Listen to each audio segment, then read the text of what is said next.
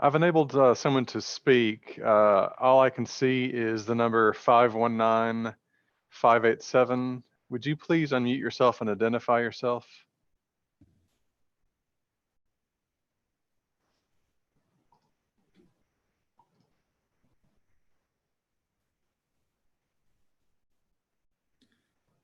Hey, Will, this is Houston Smelter. That's not me, is it?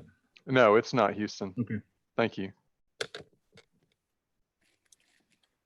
Can you hear me? Are you speaking to me? I am, yes. Okay, my name is Cole. I'm actually also working, of course, supporting our warfighters at this moment. So I'm trying to join the session here at the same time address the issue with the councilmen and women of Knoxville County. Or I'm sorry. Knoxville. Could you give me your name again? Bryant Cole. Bryant Cole. Okay. I'm just going to rename you here in Zoom. That way we can find you when it's time to call on you. Thank you. Okay, thank you. I'll be listening out.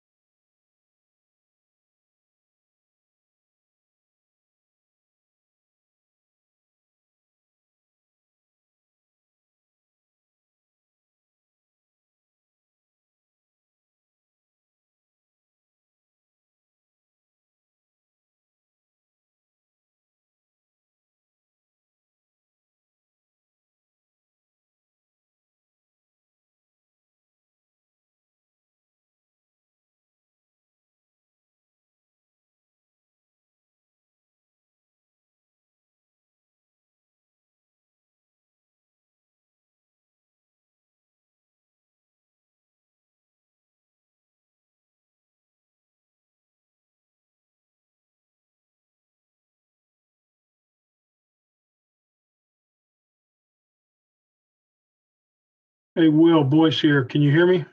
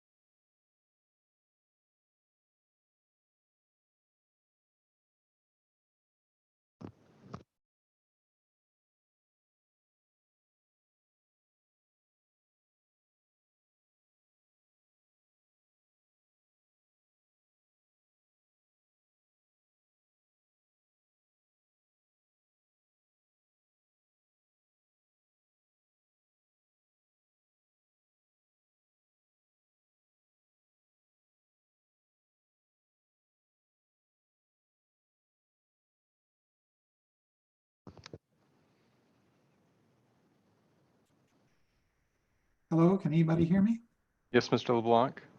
Yeah, I don't see my picture on the screen. Will that let me on the screen? No, sir, will not. You will be an attendee of the meeting, Okay, and we will be able to hear you when you are recognized. okay, very good, thank you. You're welcome. So should I mute my, You can, but I'm going to disable you talking now. okay, We'll recognize you at the proper time. Thank you.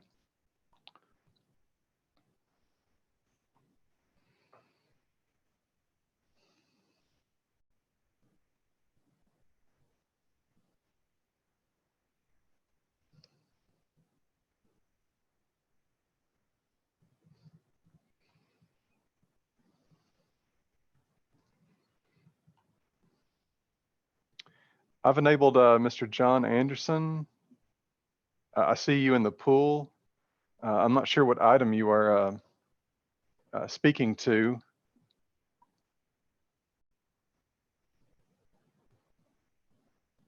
Mr. Anderson.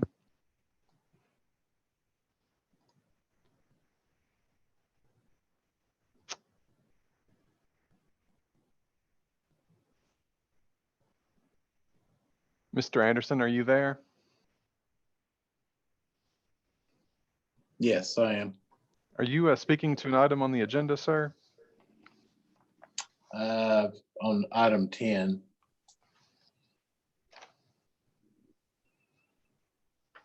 The appeal? Yes. Are you speaking for the appellant, sir, or one of the respondents? Respondent. Okay. I don't have you on our list. The persons I had signed up were Kevin Fitz, Richard Ellis, and Angela Maidment. Oh, okay. And then there's a second person signed up with the same name as John Anderson. Are you signed in twice to the meeting? Yes, audio and one thing. Oh, I understand. Okay. Well, unless council were to change its rules, each side is going to be allowed 3 speakers. The appellants will have 3 and the respondents will have 3. So just wanted to make sure if I had you on the list. Mr. Fitz has raised his hand. I've enabled him to speak.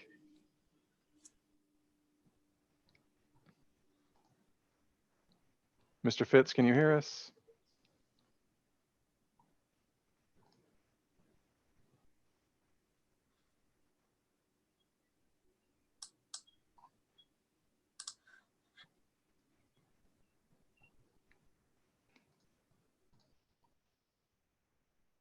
Oh, there we go. Mr. Rosen? Oh, I'm sorry. I'm sorry, this is Kevin at Estes. Yes, sir. Yes, John Anderson is our civil consultant, and wanted to have him available in case council or if the staff had any questions pertaining to the site plan. I understand. Then we'll stay with the ones you had signed up then. Thank you. Okay, thanks.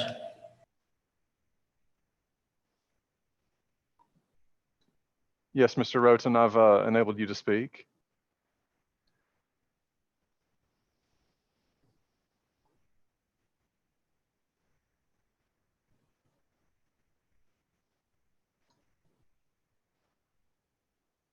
Mr. Roten?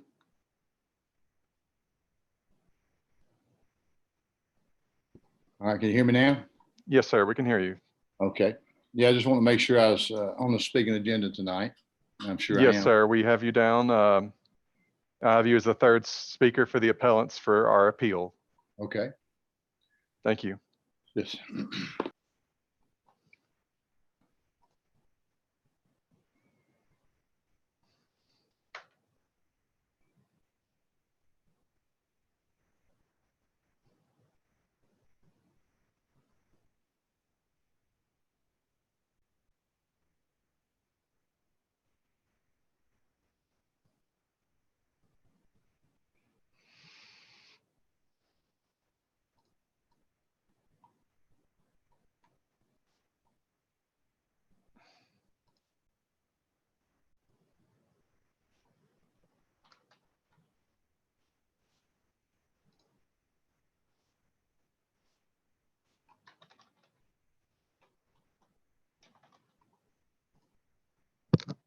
Mr. LeBlanc, I've enabled you to speak.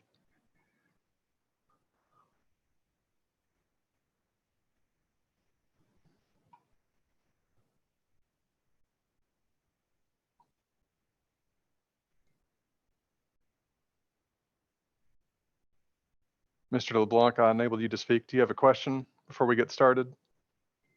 Yes, I have a question, just for clarification in terms of the appellant speaking. The Dale Roten will be the second speaker. Doug White will be the first, Dale Roten will be the second, and I will be the third. Yes, that's what I have down. Okay, Thank you. fine. Well, you referred to him as the third speaker, and I just wanted to clarify that. I Thank you. misspoke. Thank you.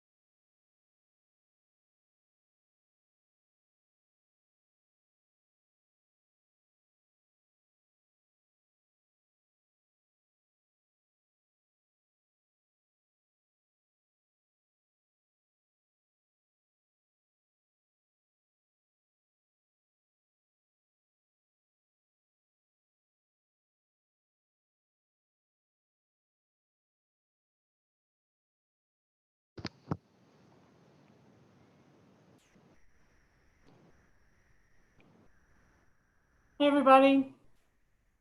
Can you hear me okay? Yeah, hello. Good evening. I've worn out two cameras and things so far, so I have a new one. Hopefully it'll work okay all night. But if I do ever, and let's do this for all of us, if any of us ever seem to be having technical difficulties, don't let us ramble on for a long time. Just let us know. Let me know, please, so we can fix it before going on too long. So, all right, let me find my agenda.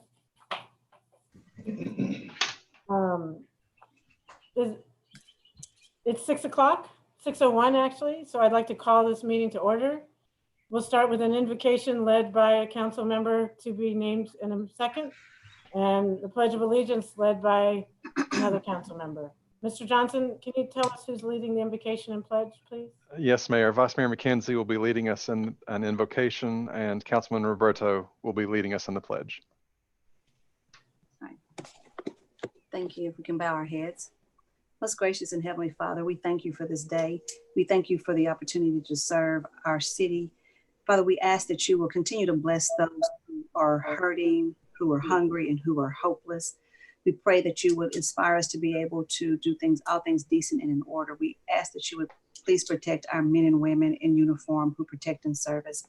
We also pray for our frontline healthcare workers and all those who serve on so many levels. We ask that you continue to bless our city, bless our state, and bless our country. In your son's name we pray, amen. Okay, Please Mr. stand. I pledge allegiance to the flag of the Of the United United States States of America, and to to the republic for which it which it stands, one one nation, nation, under under God, God, indivisible, indivisible, with liberty and liberty, justice for all.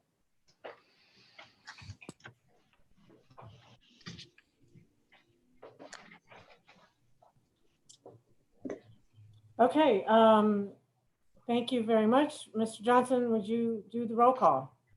Councilwoman Fugit, Here. Vice Mayor McKenzie, Here. Councilwoman Parker, Here. Councilwoman Ryder, Here. Councilman Roberto, Here. Councilwoman Singh, Here. Councilman Smith, Here. Councilwoman Testerman, Here. Councilman Thomas. Here. All present, Mayor. Okay, thank you, Mr. Johnson. Next item, number 4, is the approval of minutes. Is there a motion to approve the minutes? So moved. Second. Motion made by Vice Mayor McKenzie, seconded by Councilwoman Testerman. Would you conduct a roll call vote, please? Oh, any discussion? Okay, seeing none, would you please conduct a roll call vote? Vice Mayor McKenzie, Yes.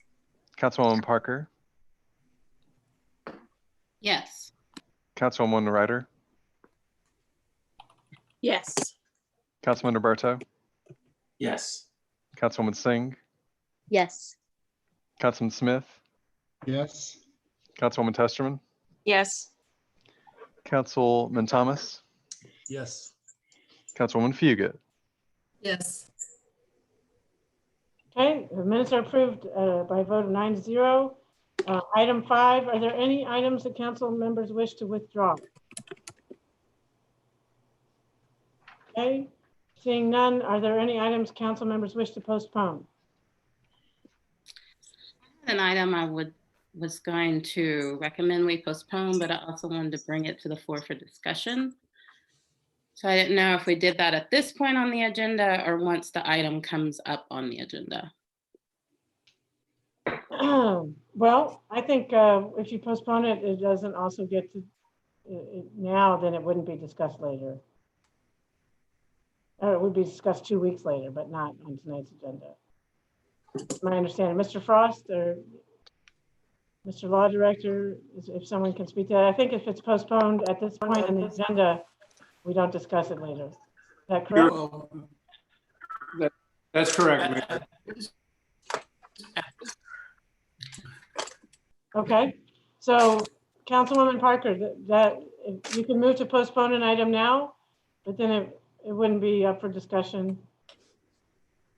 Right, and just to clarify, if we move to postpone it once the item comes up, we can then have discussion. You may only discuss the motion that's on the table. If it's a motion to postpone, then the only discussion permitted would be discussion related to the postponement, but not to the specifics of the ordinance. Okay, so do you want to make a motion? No, I'll wait till the item comes up on the agenda. Okay. Any other council members wish to postpone any items? Okay, seeing none, let's move. Anybody want to request to add an item by motion?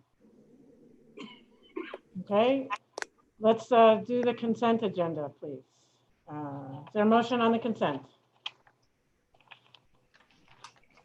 Motion to approve. Second. Motion made by Councilman Smith to approve, seconded by Councilwoman Ryder. Any discussion? Seeing none, please conduct a roll call vote. Councilman Smith, Yes. Councilwoman Testerman, Yes. Councilman Thomas, Yes. Councilwoman Fugit, Yes. Vice Mayor McKenzie, Yes. Councilwoman Parker, Yes. Councilwoman Ryder, Yes. Councilman Roberto, Yes. Councilwoman Singh. Yes. Okay, the consent agenda, the consent item is approved. Moving on to the mayor's report. Okay. Good to see you all.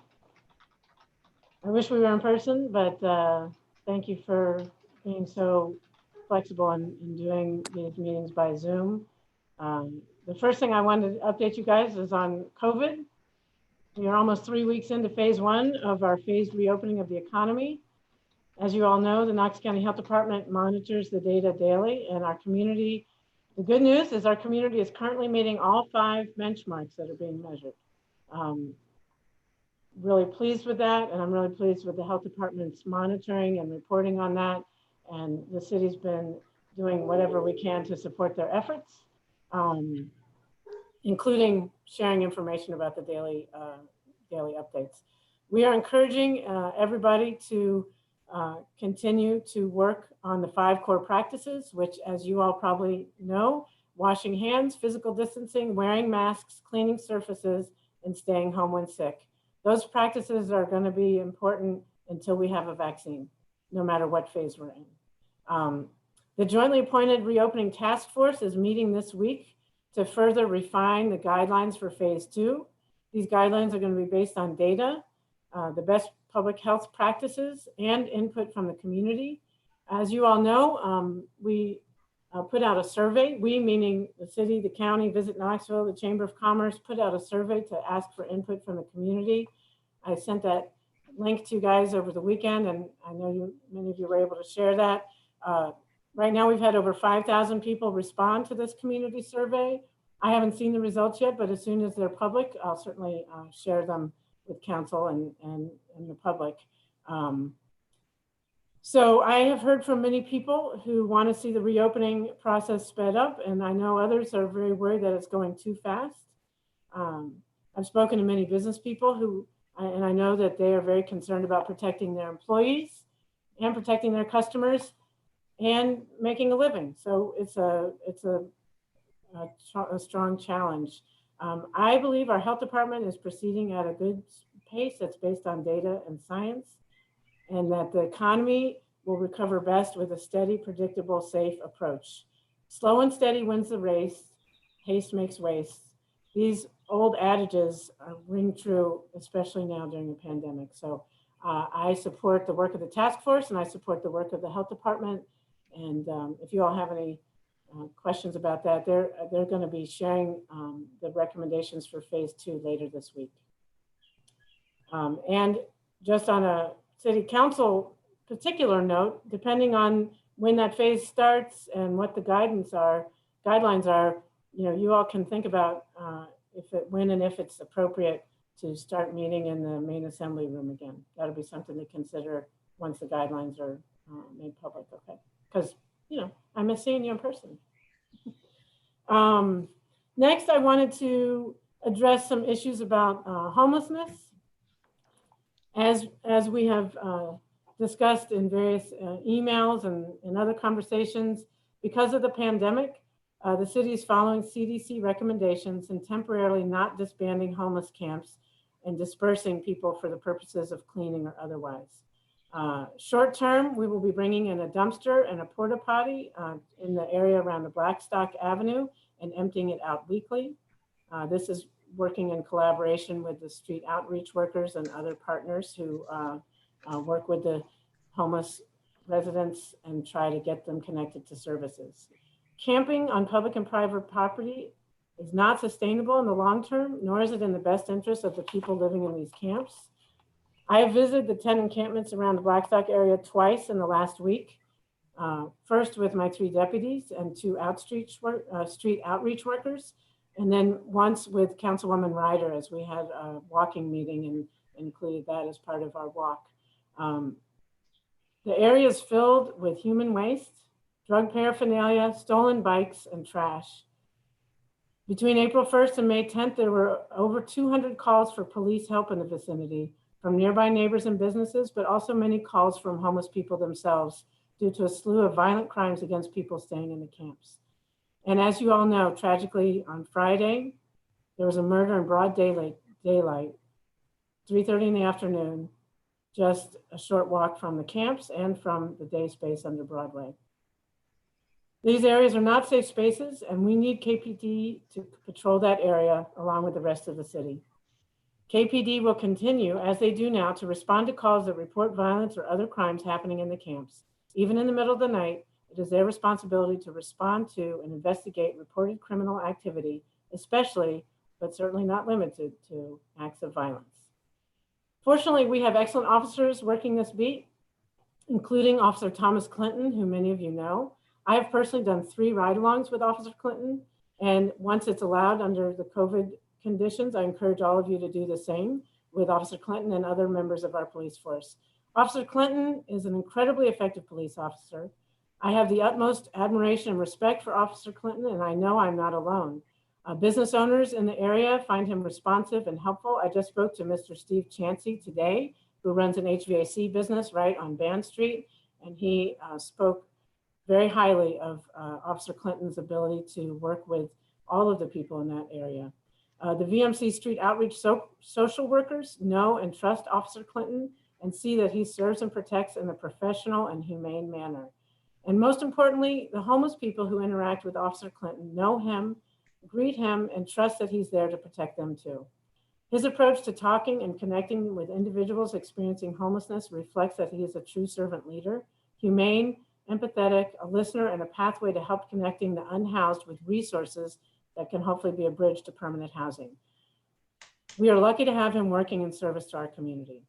I say all this with a desire to make sure that if you as council members are frustrated with my administration, that you take concerns to me first, that you make sure we work through these concerns with leadership rather than directing them at specific city employees. If you are unhappy with how my administration is conducting business, please come to me. If you have concerns about or take issue with city staff, please come to me or a member of my senior staff. It is not okay to direct that criticism, especially publicly, toward employees who are simply working, often in very difficult conditions, to serve our community. Let me be clear that as elected leaders of our city, I hope we can all have very respectful, ongoing dialogue on how to best accomplish our goals for housing the most vulnerable. Each year, the city funds more than $1 million to programs designed to offer hope and a lifeline to people experiencing homelessness, and our partners fund many times more than that. All of us are working through a housing first approach with the goal of connecting those who experience homelessness in our community with stable, affordable housing. I know, as we all do, that we need more affordable housing in our region. This is something I'm committed to advancing and working with council to seek solutions. The $7.5 million proposed for affordable housing in next year's budget is just a start. Part of the solution to helping our residents connect with stable quality jobs that can help them afford stable quality housing. So I want to conclude in my remarks a positive note about celebrating National Public Service Week with a shout out to the Public Service Department's Second Chance program, which is doing exactly that. The Second Chance program is an innovative, employee-driven program. It arose several years ago through the Public Service Equity and Diversity Committee, which saw an opportunity to help individuals overcome traditional barriers to employment that might exist because of former incarceration, addiction, or homelessness. Working through referrals from community partners like Connect Ministries, CARM, the Urban League, Knoxville Community Step Up, and a Hand Up for Women, the Second Chance provides temporary, full-time placements working directly with permanent public service employees on a variety of tasks such as grounds maintenance, street maintenance, brush removal, and other special projects. This program is working. Since the program began, 11 of 27 Second Chance participants have stayed on as permanent city employees. And this is a great example of a government program that works, and it's the type of program I hope we can expand and use as a model in other departments and in the private sector as well. I also want to mention during Public Works Week that several people have asked whether our Public Works people have access to the supplies they need to stay safe during the pandemic. And I have been told by our fantastic public service warehouse manager, Ben Buckner, that we have on hand more than 3,500 N95 respirators, 2,000 cloth pullover masks, 120 bottles of disinfectant wipes, 30 gallons of liquid hand sanitizer, 1,700 bottles of hand sanitizer gel. So I'm really impressed with our purchasing department, with our warehouse professionals, and everybody in engineering, public service, plans, reviews and inspections, parks and rec, and fleet services departments, and among others. and applaud them for all their service and work for this community. There's more information about this week in the work of our Public Works Department on our Facebook page. And finally, last but not least, I want to wish a very happy birthday to your former colleague and now my Deputy for Community and Economic Development, Stephanie Welch. I'm really grateful, Stephanie, to have you on our team. She's an important part of the administration. She's been an incredible help in our city's response to the COVID pandemic, I mean. And I know it's not been the easiest time to have a birthday, and she's been working hard all day, but I just did want to have a special shout out for Stephanie. So happy birthday, Stephanie. That concludes my mayor's report. Does anyone have a report from council members or committees? Councilwoman Ryder. Yeah, I just wanted to announce that there will be a meeting of the Public Property Naming Committee via Zoom, and that link is available through Will Johnson and the City Council website for anybody that wants to tune in. Tomorrow, May 20th, Wednesday at 4:30 p.m. to discuss criteria for changes to that ordinance. Thanks, and process. Thank you, Councilwoman Ryder. Any other committee reports or what do we call these? Report of council members or committees. Councilwoman Parker. Yes. Well, I wasn't going to share a report, but I do feel the need to respond because a lot has happened over the last couple of weeks. And including, in that is my own experience down at the camps, and particularly my interaction with the police officers that day. And I've shared, my concerns with the mayor and with the full city council before I went to the camp. So I just wanted to be clear on that. And my true hope with reaching out was that the situation would be resolved and that I would not be needed to go down to the camp, because it was very important to me that that policy was followed by the city, because I think it's a very important policy that we have, that that the camps are not being cleared out and tents being thrown away during this pandemic. But as I was waiting for a response, I'm getting updates from the camp of movement, of a bulldozer type forklift that's on the property. And I'm asking for evidence from the camp.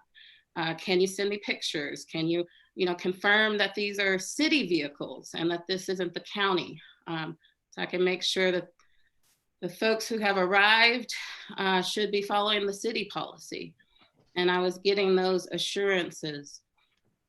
And so at the last minute, when the person was afraid that they were going to be arrested, I left my house to go down there to make sure that KPD knew of the policy and to just clarify what was happening. And when I arrived, they told me that they were not aware of any such policy, and that concerned me. And there's video, there's dash cam footage, and I have video myself if anyone needs clarification of the conversation. But there was insistence from that police officer that he was not there to clear the camp that day, but that he had informed the camp that he would be back the following Thursday. And I told him that that would violate the city's policy. And he told me that was between himself and the mayor. He didn't say his chief and the mayor. He said it was between himself, Officer Clinton, and the mayor's office. And so my conversation with the officer, I found very concerning. And also the reports from the members of the camp of the harassment that they have been experiencing. Do I have evidence of that harassment? Do I have video footage of that harassment? I do not. But it concerns me that there is no one even following up to investigate whether that's happening, we are simply taking the word of our officers, and that is it. And that's concerning. I was concerned also by the follow-up email that I received from the administration that essentially said, KPD is authorized to be at these camps.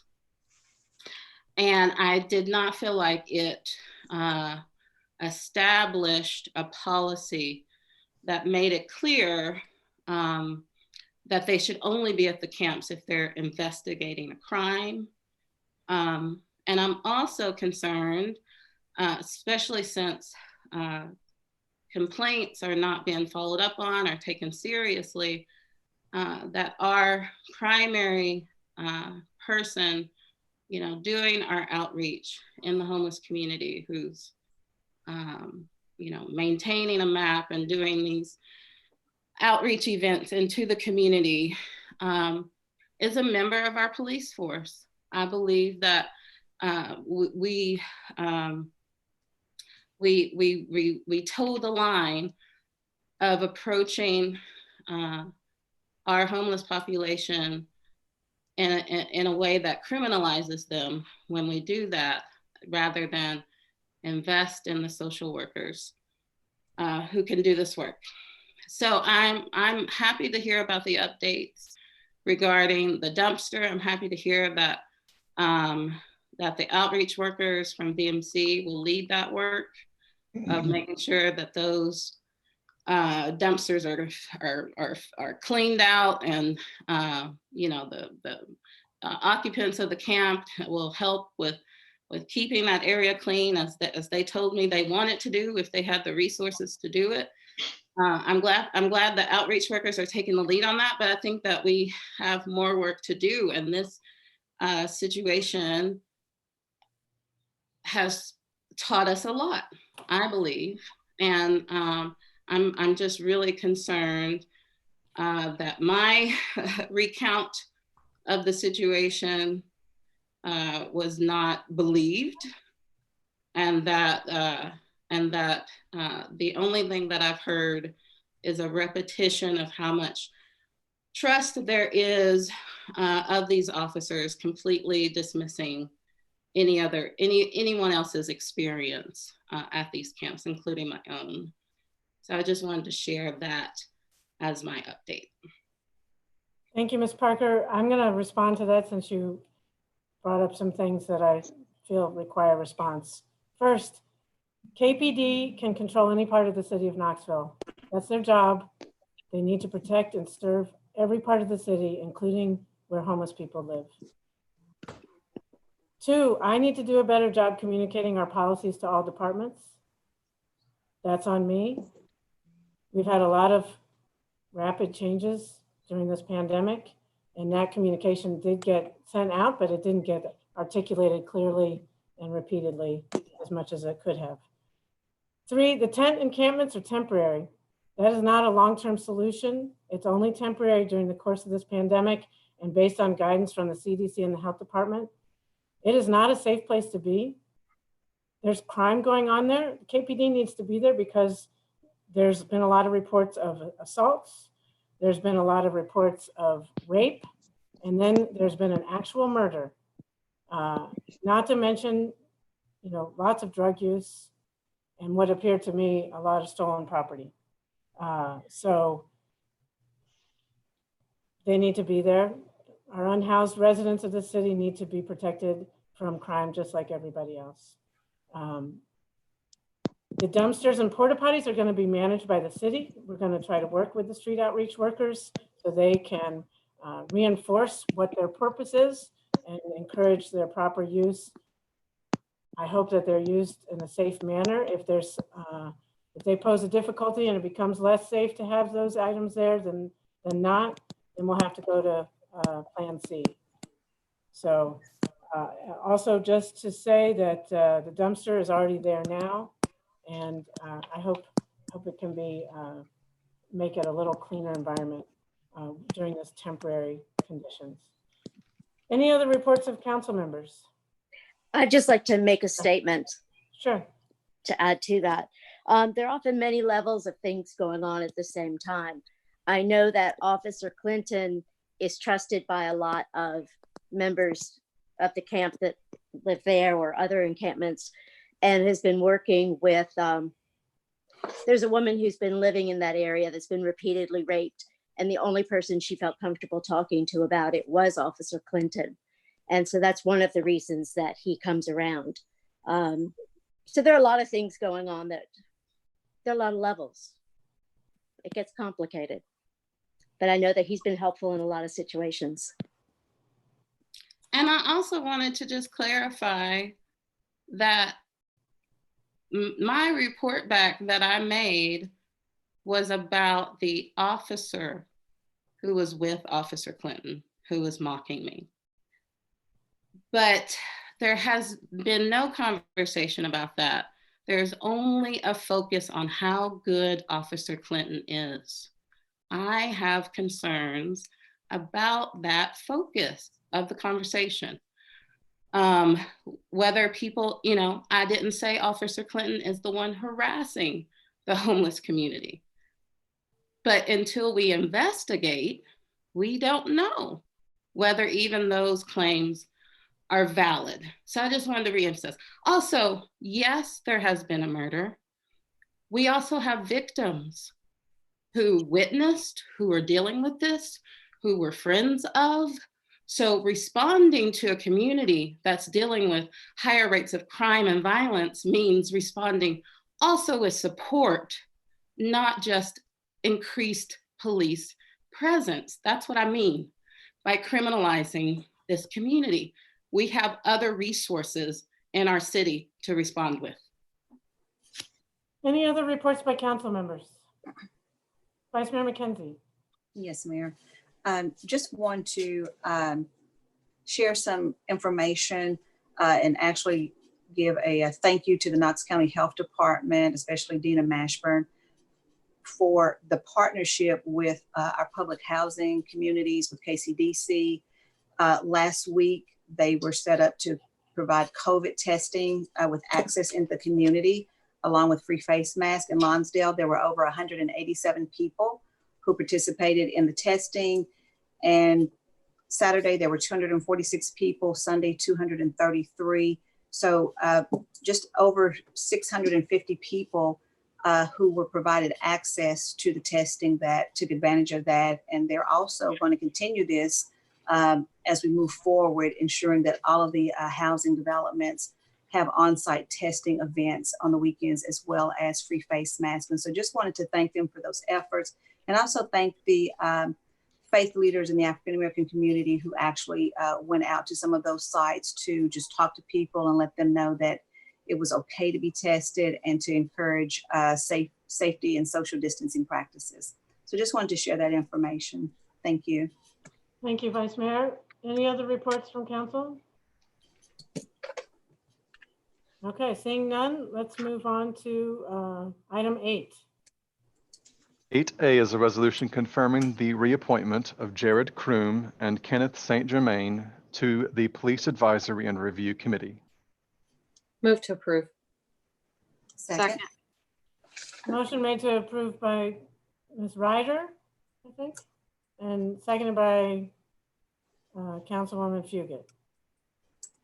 Any discussion?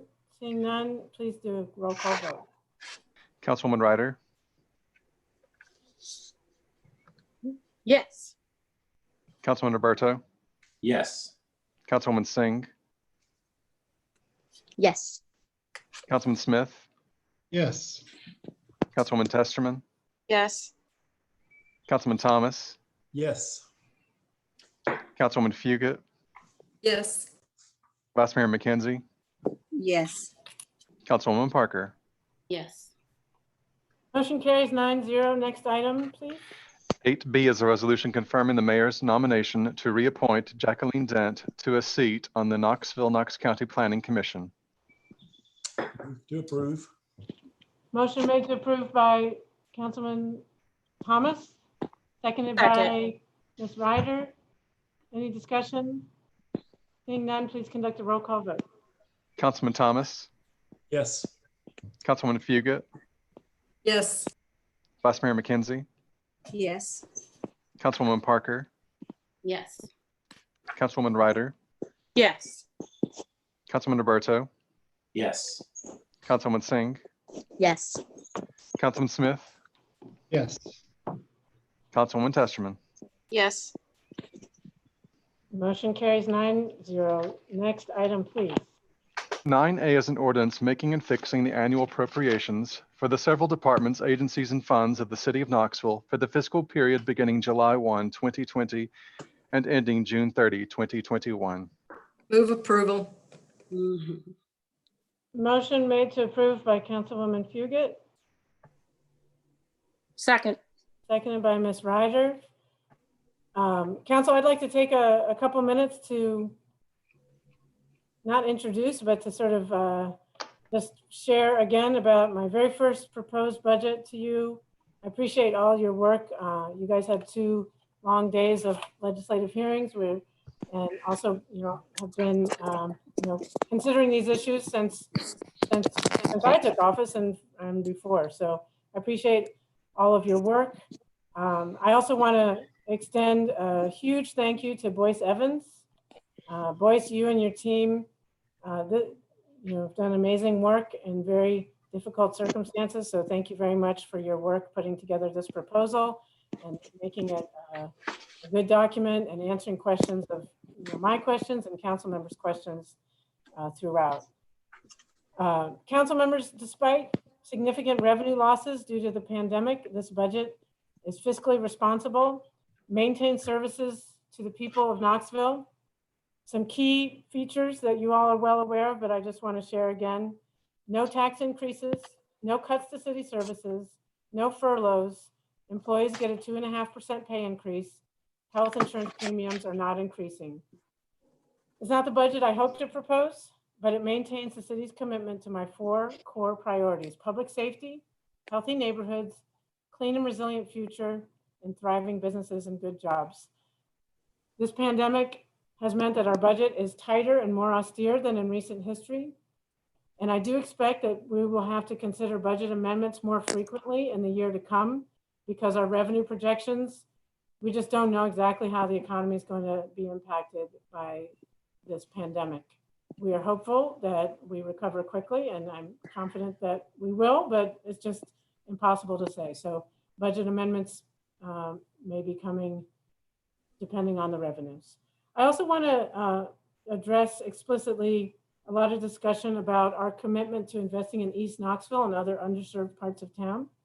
I want to first of all note that Vice Mayor McKenzie has had a lengthy record of commitment and being a champion for significant investments in underserved parts of town, including city funding for Magnolia Avenue streetscapes, the Beck Center, the historic Oddfellow Cemetery, the huge multi-million-dollar multi-phase 5 Points revitalization, the ongoing revitalization of Austin Homes, Harriet Tubman Park, the Change Center, the Knoxville Science Museum, the Chilhowie Park strategic planning process, and the Burlington Enhancement Plan. When viewed in total, these projects total hundreds of millions of dollars of investment and probably reflect the largest investment in these areas of Knoxville in decades.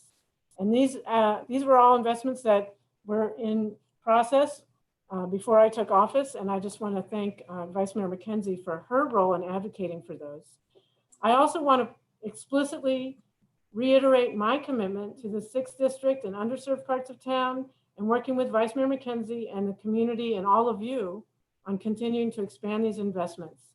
I have asked Stephanie Welch, my Deputy Director of Economic and Community Development, and David Brace, my COO, to work directly with the community and Vice Mayor McKenzie and anyone else who is wanting to help on this work as it combines public infrastructure and economic development.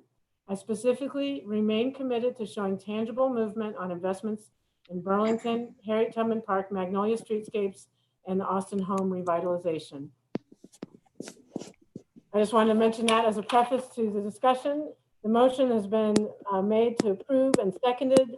I believe I wanted to ask Mr. Law Director Charles Swanson, just for the sake of, since I'm new as mayor and we have some new council members, Can you just give us a brief overview over what council can do as we discuss this?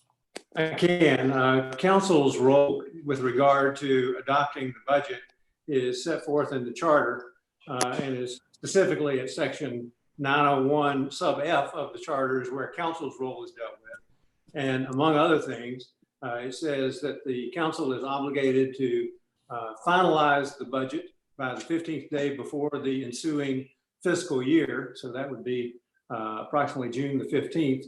A budget has to be in place. The charter goes on to say in 901F that adoption shall take the form of an ordinance setting out the estimated revenues in detail by source, making appropriations according to fund and by organizational unit, purpose, or activity as set out in the budget document. And so the charter does not provide for line item authorization or line item adjustment, line item modification by council. That is an issue that has come up many times in the past. There is a formal law director's opinion from June the 10th of 1982, opinion number 82-7A, in which the question was posed, does council have any authority to make line item modifications to the budget during the budgeting process? Opinion of the law director at that time, that was John Roach was the law director, and the opinion was that the council of the city of Knoxville is required to make appropriation by organizational unit, purpose, or activity, and may not amend the budget by deleting or amending specific line items. The conclusion of that opinion is instructive, and it goes on to say that because of the requirements that the appropriations be made by organizational unit, purpose, or activity, that the mayor and directors may transfer appropriations within departments by their actions alone. And because the mayor is responsible only to the people for the proper administration of the mayor's office, it is the conclusion that the council may not amend by deleting line items, but may amend only by amending the total appropriation for organizational units, purposes, or activities. That was the opinion in 1982. For about a quarter of a century following that, I was city council's attorney. It has been followed without exception since that time. It has been followed since I have also been the law director now for the last 8.5 years. And I think that's actually good law based on what the charter says.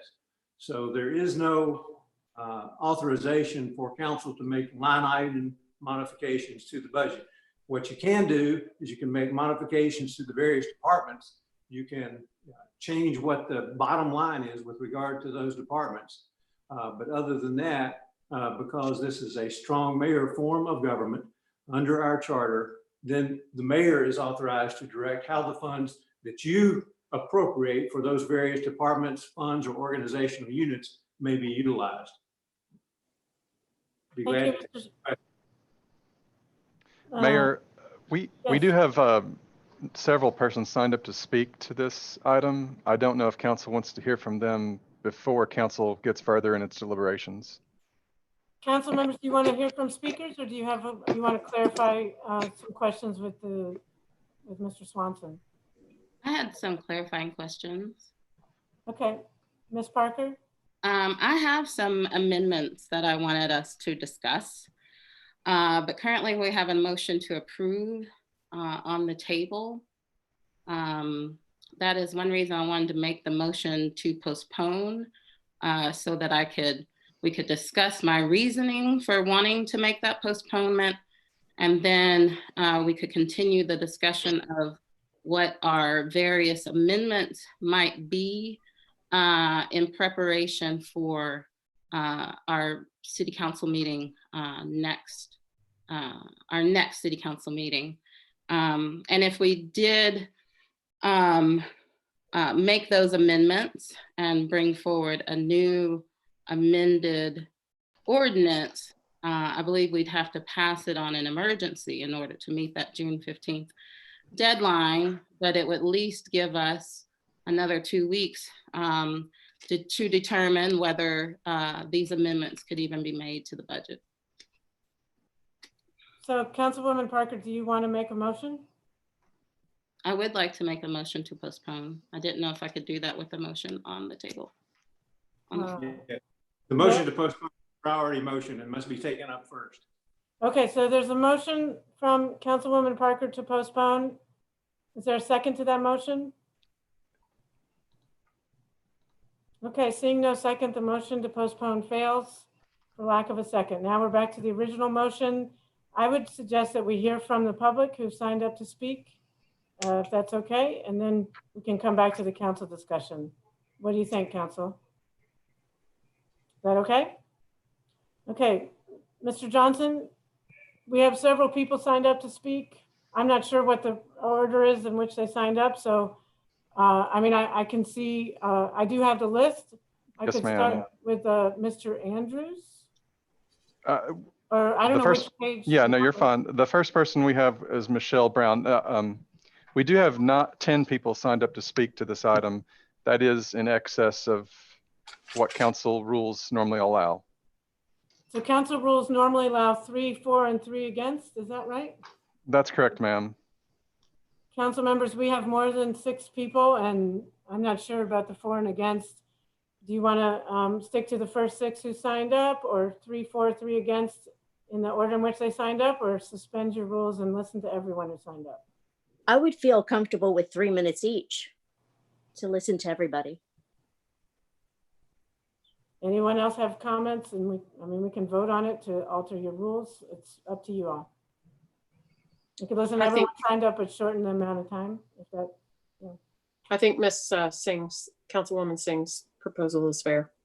Okay, so Councilwoman Singh, you're making a motion to allow all the temporarily speakers, but if, suspend the rules and allow all speakers who signed up to speak for up to 3 minutes apiece. right. And Councilwoman Ryder seconded that. Is there any discussion?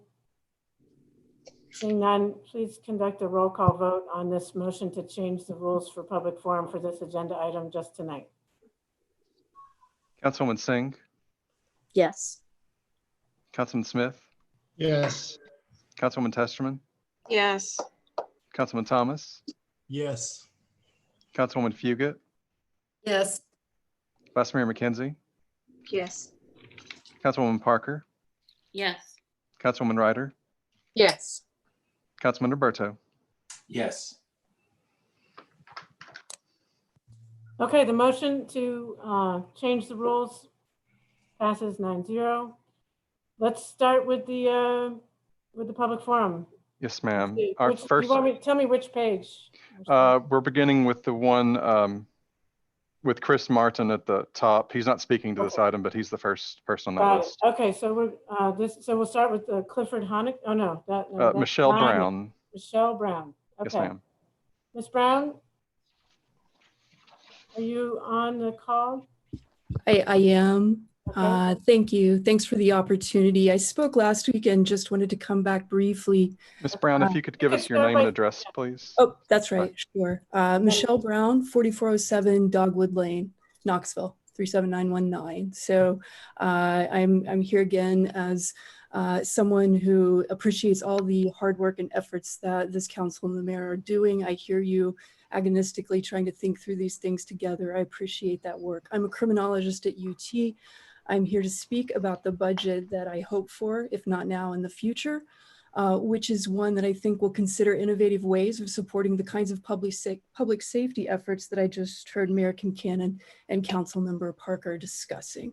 So part of what I wanted to speak to, having mentioned last week a lot of what we know in terms of infrastructural needs around public safety, I wanted to reiterate this week, there's lots of ways to do that lots of city budgets are doing that.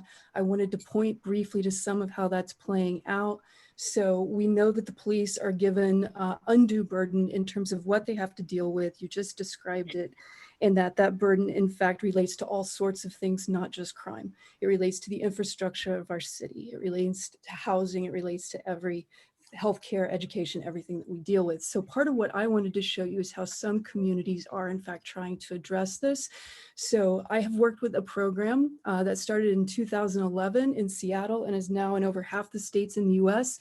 It's a law enforcement assisted diversion program. It's believed to be the first pre-booking diversion program in the US that deals specifically with low-level drug and prostitution charges, as well as issues related to mental health and homelessness. It's the kind of program that specifically attempts to divert these folks into intensive community-based social services that are guided by a public harm and harm reduction model. So what that means and what it looks like specifically is that in an arrest referral, a police officer makes an arrest, brings the arrestee to the precinct, and would contact a case manager who's trained in this program, who then goes and takes over the particular case. It does in fact mean that caseworkers provide an intensive plan and develop a process of referral to particular kinds of agencies. They work carefully around issues of housing, treatment, education, job training, job placement, transportation, childcare, all the things. And they do that in a way in which the custody is relinquished to the caseworker. And if they do this in the course of 30 days at intake, the charges are dropped. What we know about this program and what we know about it from the time it was developed in Seattle, I actually worked with one of the criminologists who helped develop the program. Ms. Brown, 30 seconds left. Okay, these folks were 58% less likely to be arrested than they were if they'd had ordinary contact with the criminal justice system. I'm dreaming of a public budget that sees public safety as also involving a broad range of social service workers and also a racial disparity project. We need that tool in this city. We can do it, and we can do it together across a coalition organization. Thank you. Thank you. Is the next person Mr. Matavu? Is that right, Mr. Johnson? I'm just going on the same page. Matavu. Matavu. Okay, Zimbabwe Matavu, you're next. Please state your name and address for the record.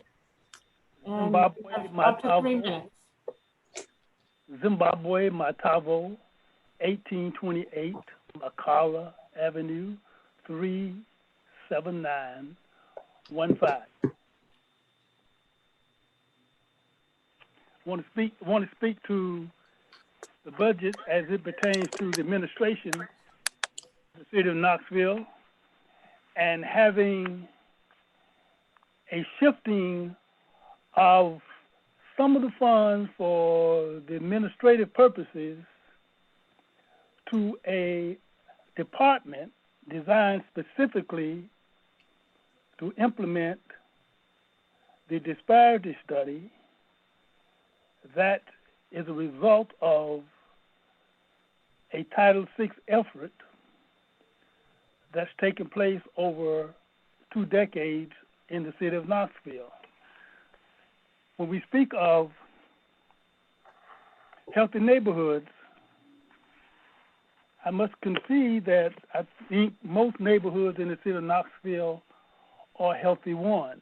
However, there are areas that 80% of African Americans reside in: 37915, 37914, 37921 are the most unhealthy areas in the county. And in order for that to be reversed, there has to be a comprehensive effort on the part of the city of Knoxville to reverse it. And the vehicle we maintain that is essential in doing that is a Title VI office established and elevated. Let me say a Title VI office reestablished and elevated to cabinet level, with the director reporting directly to the mayor. I think that in and of itself will give the office the kind of cachet that will make people understand that the city of Knoxville is serious about its most serious neighborhoods condition. Half a minute left. And with that office sufficiently staffed, having already in place a plan for the implementation of Title VI, we could move forward toward repair of 37914, 37915, and 37921. Thank you, Mr. Matavo, sorry. That concludes the 3 minutes. Mr. Johnson, which page are we going to now? The one with Andrews at the top? Kevin Andrews, ma'am. Okay. Mr. Andrews, you're next up to speak. Please start by stating your name and address for the record, and you have up to 3 minutes. Kevin Andrews, 107 Edinburgh Lane. Thank you for allowing me some time to speak. I had a chance to look over the proposed budget, and I have to say it's a little infuriating, some of the things that were overlooked in creating it. So I'm here to urge you to revisit the budget and rebuild it into a people's budget that puts the hardworking people of Knoxville and their futures first. There were many things overlooked, I feel, but I'd like to zero in on one aspect specifically, sustainability. Knoxville is a city that cares deeply about the environment, and it's time that our budget reflected that. I look at this budget and I see millions going to private enterprises to gentrify low-income neighborhoods, but I don't see any money going to help the residents of those same neighborhoods weatherize their homes to be easier on their own budgets and on the environment. I see millions more going to an already over-resourced police department instead of things like expanding and updating our meager public transit. And there's so many other places that need funding, so many other things that this budget fails to even mention. Where's the mention of the ongoing climate emergency? Where are the sustainability requirements for the developers receiving these funds? And where are the funds for things like green infrastructure, improving walkability and bike safety, basic things for creating an equitable, sustainable community? And how do we create that community without these funds? The funds that are being given to the already rich and powerful. Knoxville as it stands, despite caring about the environment, is not a sustainable or equitable city. It very much has the potential to be, but it's not, and that's a problem. And this budget fails to do the most basic things to address that problem. So I'm begging you, please revise this budget for the sake of this community and its future. Thank you. Thank you, Mr. Andrews. Next is Lisa East. Ms. East, if you could start by saying your name and address for the record, and you'll have up to 3 minutes. I won't start till you get online.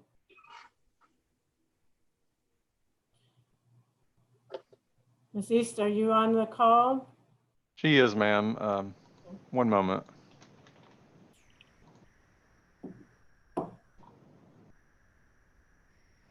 Hey. Okay, I'm unmuted. Thank you so much. Yes, my name is Lisa East. I live on Gertrude Avenue in South Knoxville in the Old Sevier community. So I echo many of the concerns of other speakers tonight, but am in particular concerned about neighborhood investment and disinvestment in the proposed budget. I'm speaking tonight to encourage council, but as we just heard from the law director, that we also need to be really talking to the mayor's administration too. So Mayor Kincannon, I'm also encouraging you to either amend this budget, particularly to rectify some of the inequities that are found in the budget as it stands with investment and disinvestment in communities. So living in the Old Sevier community on the south side of town has been difficult for the past few years, while others see the city, in the city probably see this as a neighborhood that's flourishing because of what is assumed to be positive development and investment. My neighbors and I are experiencing the firsthand impacts of gentrification. Gentrification is really a term that's overused a lot in our public discourse, which sometimes makes it lose its saliency. But what it really looks like, and what I can tell you firsthand from, is that communities like mine, it looks like rising and unaffordable rents in a historically working class community, the displacement of long-standing families, and the disruption really of our lives with little community input on what we would like our neighborhood to become. The current budget has 3 items that are allocated that will significantly impact Old Sevier. $1 million for Sevier Avenue development, $1 million for Waterfront Drive, and $50,000 for a study on residential parking permit business plan assessment. The plans for development on Sevier Avenue and Waterfront Drive, both earmarked at $1 million, are troubling given the impacts that we've already felt from this rapid development. I don't mean this to be a not in my backyard argument. There have been positive impacts from development in our neighborhood, and there are needs for our neighborhood and Sevier Avenue as well. Sidewalks are particularly an issue as a young parent that has to maneuver a stroller. It's pretty difficult sometimes when you get caught in a hole. However, given how contentious development in my neighborhood has been for the past few years, the recent issue that we were dealing with the proposed development of condos near Waterfront is really just the tip of the iceberg of these issues. And how many of my neighbors have had to move because of rising rent costs. I really hope that the council and the mayor's office will work to understand the unique challenges that we're facing instead of moving forward to earmark this over $2 million development plan that may leave many of us out and behind. Concerning parking and this particular business plan assessment, that's also really troubling at $50,000. Given that what we know is if paid parking moves forward on Sevier Avenue, this would shift even more parking of people that are patrons of the businesses on Sevier to our neighborhoods, blocking our driveways, which they already do when the nightlife is really popping. So other neighborhoods are really starving for development funds, like the Burlington community that has been mentioned, and East Knoxville communities. So I really think that we could think creatively about where to allocate this money and these development plans. If you're going to pass this budget, please make an amendment. Your 3 minutes. To shift this. Your 3 minutes are up. Thank you very much. I'm finished. Thank you. Next up is Ms. Constance Every. Ms. Every, please start by stating your name and address for the record. You have up to 3 minutes. All right, my name is Constance Every. Address is 301 North Charlie Drive, Knoxville, Tennessee, 37914. I'm going to get right to the point. This budget needs to be voted down, period. We need a 6-3 vote tonight. Y'all need to reject this budget. It is not for the people. It has zero interest of the people. And as it's already been mentioned before, it is top heavy for development and gentrification, period. Addition to the fact, we just found out that in the last budget vote, we spent $7 million on what is supposed to be known as the Magnolia Corridor. Very disappointing to find that out. And this is a prime example of what we're talking about when we say poor budgeting. To also find out on top of that, that you all went and did a $7 million project in the East Knoxville community and discluded the one Black contractor you had on the entire contract. And then when it came back down for vote for you guys, to find out that the members that's supposed to be representing the minority community and represent the East Knoxville community did not protect that Black business and kept them on that contract shows what is the problem from the get-go. We are sick of having spineless leaders. You are supposed to protect your community. $7 million project for a Black neighborhood and not a single Black business involved. What a slap in the face to the community and our representation. Seema and Gwen McKenzie, y'all were there for that vote. Why did you not protect the community and that Black business? What are you doing here if you're not going to protect us? That defeats the purpose. This is why you all must do the right thing. Or as I keep emphasizing, it's time for Metropolitan. See, Metropolitan gets rid of the mayor's power, it gets rid of the council power, and it gives the power back to the people. Because any and everything you all want to do got to go to a vote, literally, every time. And that lets the people say for a fact what we do or do not want in our community. This form of government that we have is dysfunctional. It does not work. And it constantly keeps getting heavily slotted to those who don't need the assistance. And meanwhile, those who do continue to suffer. That homeless problem that we got is an old news story problem. And you all, instead of putting them away in housing, leave them out there in the streets and allow them to be harassed. Guess what? Murder rate has been going on around Knoxville. You know how many unsolved murders are actually active in Knoxville right now? Too many. This budget needs to go. It's not people friendly. It's not people supportive. It's not people protective. All it does is take care of the developers and the affluent white males. That's who's getting the advantages to this picture. 30 seconds left. Y'all need to do your job.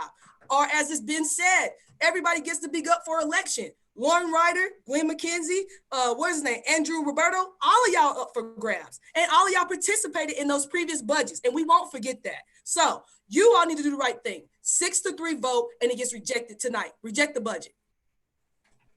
Thank you, Ms. Every. Next person on this item is Allison Dush. Miss, I don't know if I'm pronouncing it right. Yes, you are. Okay. Yes, you are pronouncing it right. Okay. Good. Well, thank you for being here. Please start by stating your name and address for the record. You'll have up to 3 minutes. My name is Allison Rose Dush, and I live at 201 Locust Street in Knoxville, 37902. Now, after listening to Mr. Swanson's explanation of what we can and cannot or should and should not do, it just reminds me of how difficult it is for social workers constantly banging their head against the brick wall that is the system. The city of Knoxville relies heavily on volunteer work. Volunteer work from people who are already burned out, exhausted, and at their wits' end, trying to find ways to jump through hoops to help restore lives, to give people purpose, to meet people where they're at, and give them hope. Because once you provide a community with the idea that being homeless or houseless makes you a criminal, having a mental health condition makes you a criminal, having an addiction, let me tell you, does not make you a criminal. We have a divide. We have nothing to bridge our community members, people who live in our city, whether they have a home or not, to resources and services. And our budget provides nothing for social workers, reentry specialists, peer counselors. These are the things people need in order to dust themselves off and get back up again. They need to be linked with mental health care providers. But who's doing it? Volunteers. People who already have positions, thank you, and those in what Ms. Brown mentioned, helping people to re-enter, diversion. The only way things like mobile crisis work is with KPD involvement. But no, let's not give them more CIT training and teach them how to properly deal with individuals who are struggling and suffering in our community. Let's just further perpetuate a racist and dehumanizing agenda. And when you send police out to harass these individuals in camps, let me remind you that not all of us social workers are out there in suits. We're out there looking like everyone else. So when you put a spotlight on where we're at, you're putting not only us in danger, but you're putting these people in danger as well. How about we start helping the actual helpers instead of lining pockets? Thank you. Thank you. Next person signed up to speak is Umoja Abdul Ahad.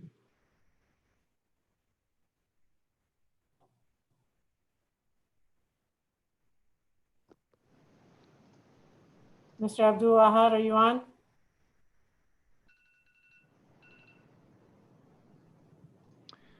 Yes, good evening. This is Abdul Ahad, 116 South Elmwood Street, Knoxville, Tennessee.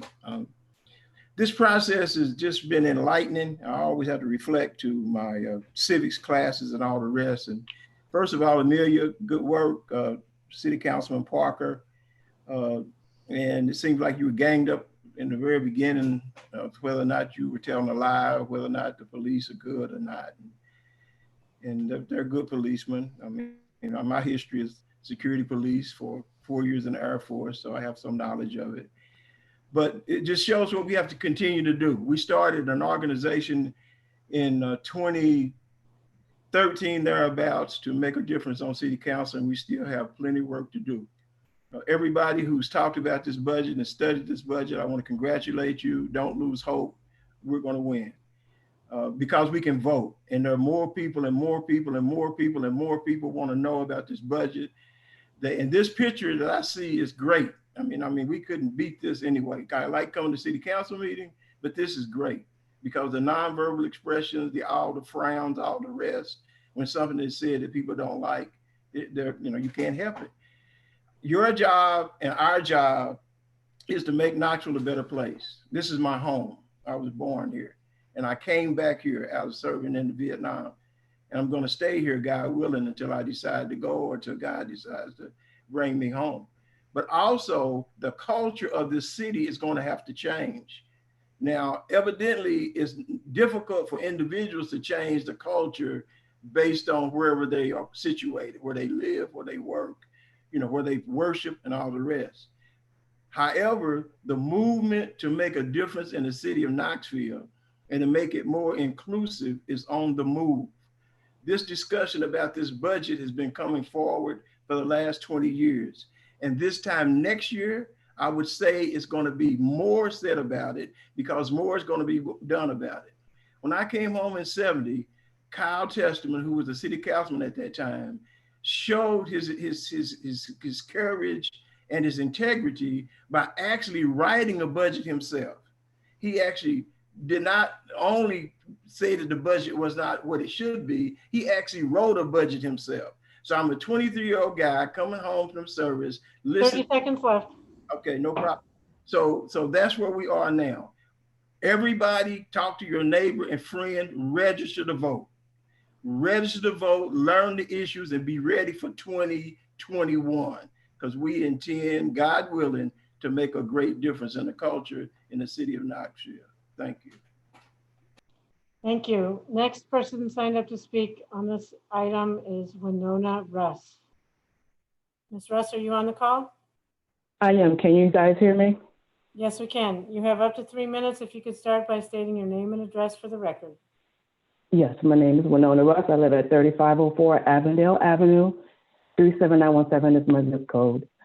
Thank you for allowing me the opportunity to speak. I have sent out the letter to a lot of the city council members. And I just want to reiterate, in light of wanting to have a safer Knoxville, I moved here approximately 6 or 7 years ago from Connecticut.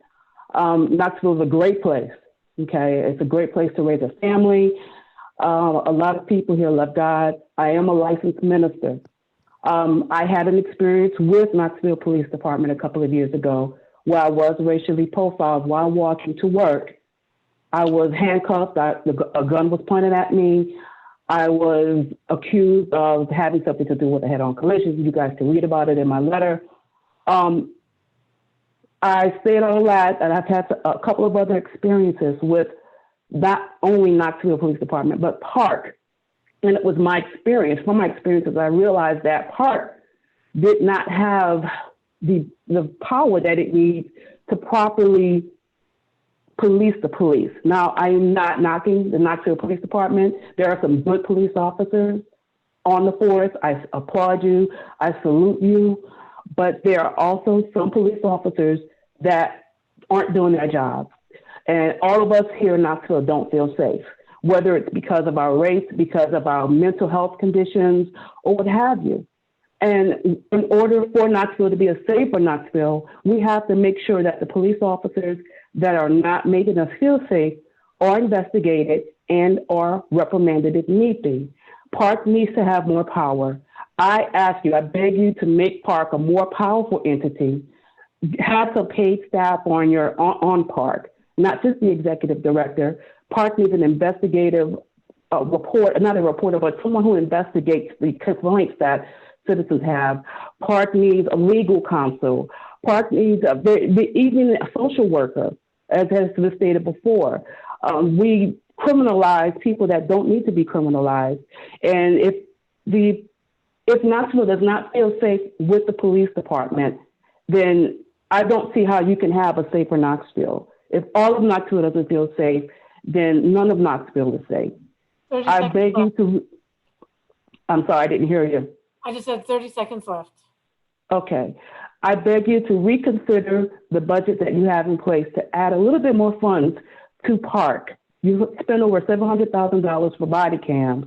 Let's put a few more $100,000 at least into park so that the tools of the body cams can be put in the right hands and used properly. Don't waste that money. Thank you for allowing me the time to speak. Thank you very much. Next person signed up to speak on this item is Ms. Deborah Ingram. Ms. Ingram, are you on the call? Good evening, everyone. I'd like to first thank everyone for allowing me to speak, and also for everyone that went before me. Thank you for echoing exactly what I'm going to echo.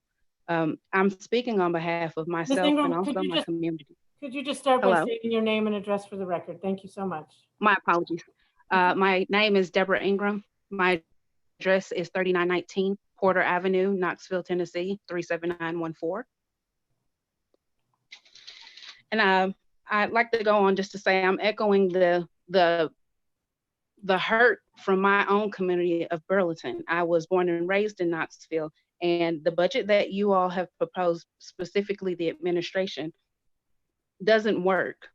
The way that we are looking at in Burlington, we've been cut out of the budget for decades. My family's from here, as I stated last week. We have never been included, and we still feel excluded, especially looking at the budget as it's broken down. I'd like to kind of go over a few areas of discussion. First, to start off with the affordable housing. There's 17 million allocated towards affordable housing, 17 million for community development, 13 million going towards affordable housing. You all can solve your own problems with the homelessness and allocate some of that 13 million to some of the nonprofits here and the social workers who are needing to make transitional housing for these people. You will solve your own issue by reallocating those monies into organizations who are out here on the front lines. Secondly, I'd like to go over how business support specifically in the Burlington neighborhood is going. It's flatlined. It doesn't breathe. It doesn't have a pulse in Burlington. After a certain time at night, there is no way for you to eat out food or fast food or even get anything healthy for that matter. So we live in a food desert at that. Not to mention that I'm very upset over the $25,000 that was allocated for us to have some type of infrastructure or a development, I guess, of the neighborhood. I work as human resources in a construction company. That is not enough to take care of a sidewalk on my street. How and where are we going to put that money? We need the money to develop this. This is the only location in Knoxville that I'm aware of from leaving this place and coming back that has not grown. It has stayed stagnant the entire time for me leaving and coming back. This is a problem for everyone around me. And right now I am rallying all of my neighbors. I am rallying all of the business owners here, and we are making sure that we will come out and vote. I've even rallied one of my friends in Nashville who owns the Equity Alliance, who will make sure that we can register the vote here. So we're going to open up a program here to make sure that we're coming out to vote and making sure that we're speaking Ms. on Ingram, everything regarding your time is up. Thank you. I didn't give a 30-second warning. Well, Thank you. I tried to say when you're 30 seconds. If you want to finish your sentence, go ahead. Go right ahead. That's fine. Thank you, guys. I appreciate it. Thank you. I believe the next person who signed up on this topic on this agenda item is Adam Hughes. Mr. Hughes, are you on the call? Yes, can you hear me? Yes. Please Excellent. go ahead and start by stating your name and address for the record, and then I'll start the clock. You'll have up to 3 minutes. Sure. My name is Adam Hughes. I live on 1119 Alexander Street, apartment 1 in the Old North Knoxville neighborhood. I want to thank you for the chance to address the council on this budget. Going over the budget, there were a few things that I saw that concerned me as far as the equity that this budget would give as far as housing justice goes in the city. The home energy retrofit budget is only about a little over $7,000. This isn't even 2% of the historic preservation budget. And while historic preservation is important, I think that it's also important to realize that energy justice is housing justice, is an important component in people's health and well-being. A 2018 canvassing study, the Alliance House Energy Equity Initiative, which was done by members of SOCM, SACE, and the Alliance House community of Knoxville, showed that over 60% of respondents had trouble paying their energy bills, and a full half of respondents said they couldn't keep their homes at a comfortable temperature. In addition, we know that KUB's fixed fee structure, where they charge unusually high fixed fees, keeps people from being able to lower their bills. And we know that existing programs for weatherization and cutting your bills are insufficient. I ask that this budget be amended to establish programs that are accessible to low-income folks for heating their houses and providing energy justice. Low-income folks are disproportionately likely to live in houses in need of weatherization.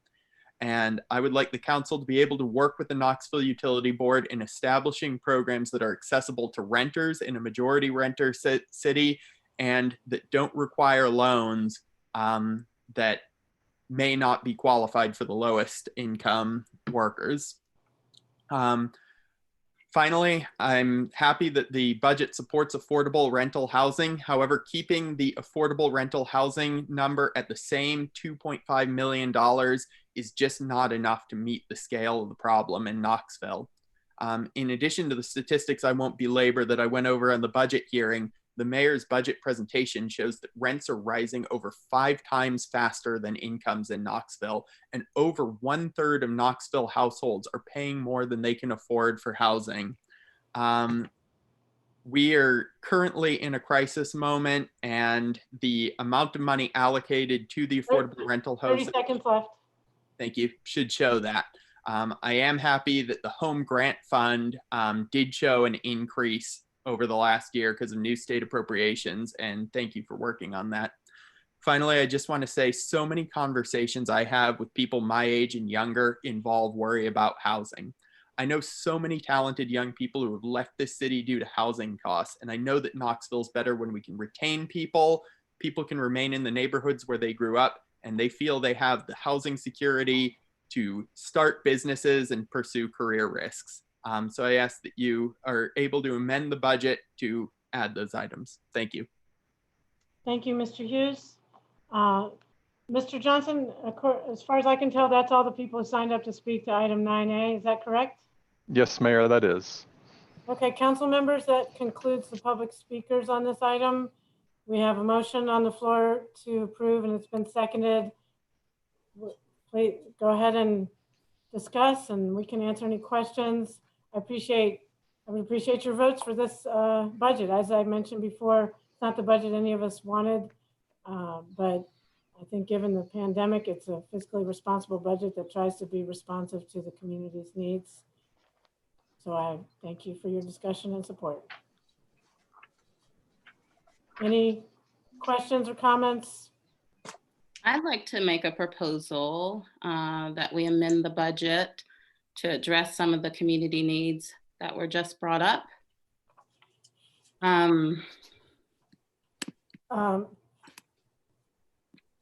Yeah. Is that your motion, or are you like about to say it? Well, I didn't know if we were still in discussion where we can just discuss amendments, or if I need to make a motion to amend. I think we're in discussion, but that's also the same time to offer amendments. So if you're going to offer an amendment, I think this would be an appropriate time. But I don't know if it'll be in order. I'll have to ask once I hear it. I don't know what the amendment's going to be. Well, I'll just go ahead and make a motion that we amend this ordinance. So to address the concerns just shared by the community. And I had a little bit of information that I wanted to share to introduce the motion. Well, let me first ask the law director, can you just tell us if that amendment, motion to amend is a proper motion? It is not, because it doesn't specifically suggest any amendment to the particular matter that's before the council. It doesn't suggest any adjustment to any of the areas that are permitted for adjustment. So it is not a proper motion. Okay, you want to try a different motion, or do you want to have the discussion with the first and then come back to it? Well, let's just have a discussion. Okay. And perhaps the law director can tell us whether we can make this into a motion as a city council. But according to what I heard the law director say, we can make amendments within units. And nope. Nope. You can make amendments within various departments. You can delete some amount of money from a department. You can add money to another department if you delete money from a different department to do that. But you cannot specifically in a line item way say what those funds are to be utilized for. You can simply change it from department to department. With regard to capital projects, your only capability there would be to delete certain amounts of money from the capital budget, but you couldn't say what it could be used for. And we can't recommend adding money to the capital budget or moving money. Adding money from the capital budget, but you're going to have to determine where that money is going to come from. What if it's from within the budget? Within the capital budget? You can't recommend moving it from one place in the capital budget to another place in the capital budget. You can simply bottom line the capital budget. Gotcha.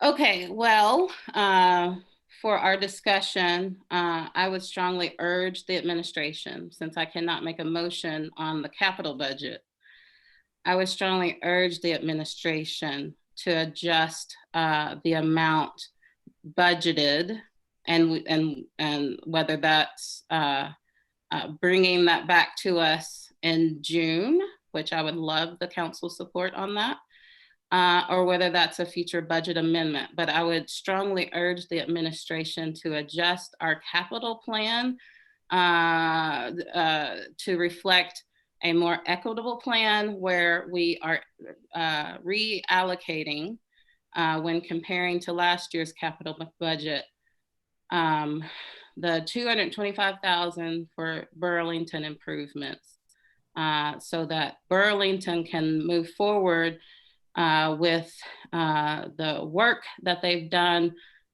with the East Tennessee Community Design Center over the last few years, and also continue with pursuing the goals of the MLK Corridor Study Plan, which is close to 15 years old now. And so there's long-term, there are issues that community has been waiting to see prioritized in the budget. Meanwhile, we have projects in the budget that have only been discussed in the last few years.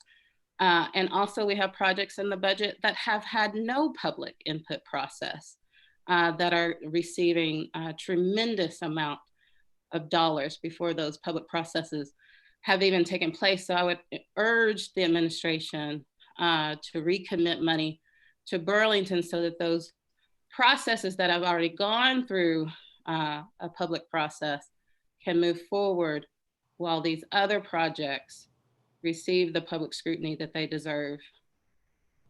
Thank you, Councilwoman Parker. I hear what you're saying. Anyone else have a comment or discussion item or question? Well, I also have a motion. Okay. Go ahead. So I can't deal with the capital budget, but I wanted to speak to the other concerns lifted up by the community and see if we could make a motion to amend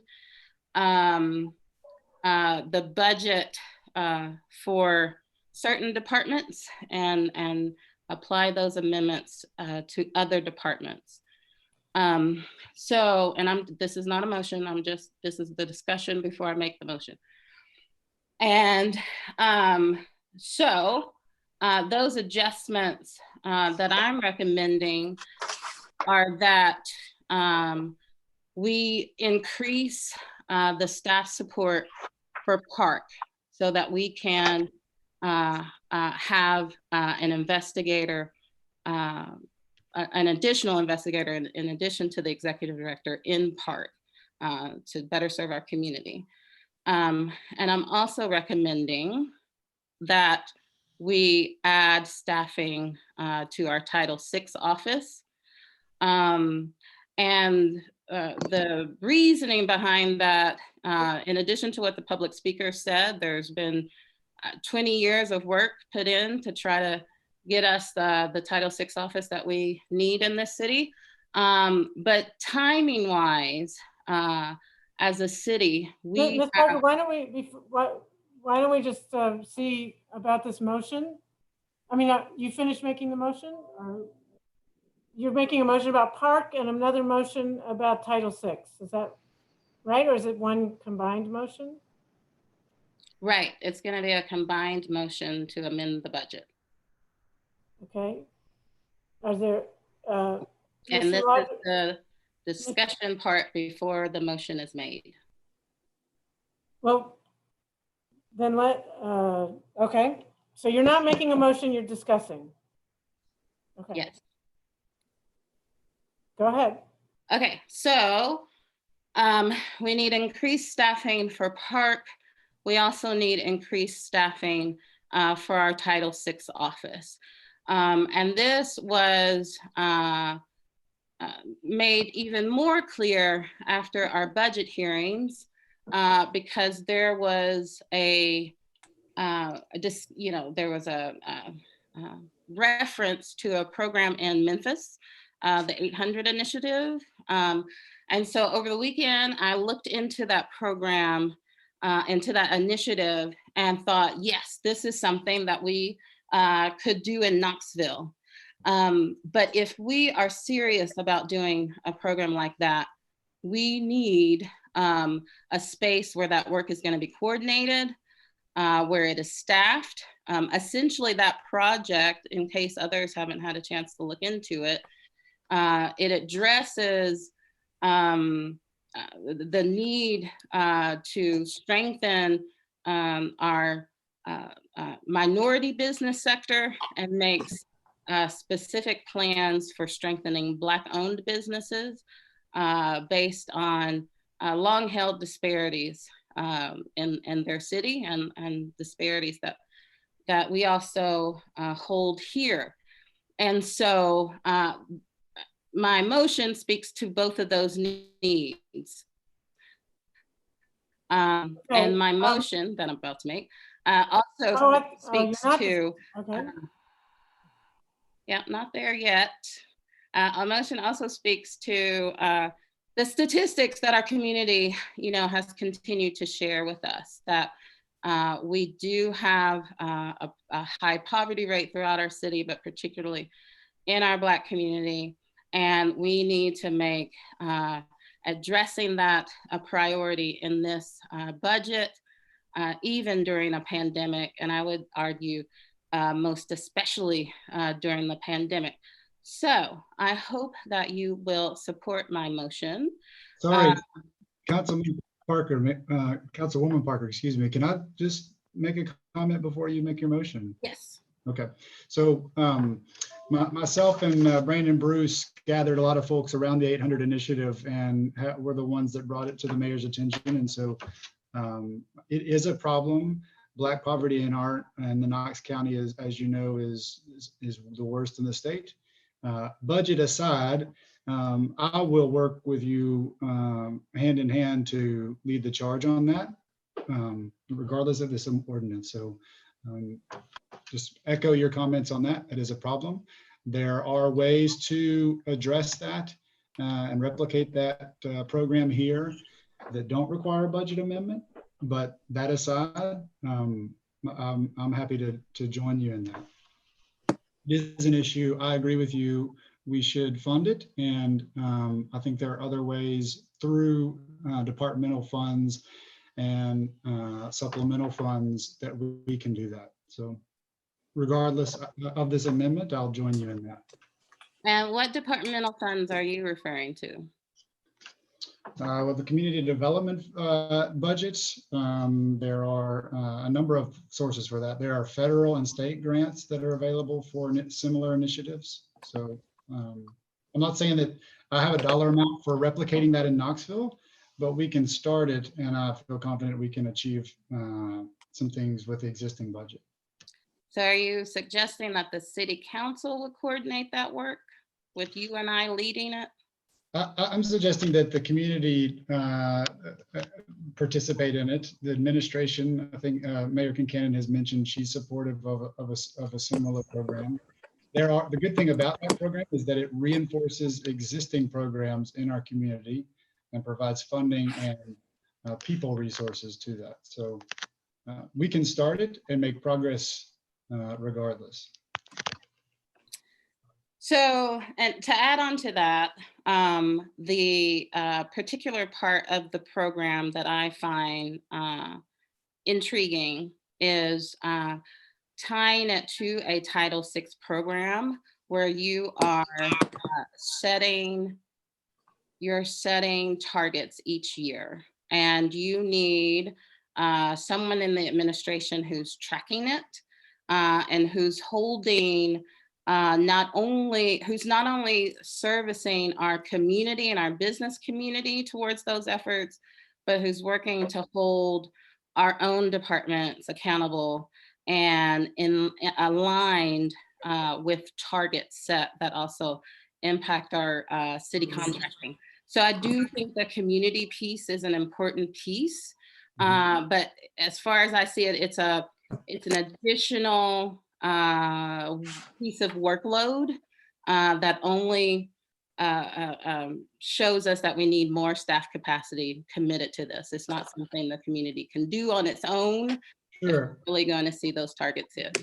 Sure, there are a lot of aspects to it, and I don't think we'll go into all the details of the program here and how we solve it here for Knoxville. I'm just sharing my commitment to it with you.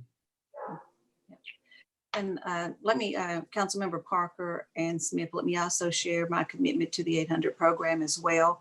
I do think that there are some community partners that we can engage with as well. And this is something that I think as we look at grants and additional funding, once we get into the program, budget amendments, I think would be appropriate, but I think we need to get into it and see what the scope and depth of that would be. I don't know if the Urban League could potentially play a part in assisting with this, but I do share that commitment to this program as well. Okay, so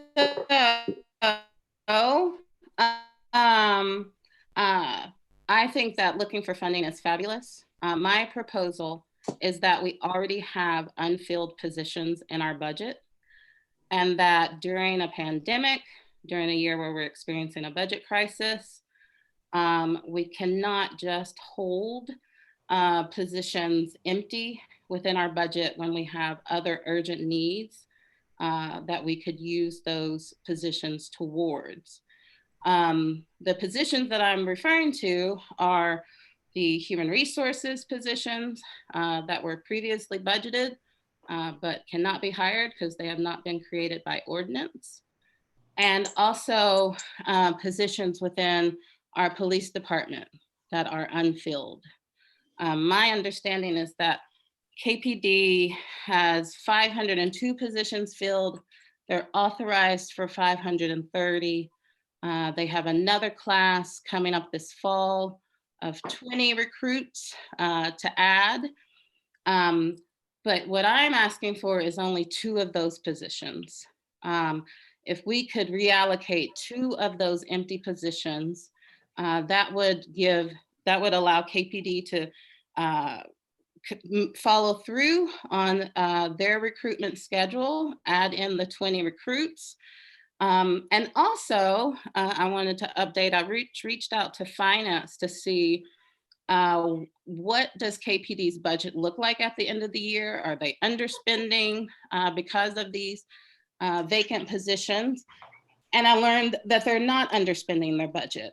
They're using their entire budget plus extra each year to fund overtime for their officers.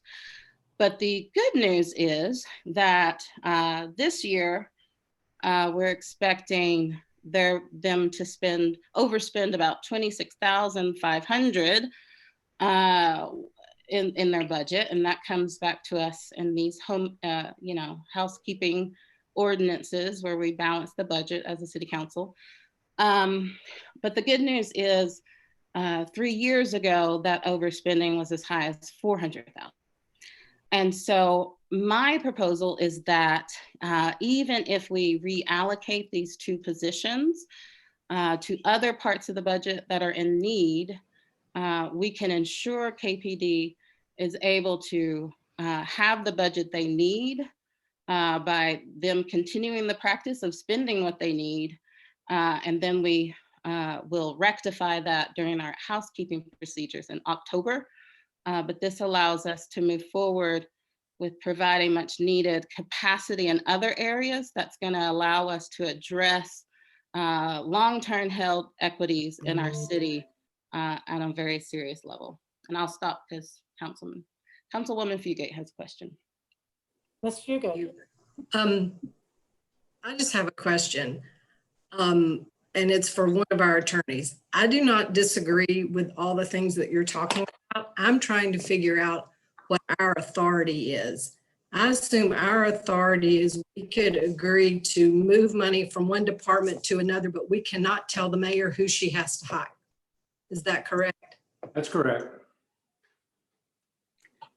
Right. That's my only concern about this, is that we can move money, but we cannot tell the administration what positions they have to have, or, and that's my concern with starting to move money around at this point in the process. Thank you, Ms. Fugate. Any other questions about this amendment that is about to be made? Mr. Thomas. Yes, just a comment. I share Councilperson Parker's concern about Burlington. I've thought it's been untapped potential for a long time. Part of it is I used to frequent it a long time back when there was some life there. There was a coffee shop, there was a record store. The infrastructure is there, and I think the need for attention there is well based. I think at this stage, in this particular budget proceeding, as we've come to find out, it's going to be a pretty daunting task, but that doesn't mean it's not too early to start thinking about the next budget, and also laying plans for Burlington about how that money might be allocated. So any vote I have today is not a rejection of my concern for Burlington. I'm very much a supporter, but I'm afraid we might be better served to start thinking in terms of the next year's budget. Thank you. Mr. Thomas, I'd just like to comment on that. Is just, I know council members probably are aware of this, but maybe people listening are not. There is currently an allocated amount of $587,000 to work on Burlington in the capital budget that has rolled over from this year and will roll over into the next year. So if you approve the proposed budget, that would mean $600,000, upward, a little over that. Correct me if I'm wrong, Royce Evans or David Brace. I believe it'd be a little over $600,000 available to work, and I'm committed to continuing the work on Burlington. And that is not enough money to do like a huge investment, but it's not pocket change either. And I want to make sure that we talk to the community and make sure that we do work with the council and Vice Mayor McKenzie, who represents that community, to continue to build on the investments and make sure it's what the community wants. And that, I think we have the time this year to get that input from the community and then to come up with construction documents to move forward with a plan. And then if the economy is in a better place a year from now, we'd be able to fund those improvements. But $600,000 to get that input and come up with a plan, I think that shows some pretty good commitment. And you have me on the record here right now saying that I am asking my administration, not asking, directing them to work on this and make it a priority. And I hear the community, I hear Vice Mayor McKenzie, I hear Councilwoman Parker, I hear all of you saying that this is a priority.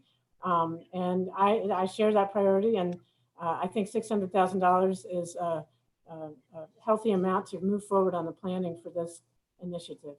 Just to clarify that is, Mayor, or maybe one of the deputies, the next step for Burlington is not construction, it's a infrastructure plan, correct? Mr. Brace, could you speak to that? Or Boyce Evans, either one of you? Yeah, this is David Brace, COO. Thank you, Councilman Smith and Councilwoman Parker. So if you look at the East Tennessee Community Design Center and their enhancements plan that receives significant public support and public input, it's a very good document at the very conceptual level. And so the next step for that would be to engage the community and look at what specific infrastructure items are priorities for the community, residents, property owners, business owners, and others. And once those priorities have been decided, then the city engineering department and probably a design professional consultant could step in and actually work on the design aspects, which would take, again, 6 months. Steve King is on as acting engineering director. But again, there's probably a 6 to 8 month window of construction document development. And then we would be ready to actually go to the market with funding to complete the infrastructure work. And if you look at the enhancements plan, it called for pedestrian scale lighting, improved crosswalks, sidewalks, and other really streetscape style infrastructure work. My guess is some facade grant dollars would also go a long way. They've already done some, had some benefit in Burlington. So, but again, that 600,000, I think would get us to where we have construction documents, the planning, the construction documents, and probably some funding for infrastructure work, but we would need to, again, bolster that to complete it long term, but that will take some time. So, and ma'am, just to answer your question, yeah, there's a balance of 587K. You add that 25K to it from the proposed budget now, it's going to give you 612K and some change going forward into FY21. So you're correct. And so that 600,000+ is sufficient for the next phase of Burlington? We haven't, I think it is for the next phase, which is priority and construction documents. Once we know the priorities, then we will need additional dollars to do the actual completion of the full infrastructure that, and I don't have an estimate for that. It depends on how much of that enhancement plan we, the community and the city can agree upon. So, but it can get us the first step. I mean, if council handed $5 million to Burlington, we still need to do prioritization. We need to do construction documents, and we need to do right-of-way acquisition. All of those infrastructure projects take significant time, as you can see with Sevier, Jackson Avenue ramps, Magnolia streetscapes. That process takes significant time. So Vice let Mayor McKenzie, go ahead. Yeah, let me also add that there's been significant community involvement over the last few years as relates to Burlington and the redevelopment of Burlington, which started with the I Love Burlington group that was comprised of business owners in Burlington. And we do still have businesses that are coming into Burlington, maybe not into just on the outskirts of what we're referring to as the old Burlington Business District. And there have been some improvements that have been made. There are some short-term enhancements that can be made in the interim. But again, we need to pull a comprehensive plan together, get additional community input, because that's been over 2.5, 3 years ago since we last got community input as relates to the East Tennessee Design Center's initial drawings and renderings for Burlington improvements. Also, I do want to mention, because I do, even though we are challenged with food deserts in East Knoxville, there is a grocery store, Save a Lot, that is in Burlington. So for anyone who is members of council who are not aware of that, or anyone that is maybe on the outskirts of the community, that is in walking distance for residents as well.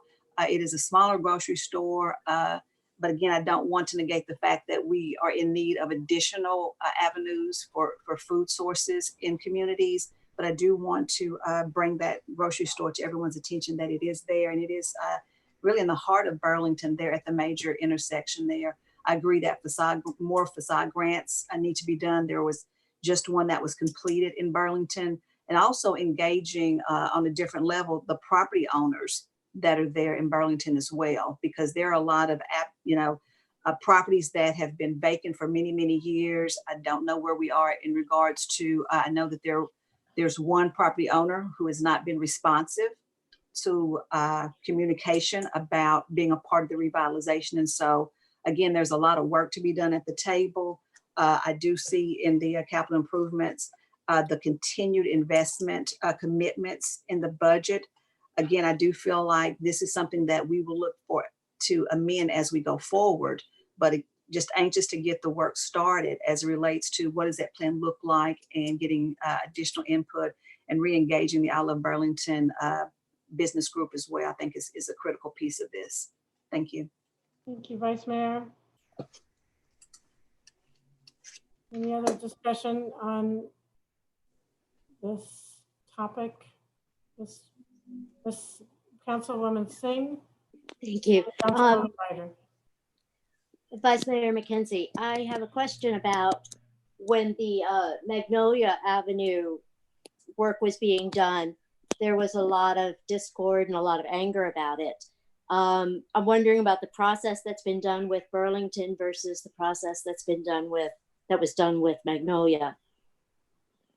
So there were actually a lot of community meetings. However, the timing of those was spaced out pretty far. And this is why it's going to be important that we get the community and the drawings and the concepts back on the table. What do those look like freshly? Have the thoughts and ideas from the community shifted since the last time that those drawings from the East Tennessee Design Center were rendered?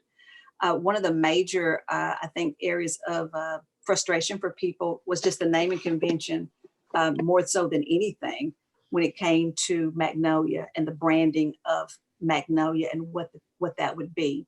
We did get past that. I know that, we've heard some people say that they felt like, they didn't think that that was a wise investment of money. However, I don't think anyone would disagree that the investment that's been made is a huge improvement to what was there previously. And that's part of infrastructure for us to be able to get private investment into our community, which would create jobs.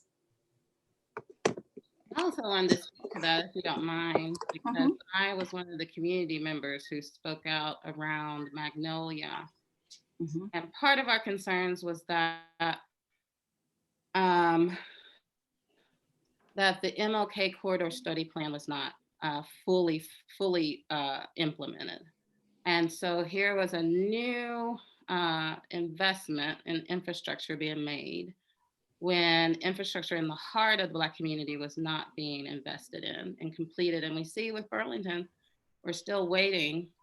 Apparently we need another study to deal with traffic light, street lights that are creating dangerous conditions for the community. We need a study to make sure that's a priority. Yeah, I think we're talking about community input, not a study, but. That's what the community told me. Community told me this was on the list of stuff they've been asking for a long time. And now that we bring it up once again, we gotta have another study to see if that's a priority of something to spend money on. And it's not, and I'll look to David Brace to correct me if I'm wrong, but it's not on the traffic light per se, but it's in that interchange that's adjacent to Burlington that would feed traffic into Burlington. Yeah, I think that's a good point. And if I said study, that was not what I meant to say. I think I said we need to do public input to gauge priorities. The enhancements plan that was done by the Design Center, they're a wonderful group, worked with them for nearly 2 decades.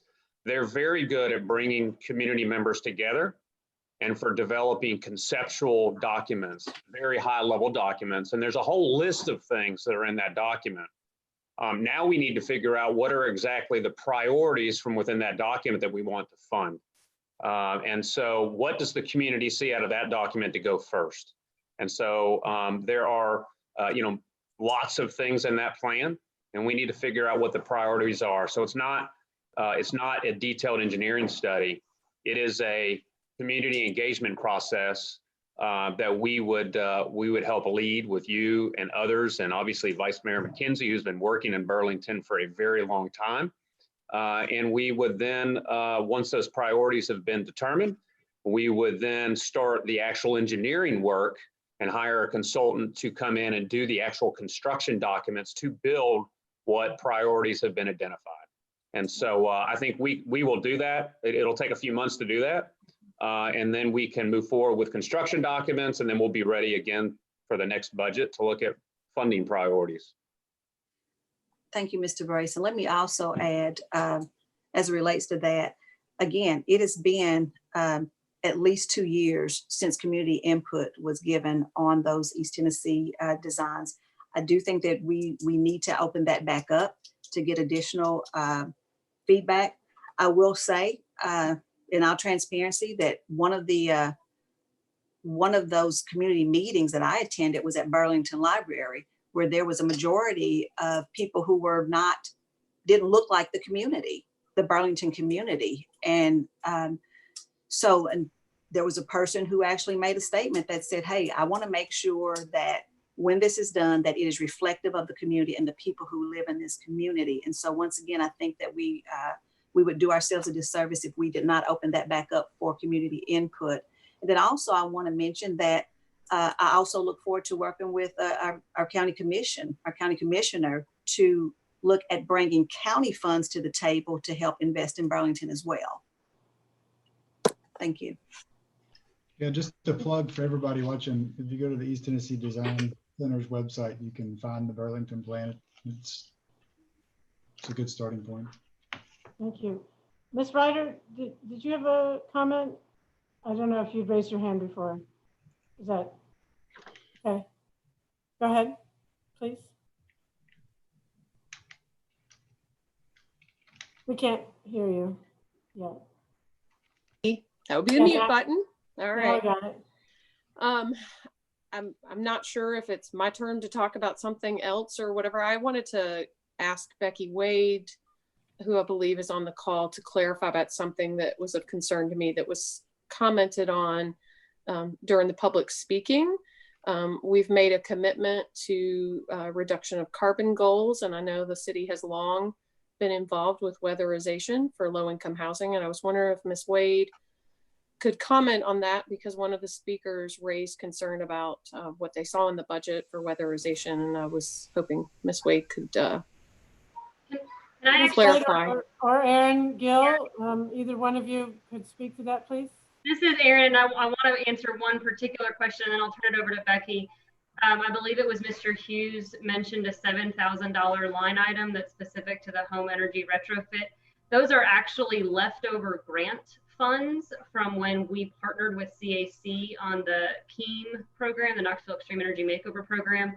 So those would not be considered kind of general operating dollars from the city. Those were one-time grant. Grant is the best way to describe it, but it was actually a contract that we had with CAC to support that work. And that's what's remaining. So what the Sustainability Office now does is to use portions of those funds. We're kind of drawing them down year by year to support ongoing energy education. So the energy, we call them savings in the house workshops and other kind of small ticket initiatives. Obviously, there's not a lot of funds there, but we use it to support the CAC and also to support ongoing energy education. That's very different from the community development dollars that go towards CAC to support home retrofits. And so I'll shift that to Becky's camp. But I did want to clarify that $7,000 is a very small piece remaining from scheme program. Okay, and that's why that's such a small dollar figure. It's not the same money that community development has for weatherization. Thank you for clarifying. Okay, so Ms. Wade. Yeah, I can add that it's not reflected in this budget because it's covered under the federal budget. Community development block grants that the city receives from HUD helps to provide weatherization to housing through our minor home repair program. The detail of our federal budget will be presented to council later this year, probably early July, but that's where numerous programs that focus on housing, neighborhood development, community development, and homeless services will be presented. So what have we done in the past, and are we continuing to do weatherization? I know that's an important component. Yeah, this current year we're spending about $250,000 on weatherization for low-income homeowners. Okay, thank you. I'm glad to know that. Thank you. Any other questions or discussion on that topic or any other topics? I'll make my motion. Mr. Law Director, is the motion proper? I'm not sure. I haven't made it yet. I haven't heard a motion. Okay. Okay. Ms. Parker, do you want to make a motion? Yes, I would like to make a motion that we reallocate funding in the budget from the HR department, which doesn't exist, so I'm not sure of the language, and 3 full-time uniformed positions from KPD to community empowerment. Is that your full motion? Yes, for staffing for Title VI and Park. Okay, Mr. Law And Director. sustainability, sorry. Okay. But I can't direct the money, so. Okay. Mr. I'm Law sorry. Director, is that a proper motion? I'm a little. I'm sorry, but it is not a proper motion. That's a line item modification to the budget that is not permitted under our charter. A proper motion is going to contain specific numbers, and it's going to be changing money in specific amount from one department to another department or to another fund. Okay, that motion is not proper, so we can't discuss it. I do not have the total budget numbers to put into my motion. Okay. Are there other things that people want to discuss or questions or proposed amendments? Okay. Seeing none, let's have a roll call vote, please.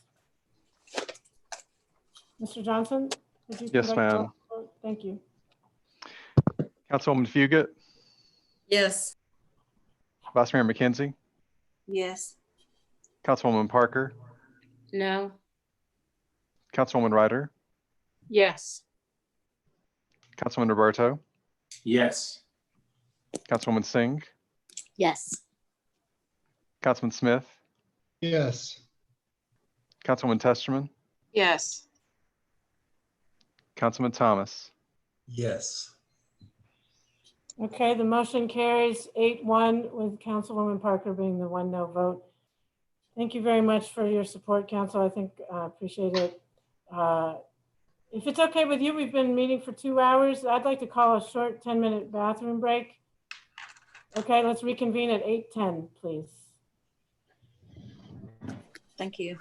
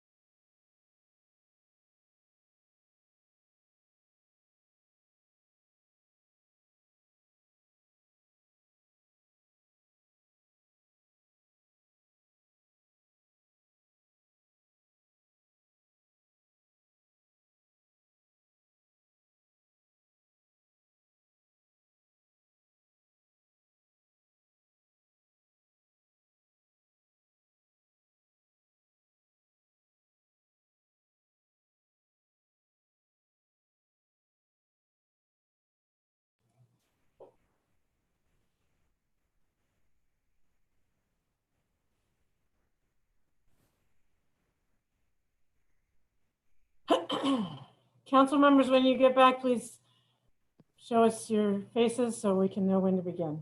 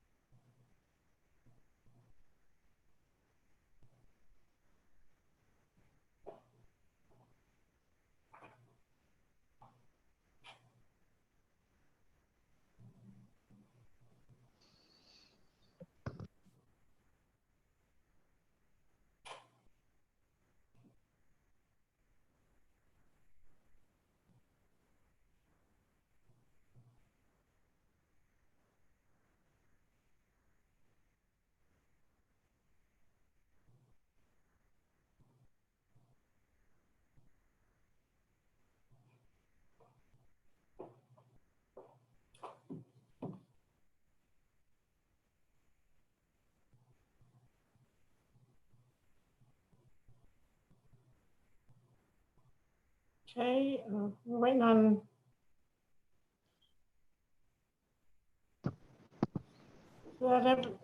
SEMA.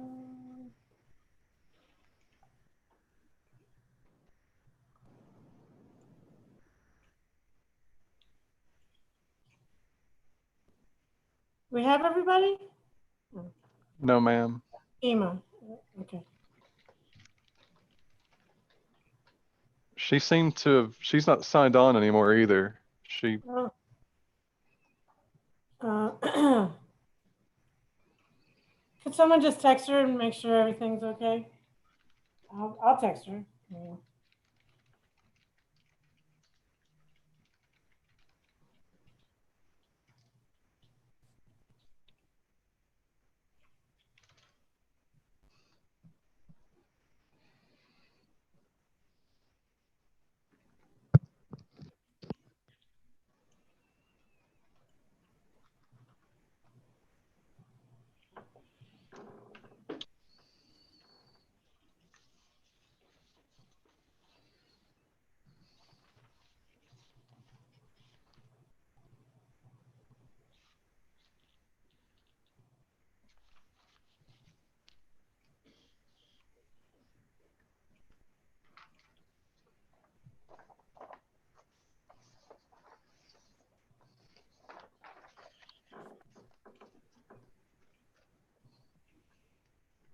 Let's give her a couple more minutes. I texted her, but haven't heard back yet. here she is.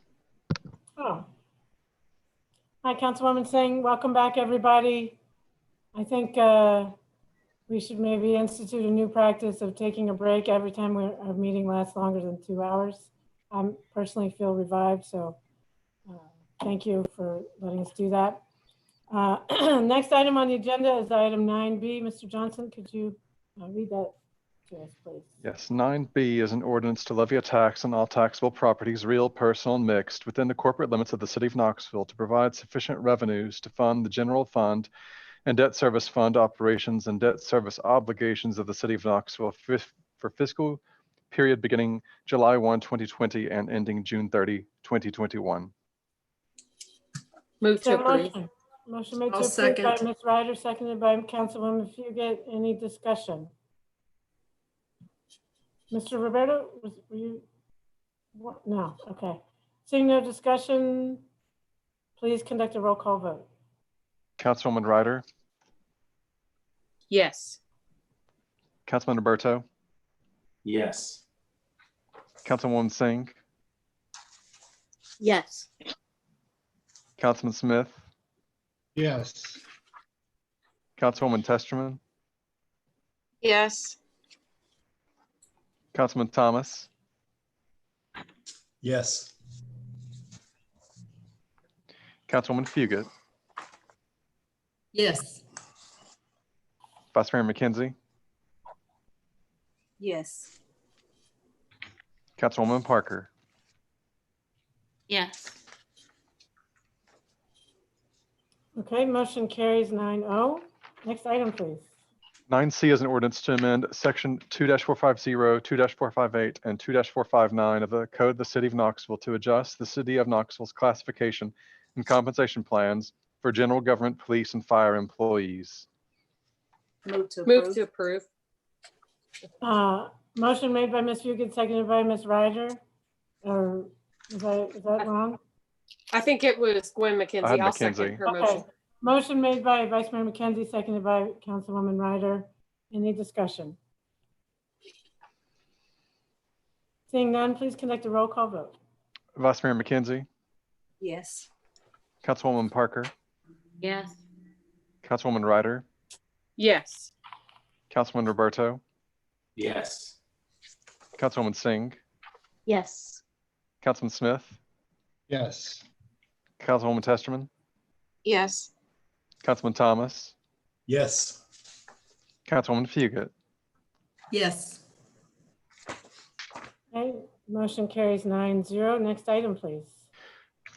9D is an ordinance to amend the Knoxville City Code, Appendix B zoning code, Article 11.4.b, to reinsert language from the previous code, providing the Director of Plans Review and Building Inspections the authority to interpret off-street parking requirements for uses not specifically mentioned, City of Knoxville applicant, all districts.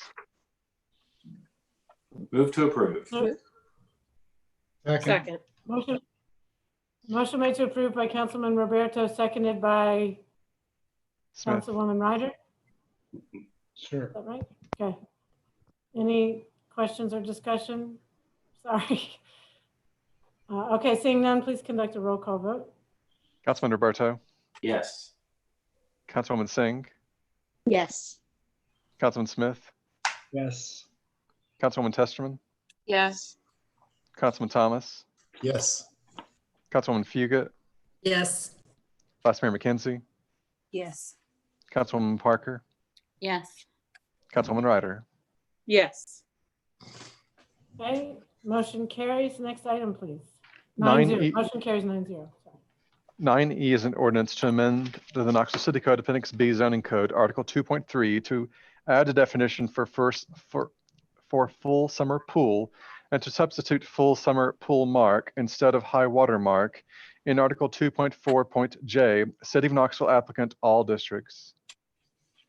Move to approve. Second. Motion made to approve by Councilwoman Ryder, seconded by Councilman Roberto. Any discussion or questions? Seeing none, please conduct a roll call vote. Councilwoman Ryder, Yes. Councilman Roberto, Yes. Councilwoman Singh, Yes. Councilman Smith, Yes. Councilwoman Testerman, Yes. Councilman Thomas, Yes. Councilwoman Fugit, Yes. Vice Mayor McKenzie, Yes. Councilwoman Parker. Yes. Motion carries 9-0. Next item, please. 9F is an ordinance approving a minor amendment to the City of Knoxville zoning ordinance to Article 17.1, creating a new subsection F to be entitled Damage or Destruction of Non-Conforming Structures, City of Knoxville applicant, all districts. Move to approve. Second. Motion made to approve by Vice Mayor McKenzie, seconded by Councilwoman Testerman. Any discussion? Seeing none, please conduct a roll call vote. Vice Mayor McKenzie, Yes. Councilwoman Parker, Yes. Councilwoman Ryder, Yes. Councilman Roberto, Yes. Councilwoman Singh, Yes. Councilman Smith, Yes. Councilwoman Testerman, Yes. Councilman Thomas, Yes. Councilwoman Fugit. Yes. Motion carries 9-0. Next item, please. 9G is an ordinance approving the request of Andrew Harper for an amendment to the East City Sector Plan from low-density residential to medium-density residential for property located at 4318 Washington Pike, 4th District. Move to approve. Motion made by Councilwoman Ryder, seconded by Ms. Testerman. Oh, no, Vice Mayor McKenzie. Sorry. Any discussion? Seeing none, please conduct a roll call vote. Councilwoman Ryder, Yes. Councilman Roberto, Yes. Councilwoman Singh, Yes. Councilman Smith, Yes. Councilwoman Testerman, Yes. Councilman Thomas, Yes. Councilwoman Fugit, Yes. Vice Mayor McKenzie, Yes. Councilwoman Parker. Yeah. Motion carries 9-0. Next item, please. 9H is an ordinance approving the request of Andrew Harper for a one-year planned amendment from low-density residential to medium-density residential for property located at 4318 Washington Pike, 4th District. Move to approve. Second. Motion made to approve by Councilwoman Ryder, seconded by Councilman Roberto. Any discussion? Seeing none, please conduct a roll call vote. Councilwoman Ryder, Yes. Councilman Roberto, Yes. Councilwoman Singh, Yes. Councilman Smith, Yes. Councilwoman Testerman, Yes. Councilman Thomas, Yes. Councilwoman Fugit, Yes. Vice Mayor McKenzie, Yes. Councilwoman Parker. Yes. Okay, motion carries 9-0. Next item, please. 9I is an ordinance to rezone property located at 4318 Washington Pike from RN1 District to RN4 District. Andrew Harper, applicant, 4th District. Move to approve. Motion made to Second. approve by Councilwoman Ryder, seconded by Councilwoman Fugit. Any discussion? Seeing none, please conduct a roll call vote. Councilwoman Ryder, Yes. Councilman Roberto, Yes. Councilwoman Singh, Yes. Councilman Smith, Yes. Councilwoman Testerman, Yes. Councilman Thomas, Yes. Councilwoman Fugit, Yes. Vice Mayor McKenzie, Yes. Councilwoman Parker, Yes. That motion carries 9-0. Next item, please. 9J is an ordinance approving the request of the City of Knoxville for an amendment to the Central City Sector Plan from mixed-use special district Magnolia Gateways to open space for property located at 0 East 5th Avenue, 6th District. Move to approve. Second. Motion made to approve by Vice Mayor McKenzie, seconded by Councilwoman Testerman. Any discussion? Seeing none, please conduct a roll call vote. Vice Mayor McKenzie, Yes. Councilwoman Parker, Yes. Councilwoman Ryder, Yes. Councilman Roberto, Yes. Councilwoman Singh, Yes. Councilman Smith, Yes. Councilwoman Testerman, Yes. Councilman Thomas, Yes. Councilwoman Fugit. Yes. Motion carries 9-0. Next item, please. 9K is an ordinance approving the request of the City of Knoxville for a one-year planned amendment from mixed-use special district Magnolia Gateways to open space for property located at 0 East 5th Avenue, 6th District. Move to approve. Second. Motion made by Vice Mayor McKenzie, seconded by Councilwoman Fugit. Any discussion? Seeing none, please conduct a roll call vote. Vice Mayor McKenzie, Yes. Councilwoman Parker, Councilwoman Ryder, Yes. Councilman Roberto, Yes. Councilwoman Singh, Yes. Councilman Smith, Yes. Councilwoman Testerman, Yes. Councilman Thomas, Yes. Councilwoman Fugit. Yes. Motion carries 9-0. Next item, please. 9L is an ordinance approving the request of Knoxville, Knox County Planning for an amendment to the Northwest City Sector Plan from agricultural conservation to heavy industrial for property located at 4295 Middlebrook Farm Way, 6th District. Move to approve. Motion made to Second. approve by Vice Mayor McKenzie, seconded by Councilwoman Ryder. Any discussion? Mr. Thomas? Yes, I had a question for Planning Director Green, if he's available. Yes, council member. Yes, Director Green, this is going from agricultural to heavy industrial, which is of course quite elite. But my understanding is that there's some provisions being made by the applicant to preserve part of this area. Could you elaborate on that? Yes, sir. And to give a bit of background, under the previous zoning code, the property was zoned C6 to allow industrial type warehousing uses. And when it was rezoned C6, the sector plan and one-year plan designation, for some reason, I can't find when that occurred. The owners own the adjacent property, on which the historic Middlebrook Plantation home is located. By developing this portion of the property, they're able to set up a trust fund, which will enable the preservation of the property around the Middlebrook Plantation house and the house. So they're developing a portion of the property, a bit less than half of the total property, in order to maintain in perpetuity the historic Middlebrook Plantation house and the outbuildings and the landscaping around it.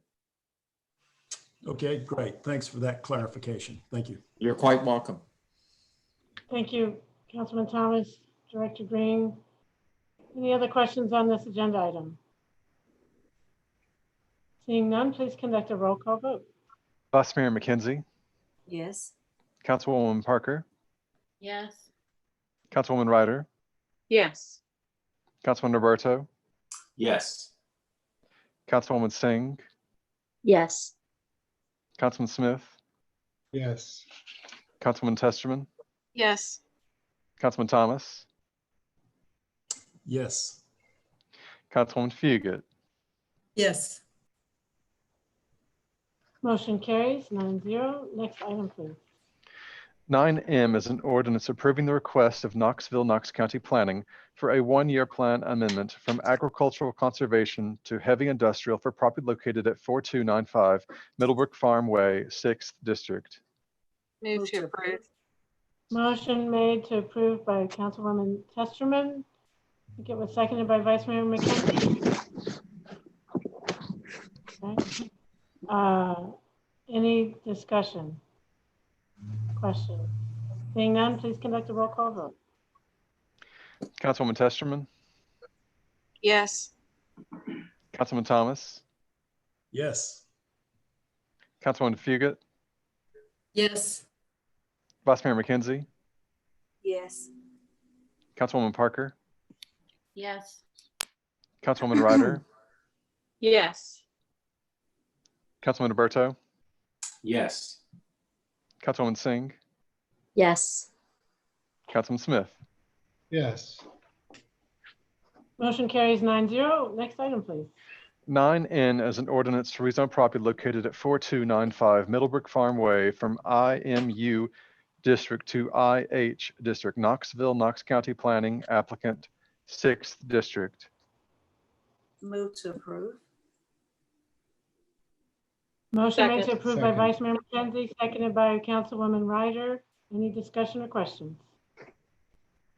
Seeing none, please conduct a roll call vote. Vice Mayor McKenzie, Yes. Councilwoman Parker, Yes. Councilwoman Ryder, Yes. Councilman Roberto, Yes. Councilwoman Singh, Yes. Councilman Smith, Yes. Councilwoman Testerman, Yes. Councilman Thomas, Yes. Councilwoman Fugit. Yes. Motion carries 9-0. Next item, please. 10A is a resolution approving an appeal by Destin A. LeBlanc of the Board of Zoning Appeals denial of an appeal of the interpretation of the city zoning administrator regarding permitted uses in the former C6 zoning district located at 7040 Strawberry Plains Pike, 4th District.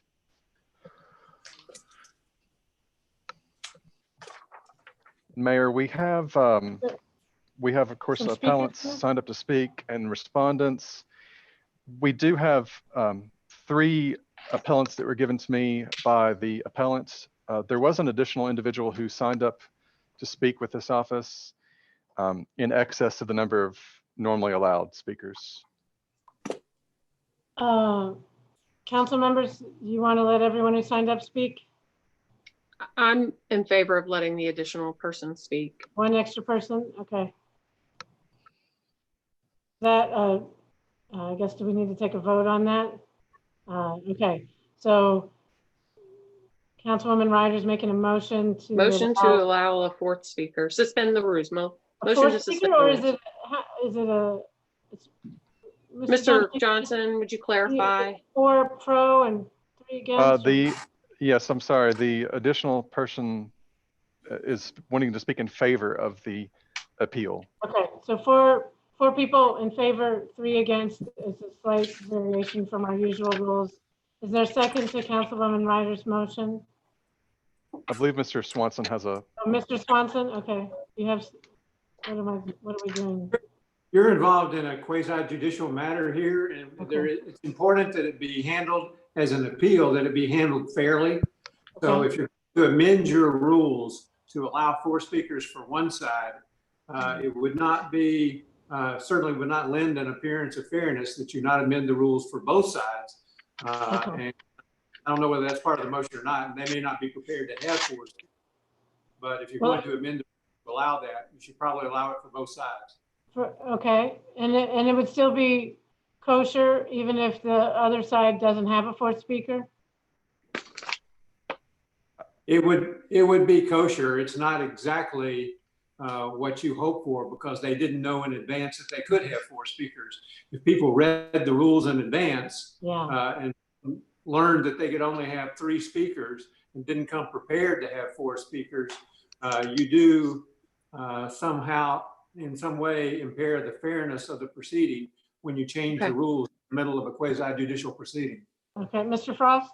Thank you, Mayor. And I did talk with the property owner last week, and I explained to them the rules of 3 speakers up to 5 minutes each and told them how they could call in and participate in the meeting. So the ground rules were explained to the property owner earlier.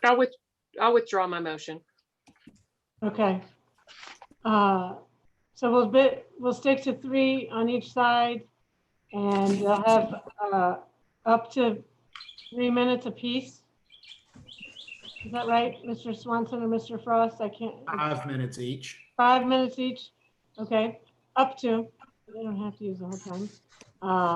And Mr. Johnson, I'm not sure who, what the order is in which they signed up. Is it the one that's on the sheet that you sent me? Mr. Doug White will be the first speaker. Okay. And then we'll go from a 4 to an against and then back and forth like that? No, ma'am. No. All the people speaking in favor will go. Oh, okay. And then Sorry. and then there's a All right. rebuttal period. Doug White, are you on the call?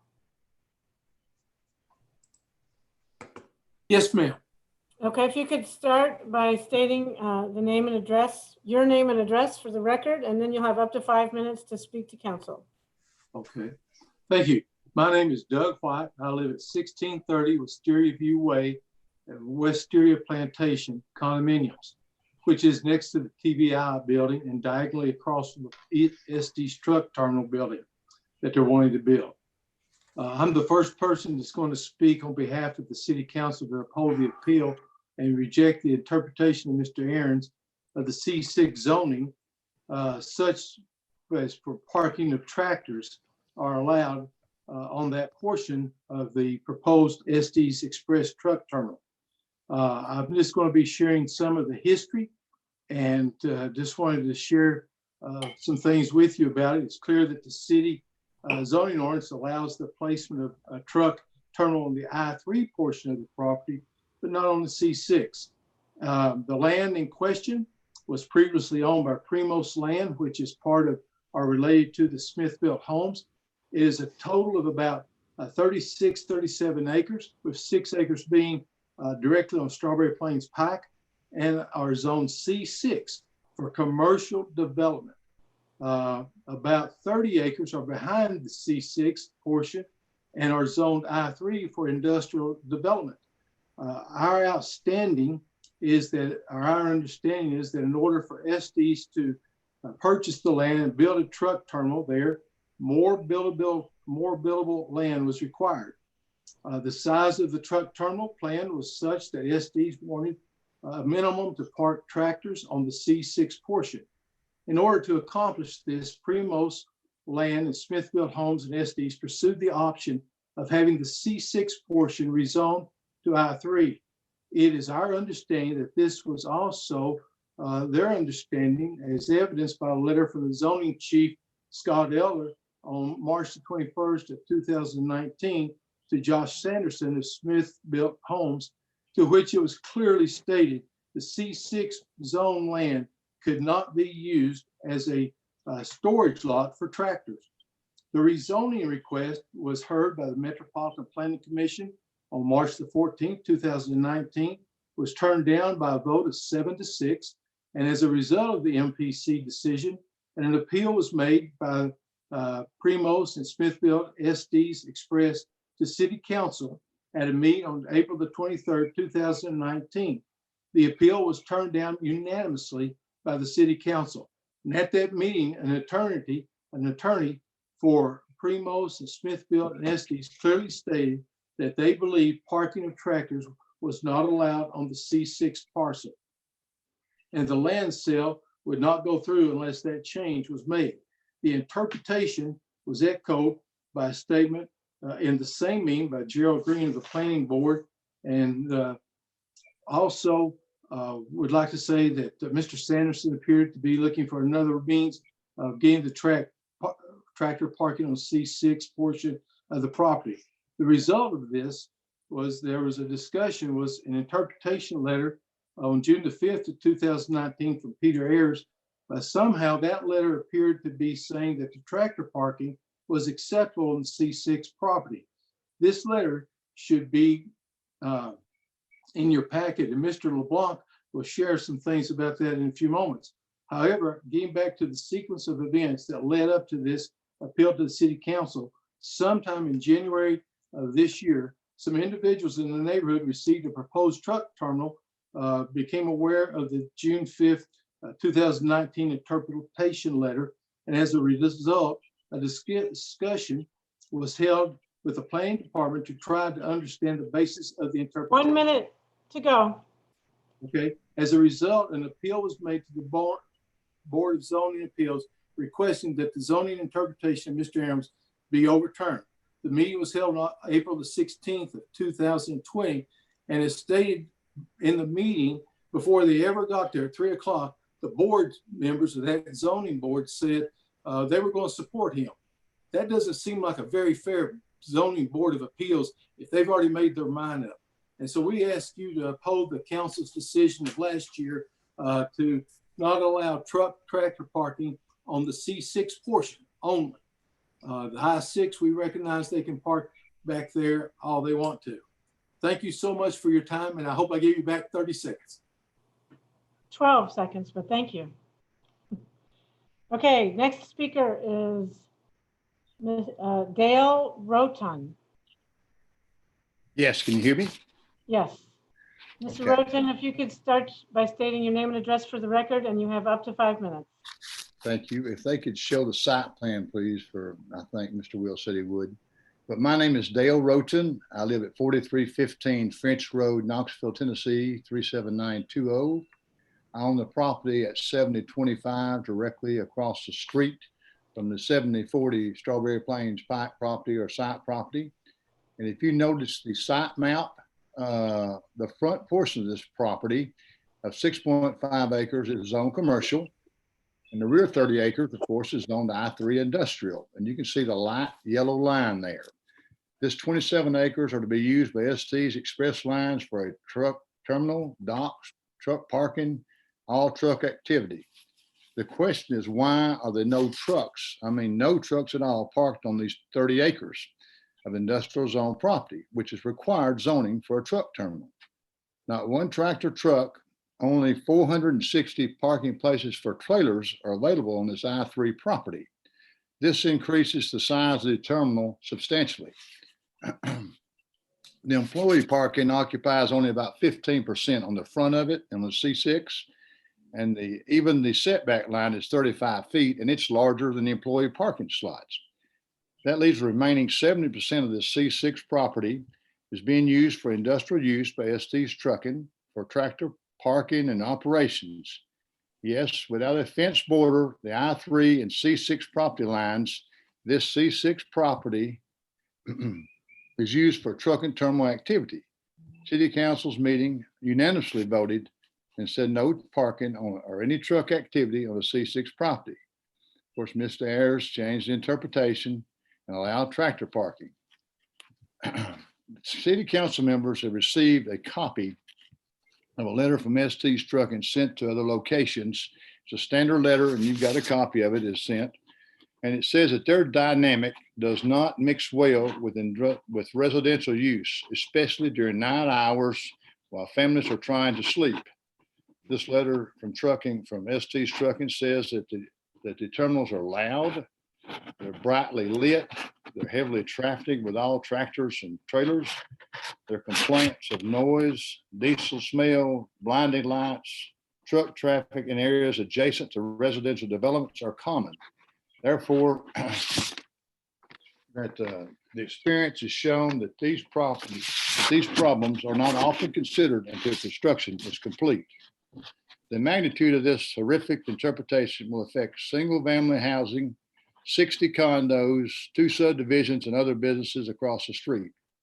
2 of the family farms and homes 20 yards away from this C6 property, one homeowner is an elderly widow lady that finds it hard to understand why her garage is only 30 feet from the C6 property line. And ST site plans that these trucks park only feet away from her property line and the entrance and exit only feet away from her driveway and property line and her garage. I think everyone understands that Mr. Ayers' interpretation of the C6 property, which allows, and he's quoted, automobile, marine craft, and truck sales and service, including sales and service accessories, is very clear. The automobiles are for sale. The marine craft for sale. The trucks for sale. Accessories for sale. ST's tractor trucks are not for sale. If you ask ST's express lines of our Internal Revenue Service, these trucks are not for sale and will be depreciated by mileage, wear and tear per mile, and annual depreciation. 1 minute left. 1 minute left. All right. Well, this is a $2 billion company, an annual revenue, according to the website. Please enforce this C6 commercial zoning as City Council members voted unanimously before to not allow tractor truck parking on the C6 property, and please a privacy fence between the C6 and I3 property lines would be very helpful. Thank you very much. Thank you, Mr. Rotan. The next person signed up to speak in favor of this item is Destin LeBlanc. Aaron's? Destin LeBlanc, are you on the call? Yes, I'm on the phone. This is Okay. Destin LeBlanc. I live at 1609 Wisteria View Way, 37914 in Wisteria Plantation Condominiums, which is diagonal from the proposed Estes Truck Terminal. My focus in this appeal is going to be the interpretation of the C6 zoning by Mr. Aaron that apparently allows parking of tractors on the C6 property. I will focus on what his letter of June 5th, 2019 from Mr. Aaron's to Mr. Sanderson actually states. So if you could put that letter on the screen. The letter itself is not an interpretation in that it does not unequivocally state that tractors can be parked on C6. In that letter, when the letter comes up with the second paragraph towards the end, it says, the site plan provided showed tractor parking to be located behind the employee parking. This layout will ensure that the buffer desired by the Planning Commission is provided. This statement is essentially consistent with what the Planning Commission recommended when it was assumed that the C6 parcel would be rezoned to I3, but doesn't state that this is a zoning interpretation. The issue of an adequate buffer is different from the parking of tractors on the C6 parcel. So is there a basis or a rationale somewhere for an interpretation of allowing tractor parking on C6? The only information I have about this is from my discussions with the plan's review personnel and from the defense of their interpretation by Peter Ahrens and Brian Berry at the BZA appeal in April earlier this year. This interpretation seems to be something like this. And I'm putting these words, I think, trying to present what they're saying. They're saying C6 allows for truck sales and service facilities. It also allows for wholesaling and warehousing. In those two situations, tractors are present, but that's not the critical element. It's the use or activity of those tractors. Therefore, according to their interpretation, C6 does not automatically exclude the presence of tractors on the properties. As a result, their conclusion is a reasonable interpretation is that parking of tractors is allowed. Okay, so I'm just giving you, that's my interpretation of what they're saying. In this example that they provided, of course, tractors are present in both of those situations, as well as in many other approved C6 zone properties. Tractors and trailers make deliveries all the time in a variety of commercially zoned facilities. However, as Mr. Ahrens pointed out in the BZA meeting, presence alone is not critical. It is the activity or use and the intensity of the activity which is important. If that is the criteria, then there's a significant difference in activity of tractors making delivery at wholesalers' warehouse and the parking or storage of tractors at the proposed truck terminal. And there's a significant difference in activity or use between tractors at sales facilities and tractor parking at the proposed truck terminal. Furthermore, by this interpretation, one could argue that since trailers are present and utilized on properties for wholesaling and warehousing, that we should also allow the parking of trailers in a C6 parcel because the activity is the same. In other words, this rationale for why tractor parking should be allowed is an interpretation that changes the essential content of the code and is one that should not be allowed. Furthermore, any zoning interpretation is one that establishes a precedent. Other companies may come along and use this interpretation for other C6 parcels. If there were a carefully crafted, written interpretation with clear reasoning or a basis in the code itself, it may be acceptable. However, the interpretation that's given is so vague and undefined that it may allow any application on a C6 parcel. 1 minute left. In rejecting this zoning interpretation, this should not be the end of the truck terminal on Estes property, because we're not talking about whether or not we have a truck property. We're talking about the interpretation of the zoning code. So there are several attractive options that Estes could consider. One, they could build their terminal and make a smaller one. Or, for example, they could convert some of their trailer parking to tractor parking. A second, simpler thing to do would be for Estes to go back to the BZA and just ask for a zoning variance so they could park tractors on the C6 parcel. So even if Estes were to announce tonight that it plans to pursue one of these other options, the City Council should still void the current interpretation because of its vagueness, because of its lack of a written rationale, and because of its uncertain future use as a precedent. Thank you for your consideration for this appeal. Mr. You've got LeBlanc, 15 could, seconds. yeah, who will be offering the rebuttal for your side? We're going to have three members speak against this, and then the four people will have a 2-minute appeal. So you can let us know at the time. Okay. We don't have to know right now, do we? No, but it would be easier. They'll have to raise their hands otherwise, but. Well, if you know who's going to speak on the rebuttal now. He has my email. He could email me if he would. Okay. So I'm looking for the page with the against. So is it Angela Maidment? Kevin Fitz will be the first to speak. Okay. Kevin Fitz, are you on the call? Mr. Fitz? Yes, I'm here. Okay. Thank you for being here. Please. Actually, we'd like to have Richard Ellis to be our first speaker. He is on the list. Okay. Okay. Mr. Ellis, if you could start by stating your name and address for the record, and you'll have up to 5 minutes to speak. Yes, thank you.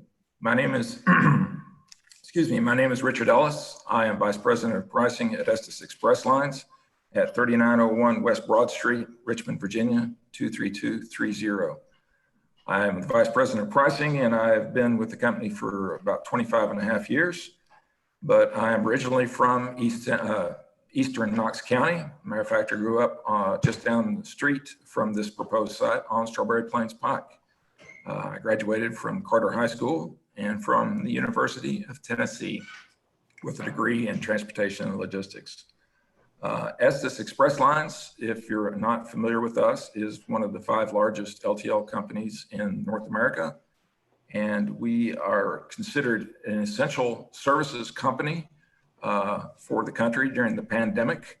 We provide services to most big box stores, grocery stores, and medical facilities. So we are considered, as I said, essential services. We also are a partner with FEMA in any national disasters. And so we are a big part of moving freight across America. I'm speaking out against approving the appeal before the City Council regarding the interpretation of the city zoning administrator regarding permitted uses in the C6 zoning district. I was working in the area about 2 years ago when I was asked to drive by and check out the land site in question and describe its amenities, what it provided for us. And it provided terrific access to I-40 to allow our trucks to get access to that interstate so we could have quicker travel across the country and to and from this terminal and our other terminals, because we are graded and on our service times, both in pickup and delivery. But this was the best area we found in this in the Knoxville area to put in a terminal of this type, because it also provided other amenities in the area such as restaurants, truck stops, and other things that to allow our people to be able to eat and serve, buy gas and other amenities in the area.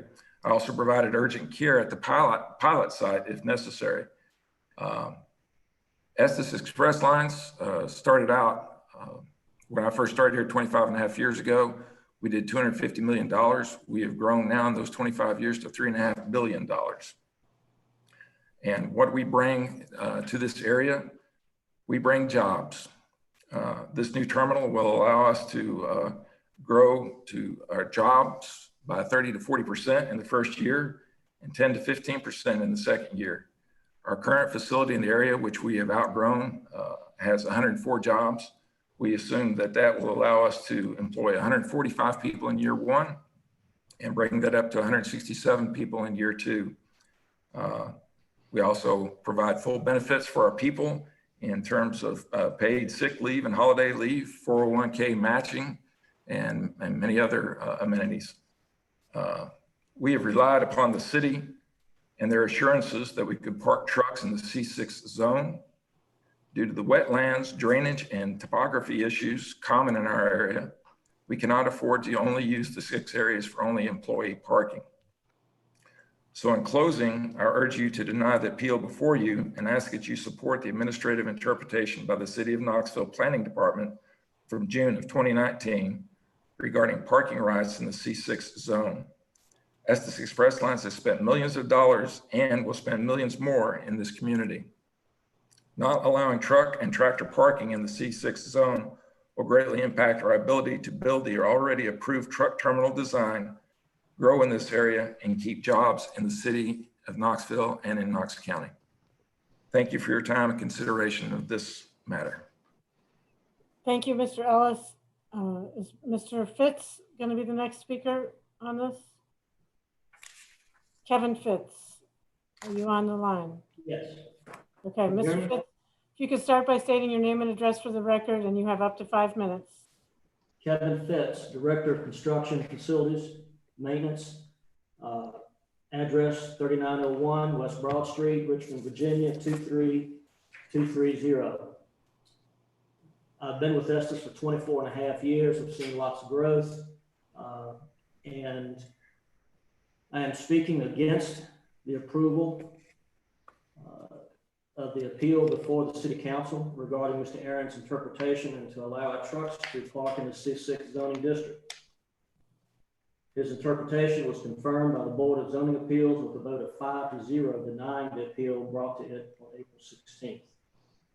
The fact is, trucks are allowed to park in C6. The site plan shows employee car parking and truck parking typical of most of our terminals. This layout includes the setback from the street, the landscape buffer, then the car lot, which includes more landscaping, and then the trucks, which also includes landscaping. This layout is not only a buffer between the street and the I-3 zoning activity, but is the most efficient and safest layout of the site. As info, the truck parking is approximately 143 feet from the street, and the proposed truck parking pavement is on average 3 feet lower than the street pavement. No trucks will be parked in the car lot, which complies with the C6 zoning.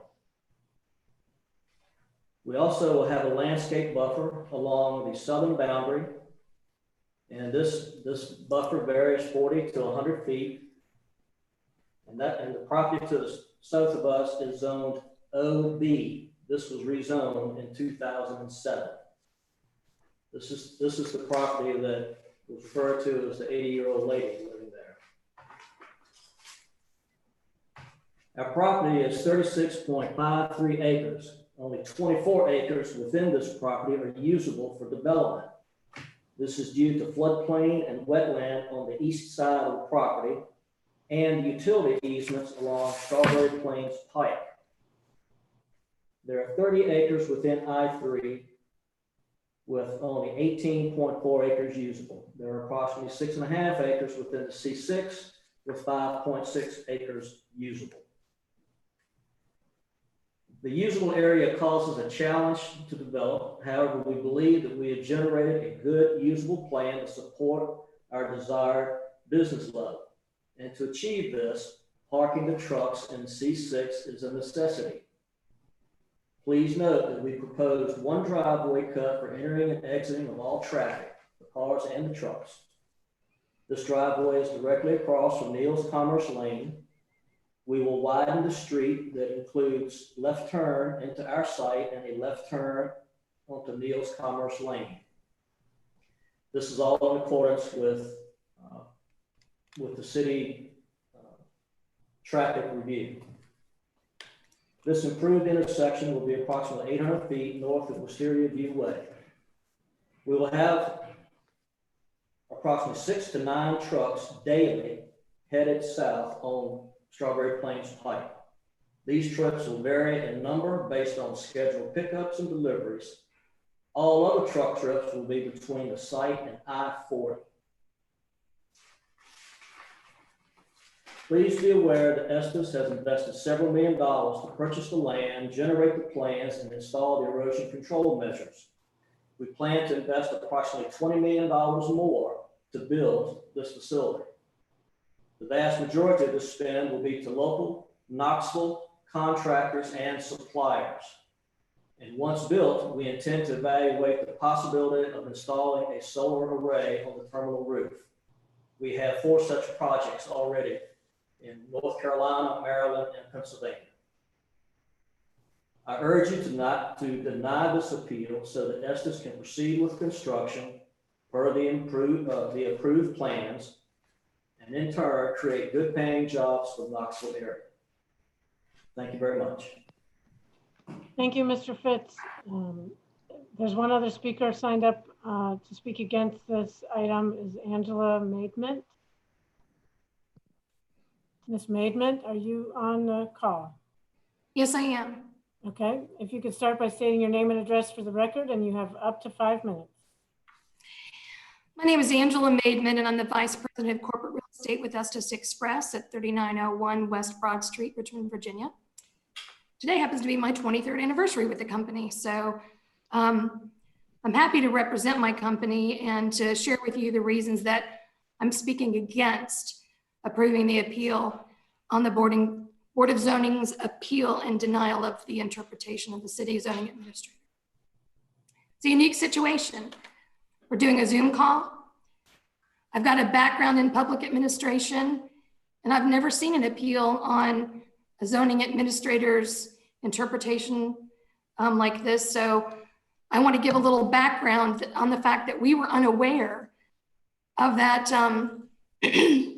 zoning board appeal meeting. Notices in the paper don't really get out to Richmond, Virginia, so that was a little difficult. But with that, you know, the Board of Zoning Appeals denied that appeal. And in going back in history, as some of the other speakers that are for this have referred to, back on 3/14 of 19, the Planning Commission really, you know, stated that the primary reason that they were not approving the rezoning of that C6 was they wanted the ability to determine and have code that requires the necessary landscaping and buffering that did not appear in the I3. Staff noted that the parking was allowed and in the C6, and that mitigated the need for a rezoning. Historically, the I3 zone was zoned for truck terminal long ago. The C6 allows access and parking back to the I3. Rezoning denied to control development and to require landscaping, not to keep us from being able to park trucks / tractors on the C6 area. I think Mr. Fitz clearly determined that we have built with code and in compliance with the planning group, proper buffers, landscaping, car parking, etc. While it's been noted that we don't practice in the sale of tractors, we actually do sell some tractors. We actually do service our equipment, but we're really not trying to mince words or go into any of that. We're trying to just to be clear that when the rezoning was denied for the purchase, we relied upon city's direction and administrative letter for the C6 parking in order to be able to purchase the property and to do our development. We feel like we have mitigated a lot of concerns with the landscaping and the fencing and the proper designation of car parking for employees first. As Kevin stated, there was so much land lost based on topography, wetlands, et cetera, that C6 zoned land is needed for car parking, but also for tractor parking. We are 800 feet away from our entrance to the condo entrance. The turn lanes, et cetera, that were required and recommended have been noted for our site plans to deal with any traffic issues. Bottom line, the use fits within the requirements of the land use ordinance in the C6. No variance was ever applied for because none was required. Parking is allowed and permitted here. Please note all the truck parking along Strawberry Plains Pike. A lot of those are closer than the 143 to 148 feet that ours would be within. Based on the approvals, we purchased this land for over $2.8 million. We spent hundreds of thousands in plans and permitting. This is important to our local personnel and to our company growth. We have vested rights here based on permission and assurances from the city of Knoxville, based on that 6/5/19 zoning letter. We tried having a few discussions with neighbors based on information that was supplied to me. Some were positive. Some really preferred to note things at this meeting and not on the call. Others did not return the call. 30 seconds left. So the buffers and the landscaping meet the needs. They support what was presented to us.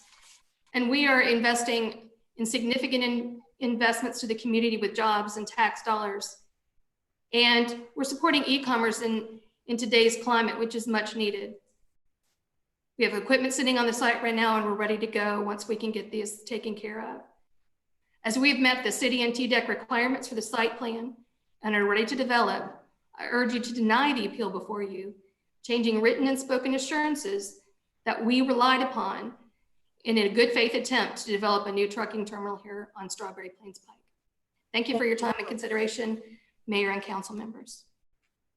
Thank you very much. Now we will go back to the people who are speaking for this item. You have a 2-minute appeal. Who's going to be, rebuttal, sorry, rebuttal. Who's going to be speaking on the rebuttal? Mr. LeBlanc is going to be speaking.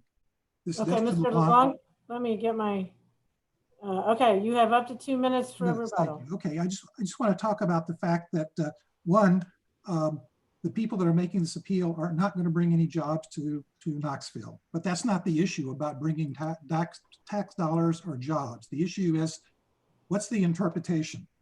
And the people from Estes make a big point about saying, oh, it's clear that C6 allows truck parking. I have before me, and I sent in a letter from March 21st, 2019, which was right at the time of the original MPC meeting, from Scott Elder, zoning chief, city of Knoxville, to John Sanderson. This is the same person that Mr. Aaron sent his letter to. And it's a zoning letter, and it says, the C6 portion of the lot may not be used as a storage lot for tractors, trailers, equipment, or freight. So the idea that the C6 is clearly could be used for tractors is sort of silly. If C6 could be used for tractors, why in the first place did they even ask for rezoning? It's sort of silly, because the whole point that a lawyer for Estes and Smithville and Primos Land made in the city council appeal last year was that, hey, if we don't get this rezoned, we can't park tractors there. And so therefore, we need to get it rezoned. So 30 seconds to go. 30 thank seconds. you. That's fair enough. That's my rebuttal. Okay. Thank you, Mr. LeBlanc. Council members, that concludes the parties who are speaking to you. Now you have an opportunity to discuss it. Ms. Ryder, go ahead. I would like to ask Mr. Ahrens to clarify a few things. We've heard a lot of discussion here, some of which doesn't bear on the decision. It's my understanding the decision that we are making is the interpretation of the zoning administrator, which is Mr. Ahrens. Mr. Ahrens, could I get you to speak on who makes the interpretations of the code that we have, and how did we get here, and what does the split zoning accomplish? Mr. Ahrens? Yes, ma'am. Thank you. Peter Ahrens, Director of Plans Review and Building Inspections. I'm the zoning administrator. I'm tasked with interpreting and enforcing the zoning code. Split zoning it's not common, but we've had zoning letters about them in the past, and we really, in those situations, we look at what the appropriate and permitted uses are for each of the zones, and we make sure that one doesn't bleed into the next. The letter that Scott sent is accurate when it says the C6 portion of the site may not be used as a storage lot for tractors, trailers, equipment, or freight. A storage lot is something that's long-term versus when you've got truck sales, service, and accessories, and the C6 allows the parking of these trucks or equipment as long as it's not located in a required parking spot. So Estes, Mr. Sanderson came back apparently and asked for more clarification. And a lot of times they'll do that when it is split zone. They want to make sure that what they're proposing meets the zoning requirements. And so specifically, there was more than just the employee parking. There was parking for trucks or equipment as well. Well, not equipment, but there was parking for trucks as well. I looked at at this point in time, I recognized that this was contentious, and there was some talk that trucks couldn't even park on that part of the property. And so I looked into what C6 does allow to see if it's the actual presence of the trucks or if it's the activity of the terminal that's prohibited in the C6. And in conferring with Gerald Green, the executive director of planning, we agreed that the presence of trucks is not prohibited, but the intense use associated with a terminal is prohibited in the C6. And so that's why in the zoning letter, I made it clear that any activity associated with the terminal, and I put some examples in there: loading, unloading, hitching, unhitching, that those activities need to take place in the I3 zone.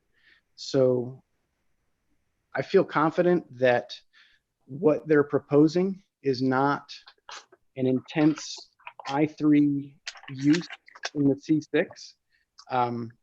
From what it was described to me, employees come, they drive their personal vehicle to the property, they park, they walk to their truck, they get in their truck and they go to the back.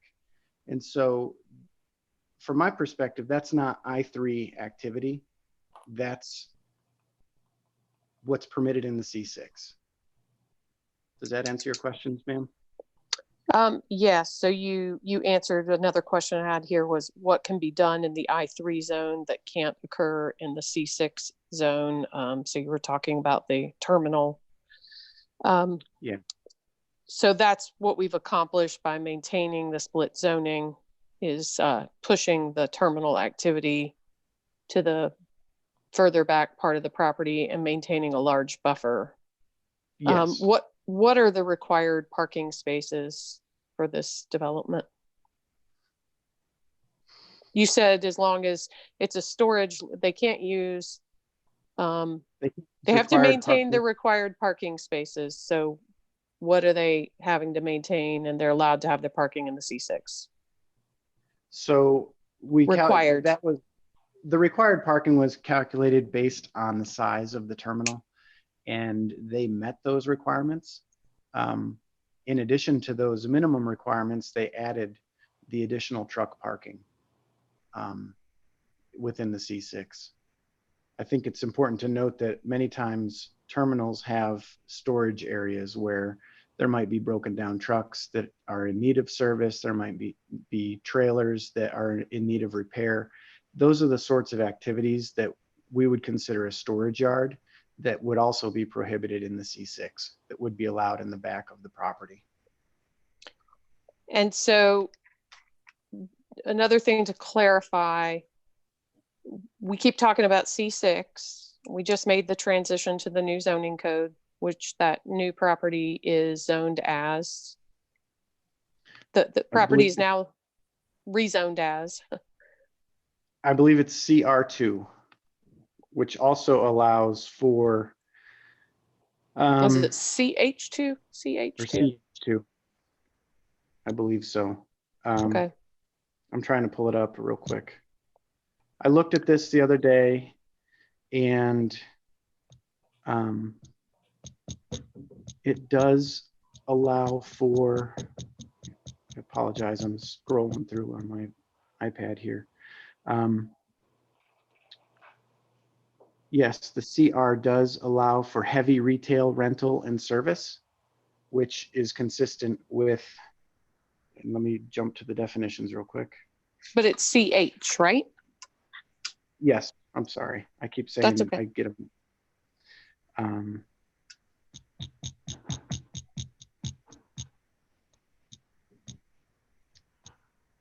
So is the plan allowed, the use allowed in the new zoning versus the old zoning?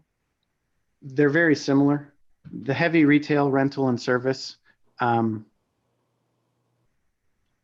indicates that, here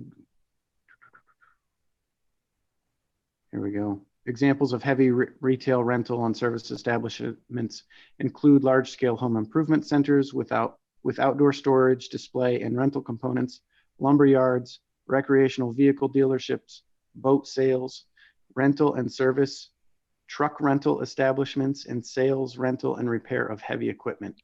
So that is consistent with the language of the C6. And so no matter the zone, I think what they're proposing meets the base zone, whether it be CH or C6. Okay, so my last question, I asked you about the required parking.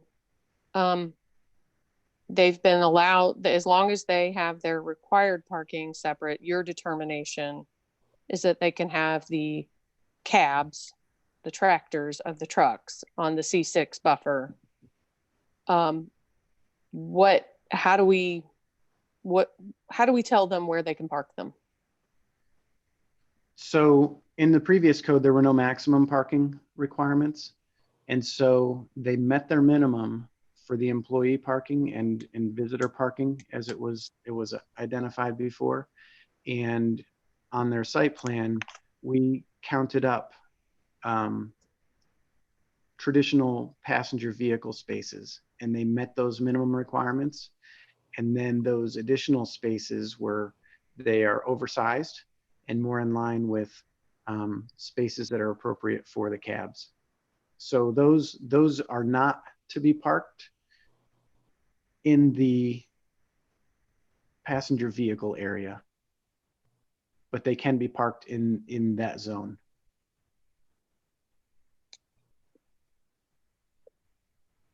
Okay, so basically they've got twice as many parking spots as they want, and or as are required, and half of them are going to be trucks, half of them are going to be the employee's personal vehicle.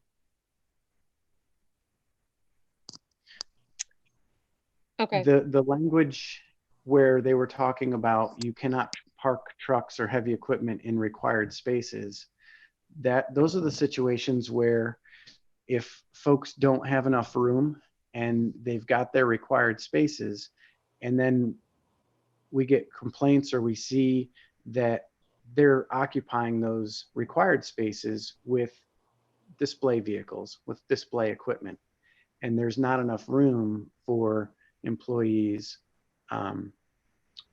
customers, those that are frequenting the establishment. That's when we would come in there and say, look, you're required to have X number of parking spaces. Where are they? And that's where, as we would walk the site with the property owner or tenant, if we saw that they had display vehicles or display equipment in those, we would say you need to move those out. And how is that enforced? Not proactively at the moment. Obviously, if we see an issue, we'll address it. We've got folks that are driving around, and when we do see issues, we try and track them down. It's a bad time to ask about enforcement. We're doing a lot of things remotely right now. Okay, well, I don't mean in a pandemic. All right, I'll see if others have a question. Give others opportunity. Councilwoman Testerman. Do we know how many employees that they have or anticipate for this location? I do not know that answer. I would imagine. Is anybody with Estes be able? Someone from Estes able to answer that question? Ma'am, currently it's 104. employees. We expect that to grow to as many as 167 in 2 years.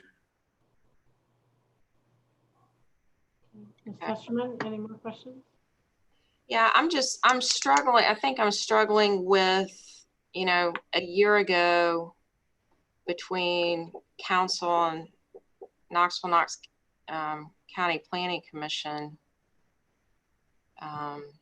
denying the rezoning. So I'm not sure how, I'm trying to figure out how we got here in a year's time. Mr. Ahrens, do you want to comment on the differing conversations? I was not part of the planning commission conversation, nor was I part of the city council conversation.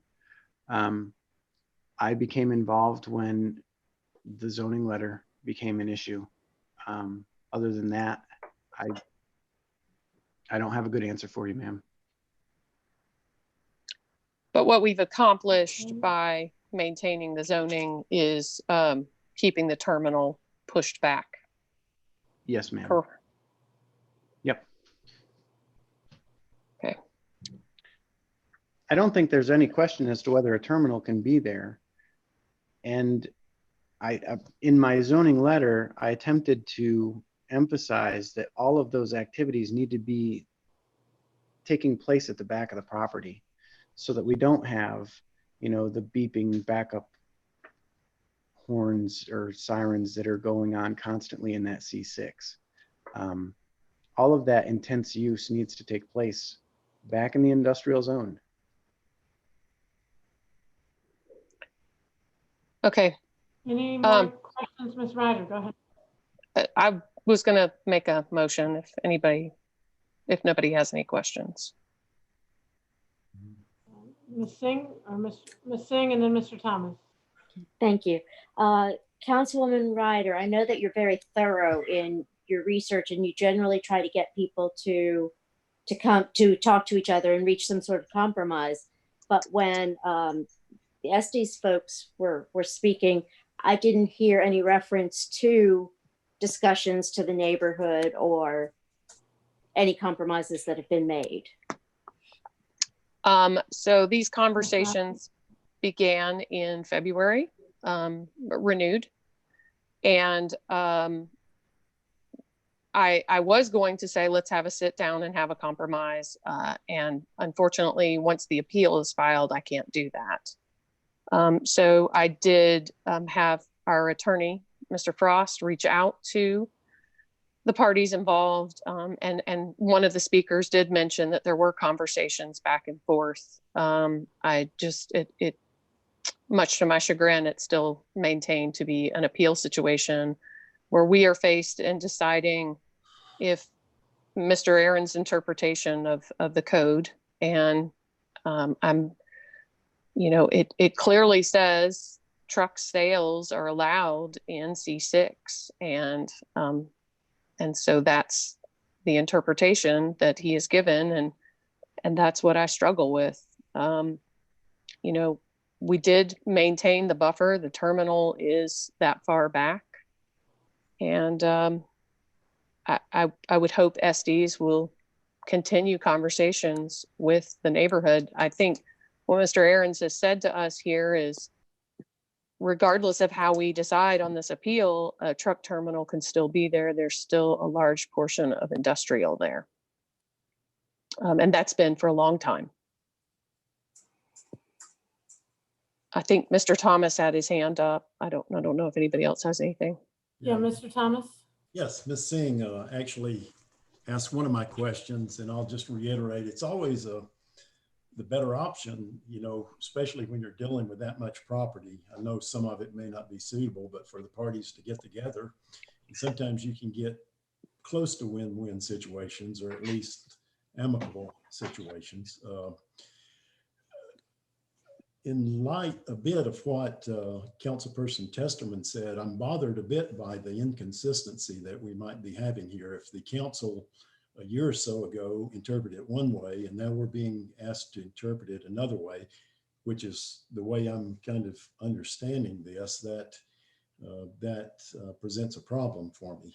Then the other thing is possibility that we're not going to be able to enforce this, you know, and I'm afraid the temptation is going to be strong for a business of any kind to park their trucks here or park it there. And so this, how we're spread thin as far as enforcement concerns me on this. So those are just comments.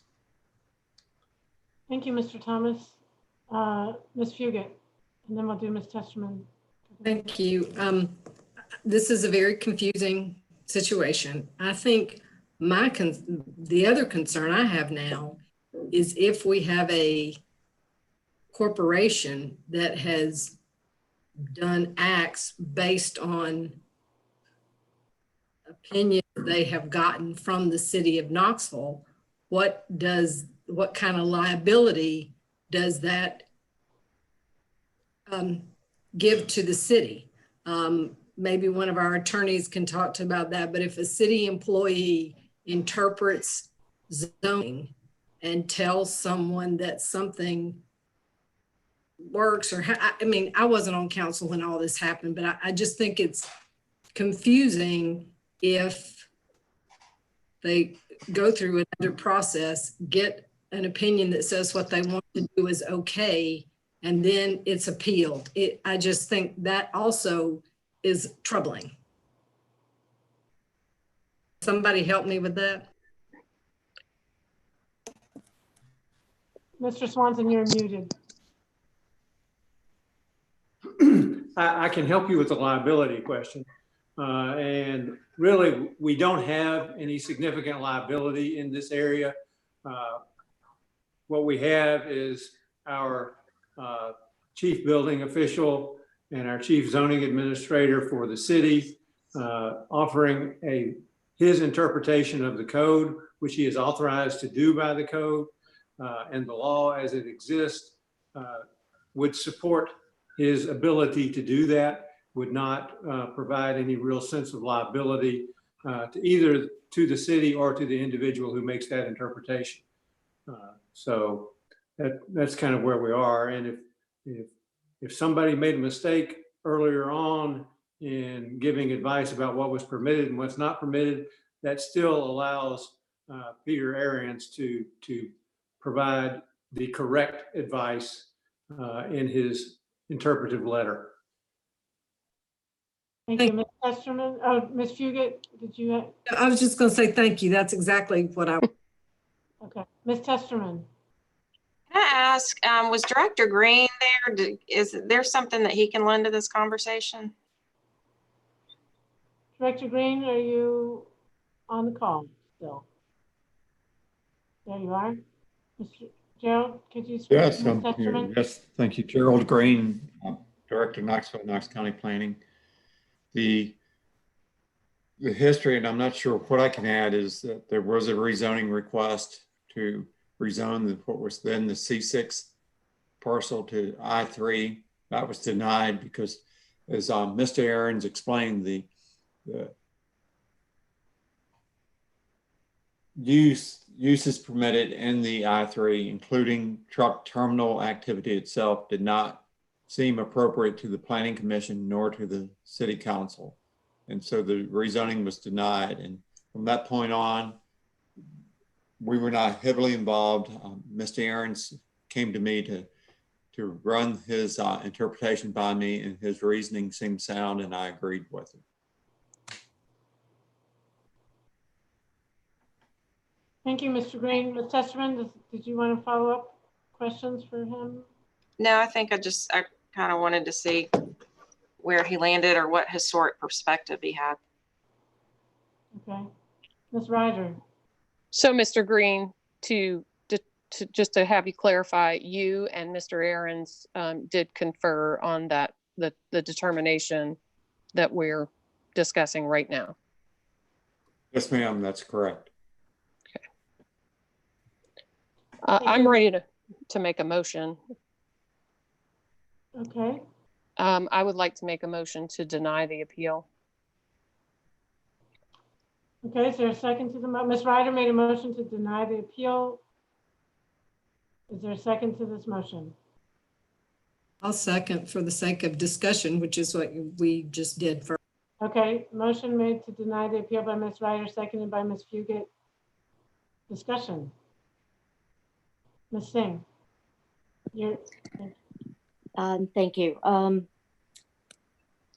Is when the neighbors were speaking, there was mention of putting up fencing, but I think Estes did put up some fencing.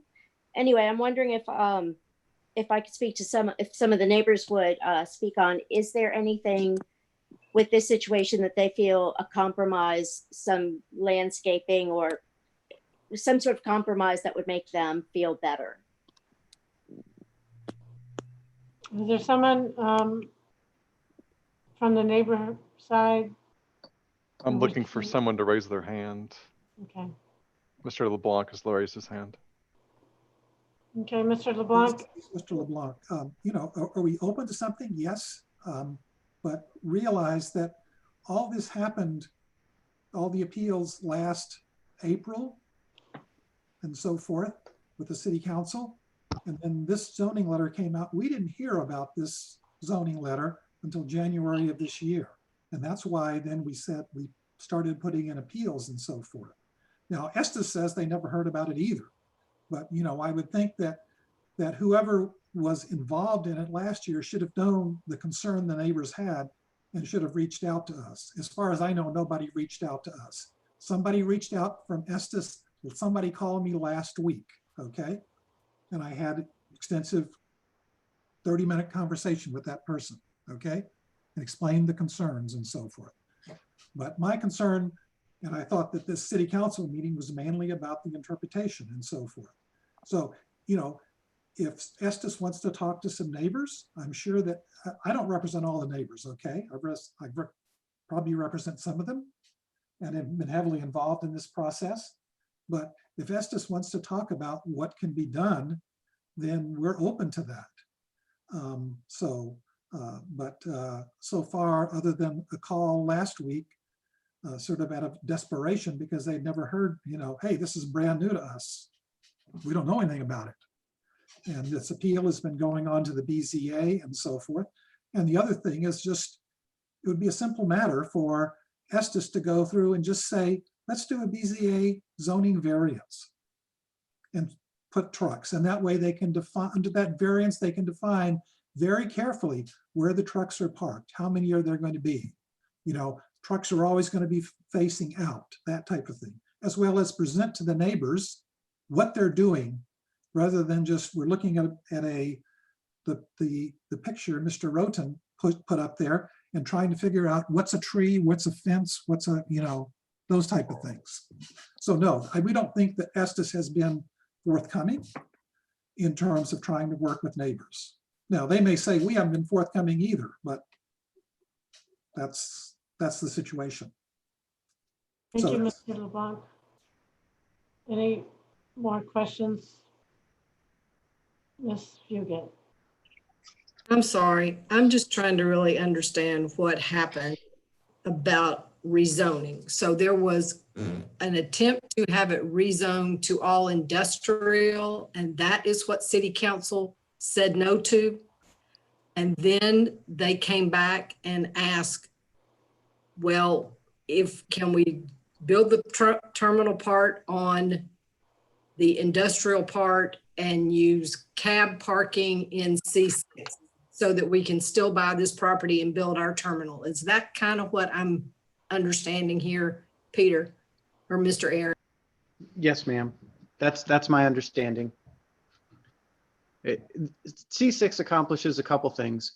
It keeps the terminal in the back of the property, and it also requires a landscape plan. Before we had landscape requirements that needed to go through planning staff and get approved. There's design standards for those landscaping buffers. So it's my understanding that that was the logic behind maintaining that C6 strip as a buffer. Thank you. Thank you, Mr. Aaron's, Ms. Fugit. Any other questions from council members? We have a motion. Ms. Singh. Yeah, thank you. I am wondering if both parties are willing to sit down with each other and see if they can work on something, because this is, as you were saying, I'm sorry, I forgot your name, that you just heard about this last week. Do you guys feel that that's a possibility?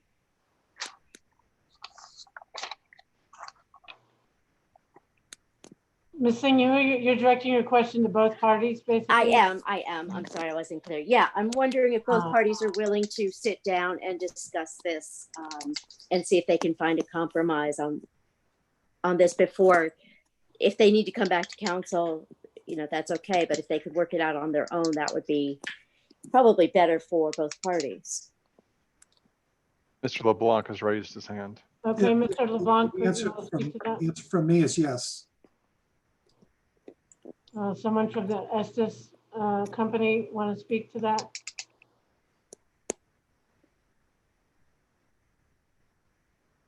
Ms. Maidment has raised her hand.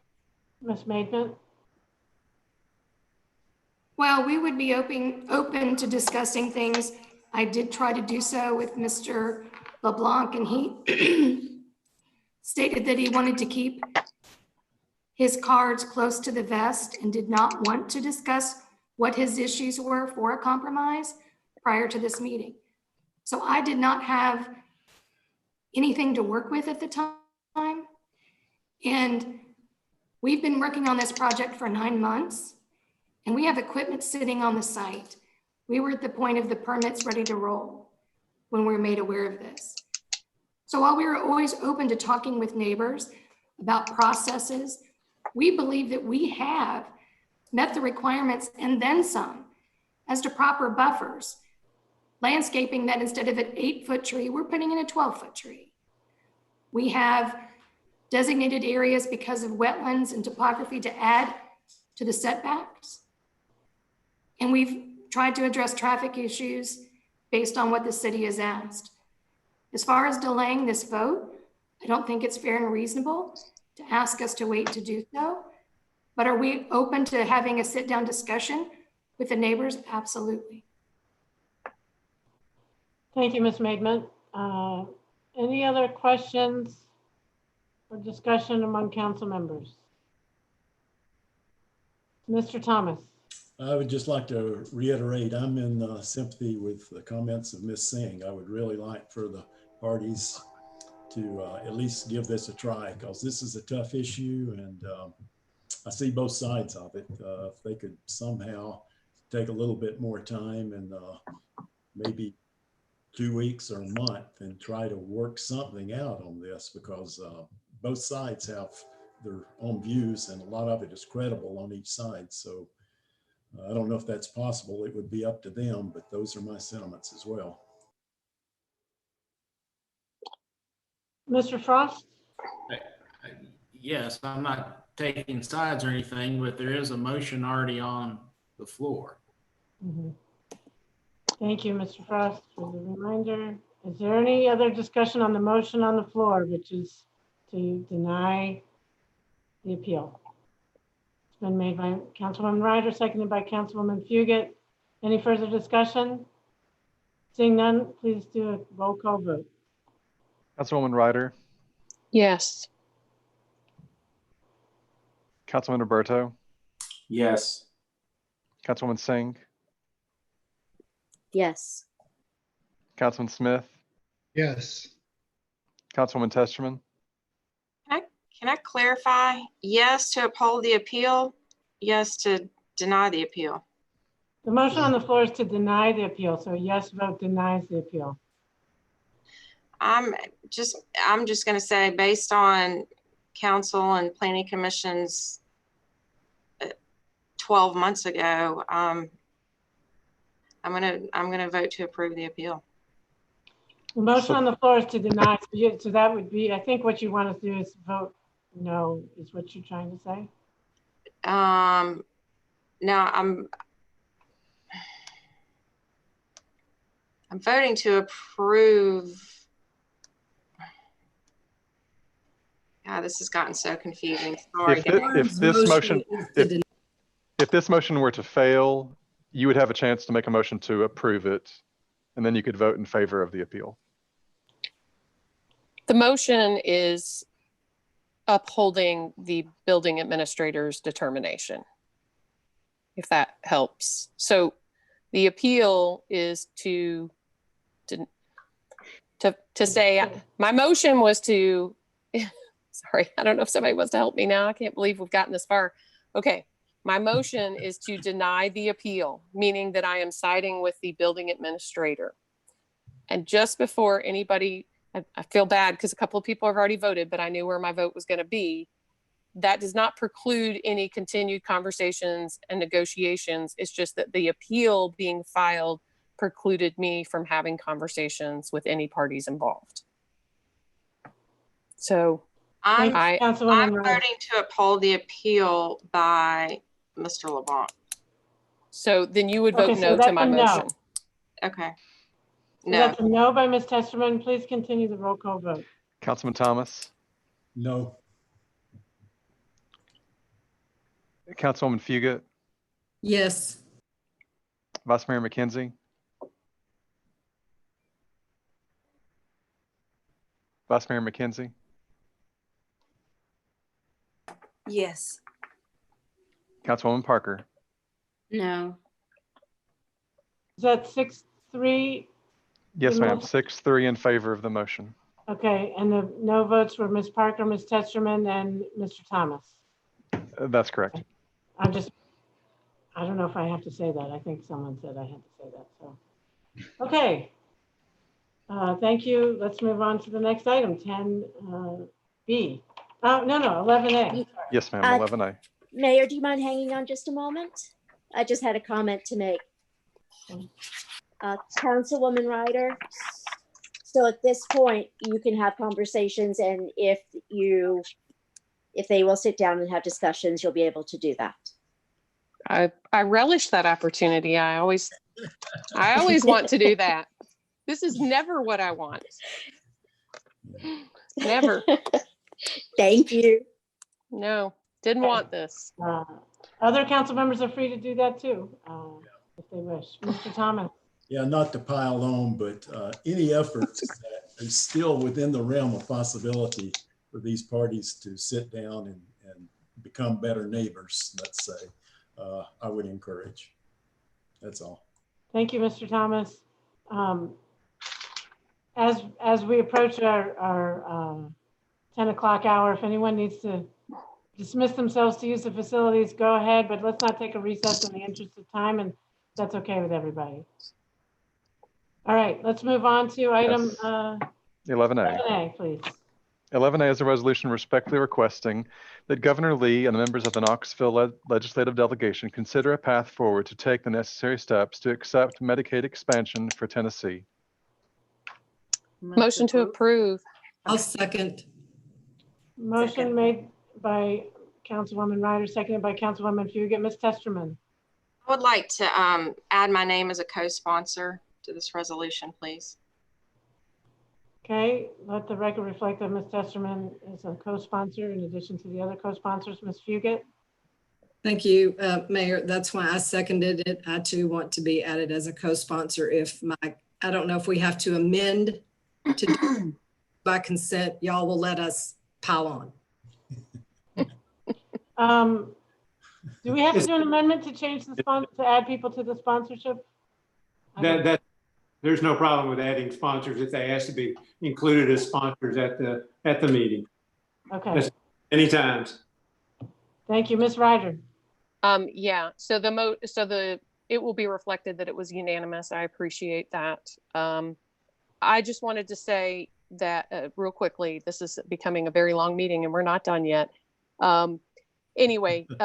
I'm encouraged by some of the renewed bipartisan discussions that the Tennessee legislature has initiated. There have been opinion pieces and articles and to expand Medicaid. It's been a long discussion. It's been, 4 years and of lots of stalling and stall outs. And I think this is really important. I've never made it a secret that Medicare and our access to healthcare is important to me. Healthcare access gives us the ability to maintain good health through preventative care.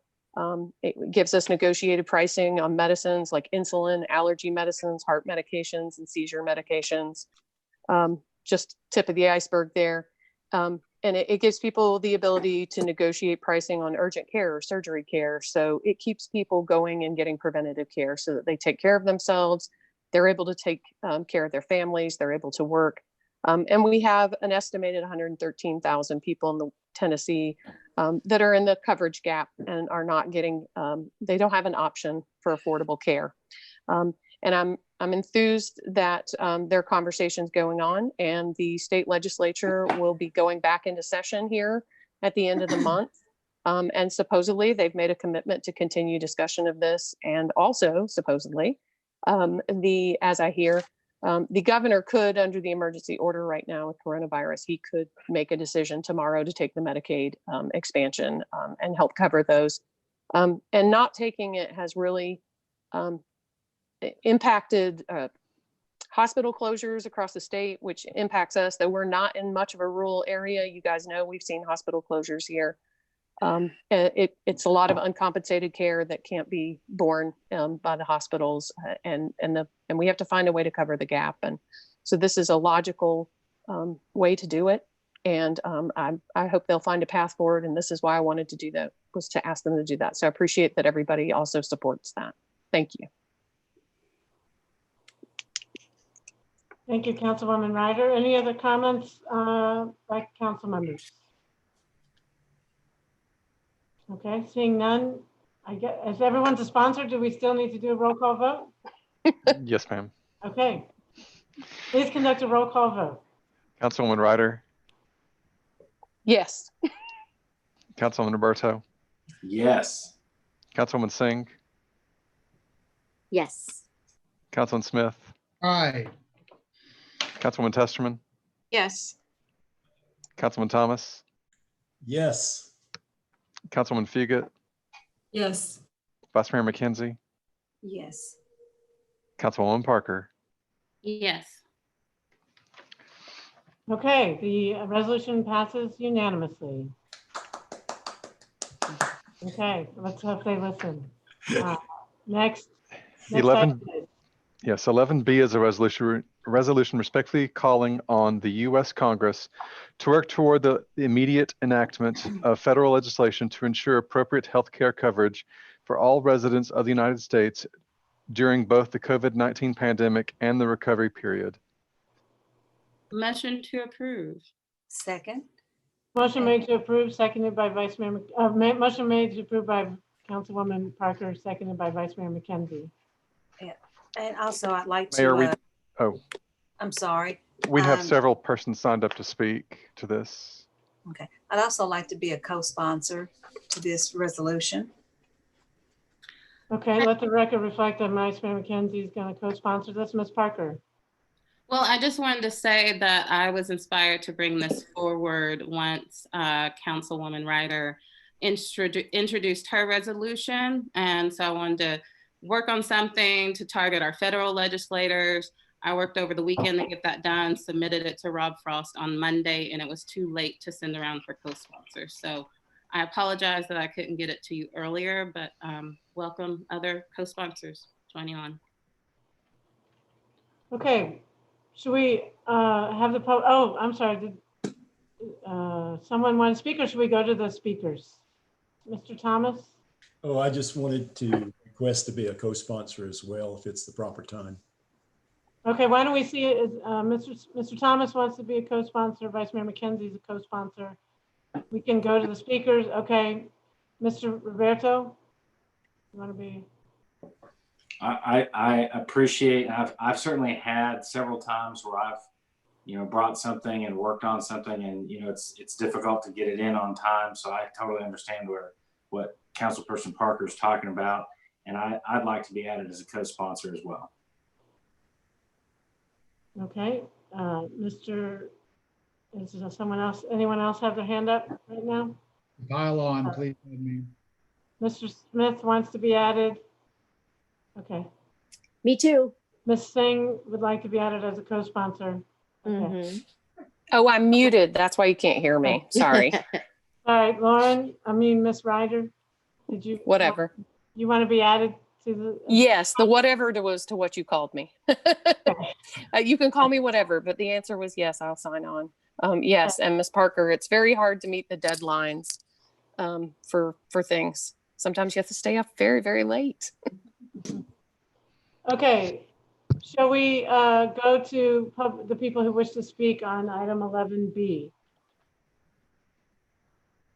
Mr. Johnson is the first person, Bree Nicely. That's his first time. She's here. Yes, ma'am. Okay, Miss Nicely, is that? Yeah, you got me. Can you hear me? Yes, I can. Go ahead. Okay. You have up to 5 minutes. Okay, well, thanks. It seems like there's a lot of folks in support of this resolution, so I'll just be telling you all the reasons why you're doing the right thing. My name's Bree Nisley. I live at 5316 Pinnacle Drive, zip code 37914 here in Knoxville. And first, I just want to start by thanking you all for creating this virtual space for the public forum. Can't really stress enough how good this virtual space is for providing access for folks who are high risk during the pandemic, but also people who are disabled or just homebound in other ways. And I'd really like to encourage you all to think about how you might be able to continue maintaining this space for folks to participate in these meetings even after the pandemic is over or after social distancing is lifted. So yeah, I really want to encourage that. And yeah, I joined because I want to speak to share my support for this resolution and also the resolution that Councilperson Ryder introduced previously, urging the expansion of Medicaid in Tennessee and urging Congress to adopt Medicare for all. And I had prepared some of my own personal experience to share with y'all with the acknowledgement that there are many people, thousands of people in Tennessee and millions across the country who are experiencing similar situations or more severe hardship than I when it comes to struggles in the medical system. I've got a chronic autoimmune disease, which is painful and at times debilitating. Managing this illness is incredibly expensive under our country's current medical system.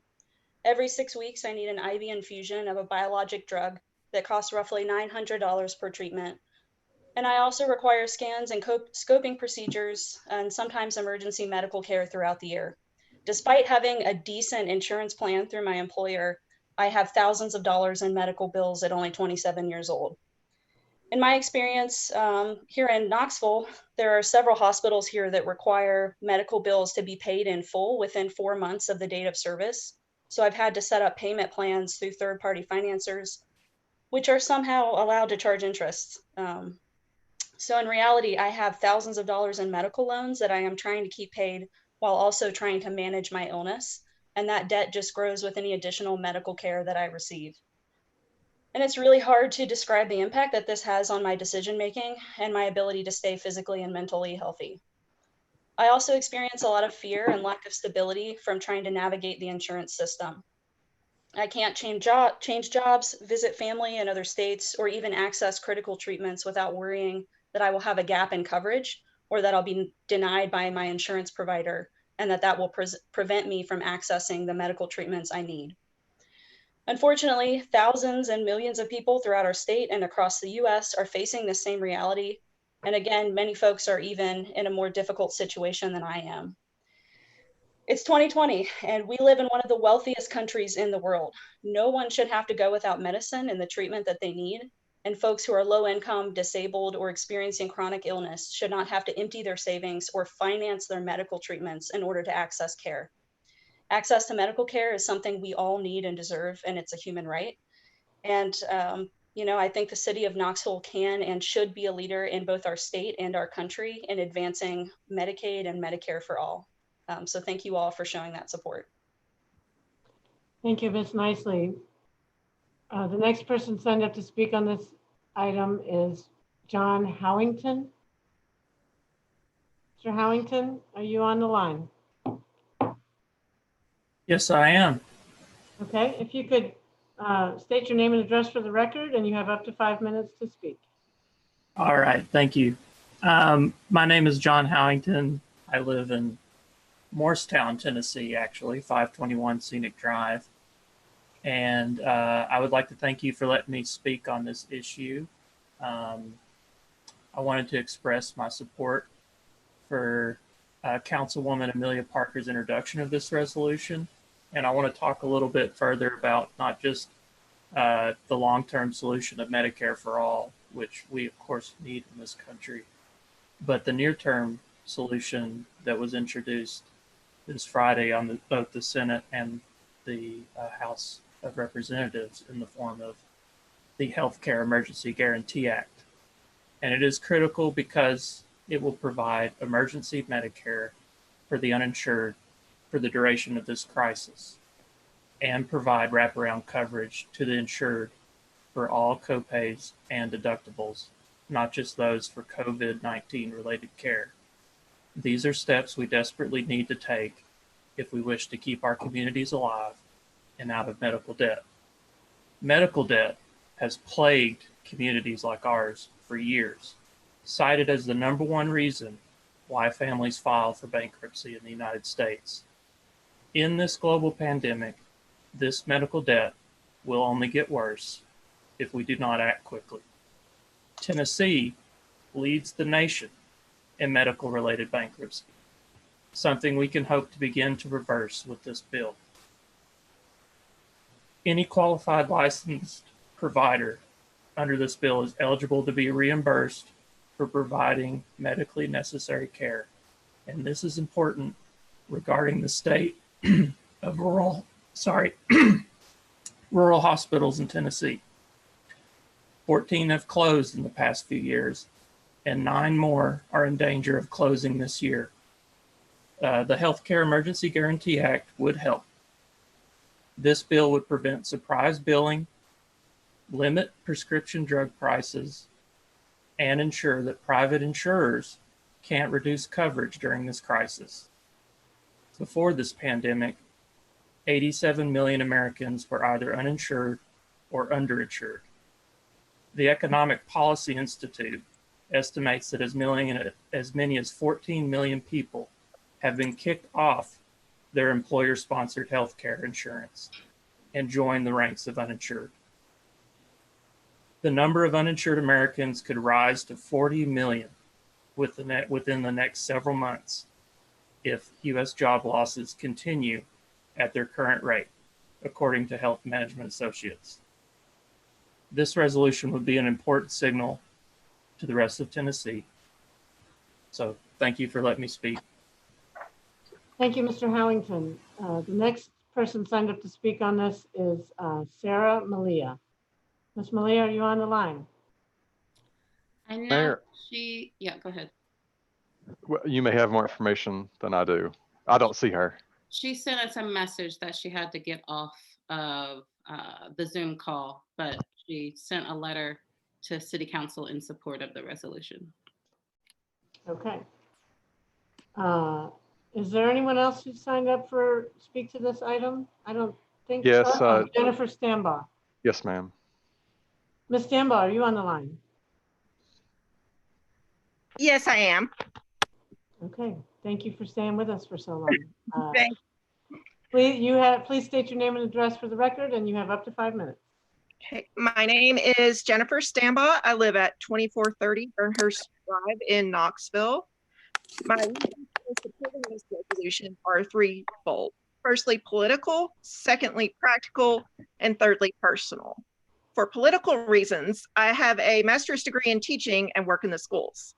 It's been long established that the right to a free education is guaranteed by the Constitution. However, as the past couple months have demonstrated, you can't access your right to an education if you as a child or your parents or teachers are sick. Therefore, the right to an education also necessitates the right to health care as well. It is impossible to go to school and get your constitutionally protected right to an education if you are sick. Life, liberty, and pursuit of happiness are not possible if you are dying or confined to a bed by an illness that would be preventable if you had health care. Secondly, I support this for practical reasons. Ensuring health care as a human right would actually improve the economic standing of our country.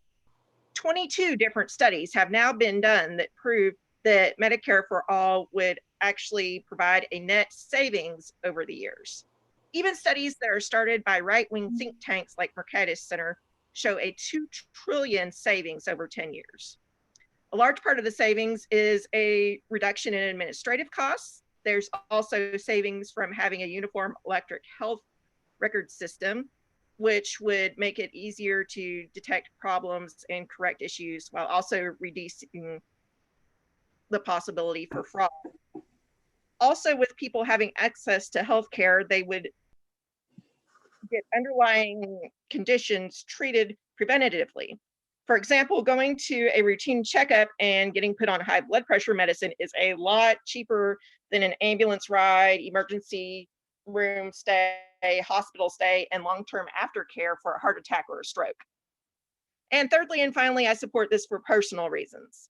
I believe it is morally wrong for our country to put any other issue as more important than the health of its citizens. Regardless of your religious background, almost all place an import on helping those less fortunate than you and treating your neighbors as you want to be treated as priorities. Also, on a personal level, my husband has a life-threatening medical condition. Despite the fact that we have a decent level of education, the support of loving family and community members, it's not uncommon for us to have medical bills for the month that exceed our monthly income, leaving nothing for housing and food if we pay all the medical. If medical costs can destroy the livelihood of a family like ours, it's not surprising that we are seeing an increase in houseless and precariously housed families in our community. Supporting Medicare for all and healthcare as a human right is the only moral solution, both for helping my family and for helping out everyone else in our communities. Thank you for allowing me to speak. Thank you, Ms. Stambaugh. Council members, Mr. Johnson, as far as I can tell, that concludes everybody who's signed up to speak on 11B. Is that correct? Yes, ma'am. Okay, so is there any further discussion among council on 11B? Seeing none, please conduct a roll call vote. Councilwoman Parker, Yes. Councilwoman Ryder, Yes. Councilman Roberto, Yes. Councilwoman Singh, Yes. Councilman Smith, Yes. I love you. Councilwoman Testerman, No. Councilman Thomas, Yes. Councilwoman Fugit, No. Vice Mayor McKenzie.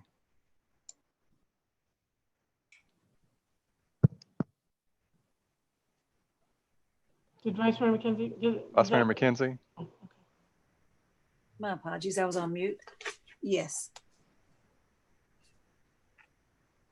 the vote was 7-2, ma'am. Okay. Motion carried 7-2.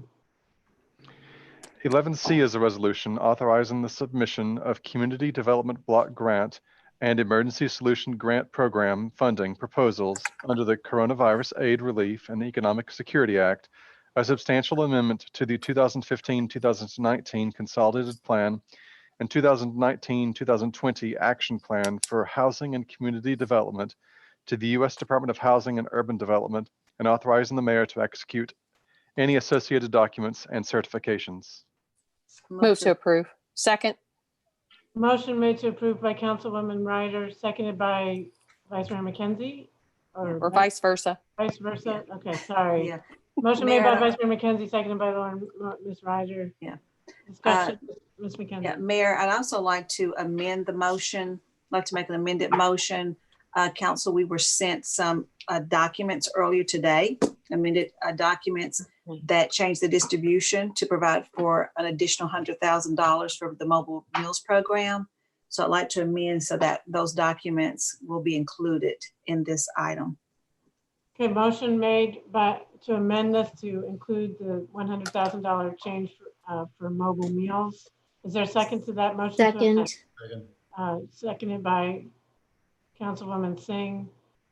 Does everyone understand the motion to amend? Okay, then let's vote. Is there any further discussion on the motion to amend? Seeing none, let's vote on this motion to amend the $100,000 for mobile meals. Please conduct a roll call vote. Yes. Vice Mayor McKenzie, Yes. Councilwoman Parker, She might have stepped away. Let's come back to her if she comes back before the end of the vote. Councilwoman Ryder, Yes. Councilman Roberto, Yes. Councilwoman Singh, Yes. Councilman Smith, Yes. Councilwoman Testerman, Yes. Councilman Thomas, Yes.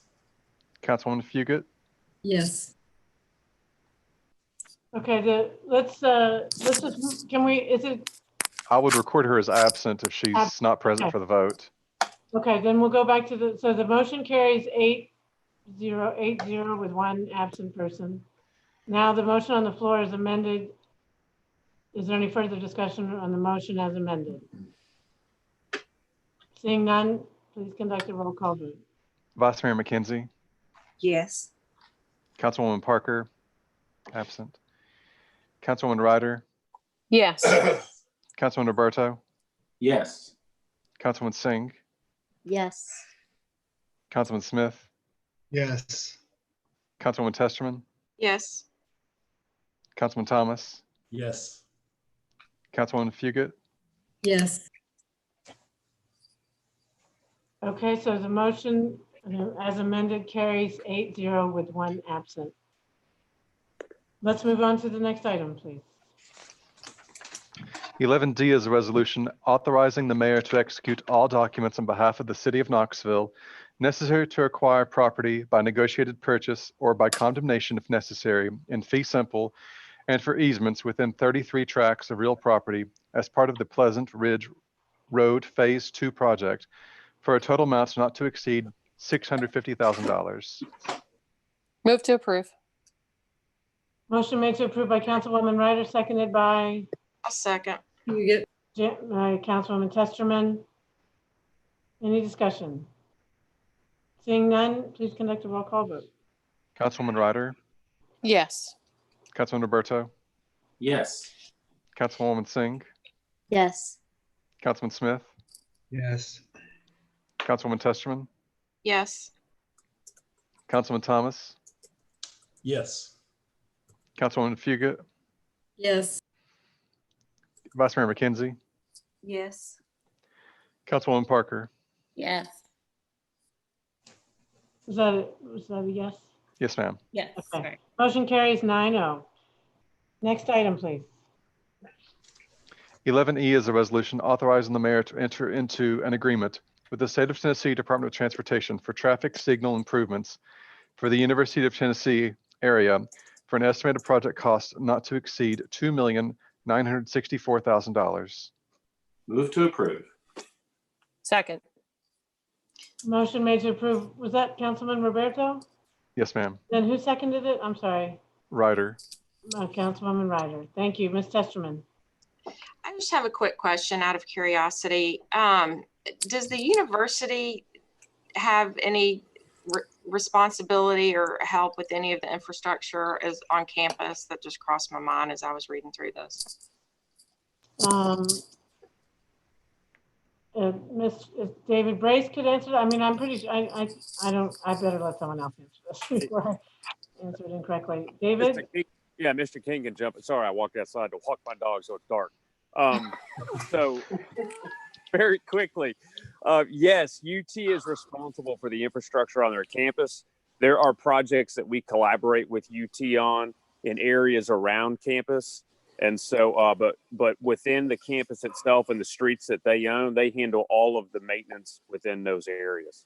So does that answer your question?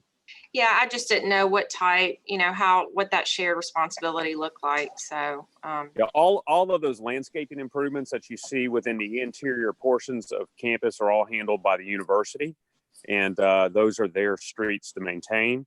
Again, there are connections around campus that we collaborate on, and then there's areas around campus that are our streets that we handle everything. But along Cumberland and the intersections along Cumberland and that project, we've collaborated with UT.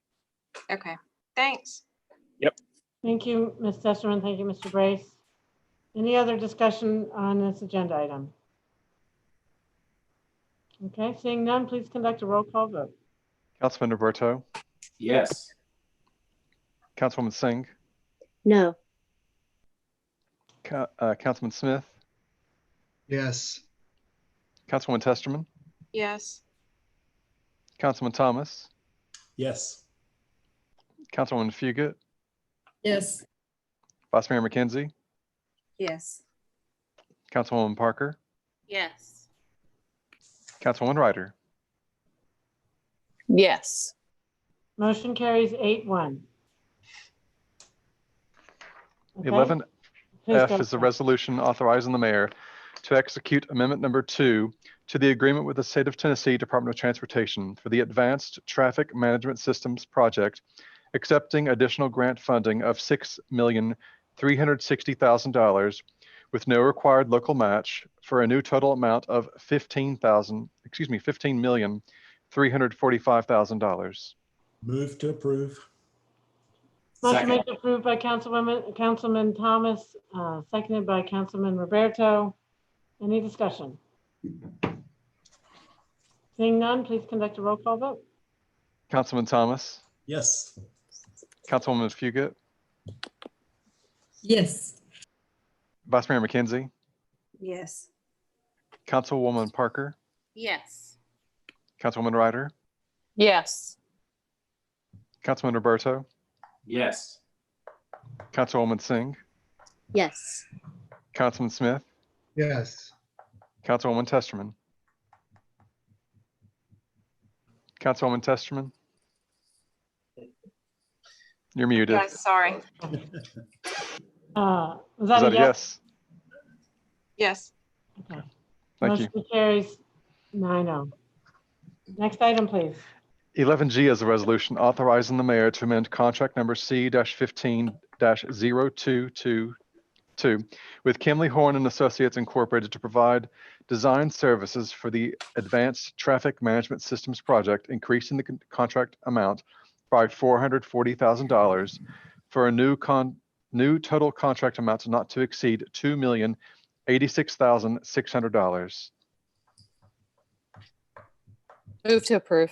Motion made by Councilwoman Ryder, seconded by Second. Councilman Smith.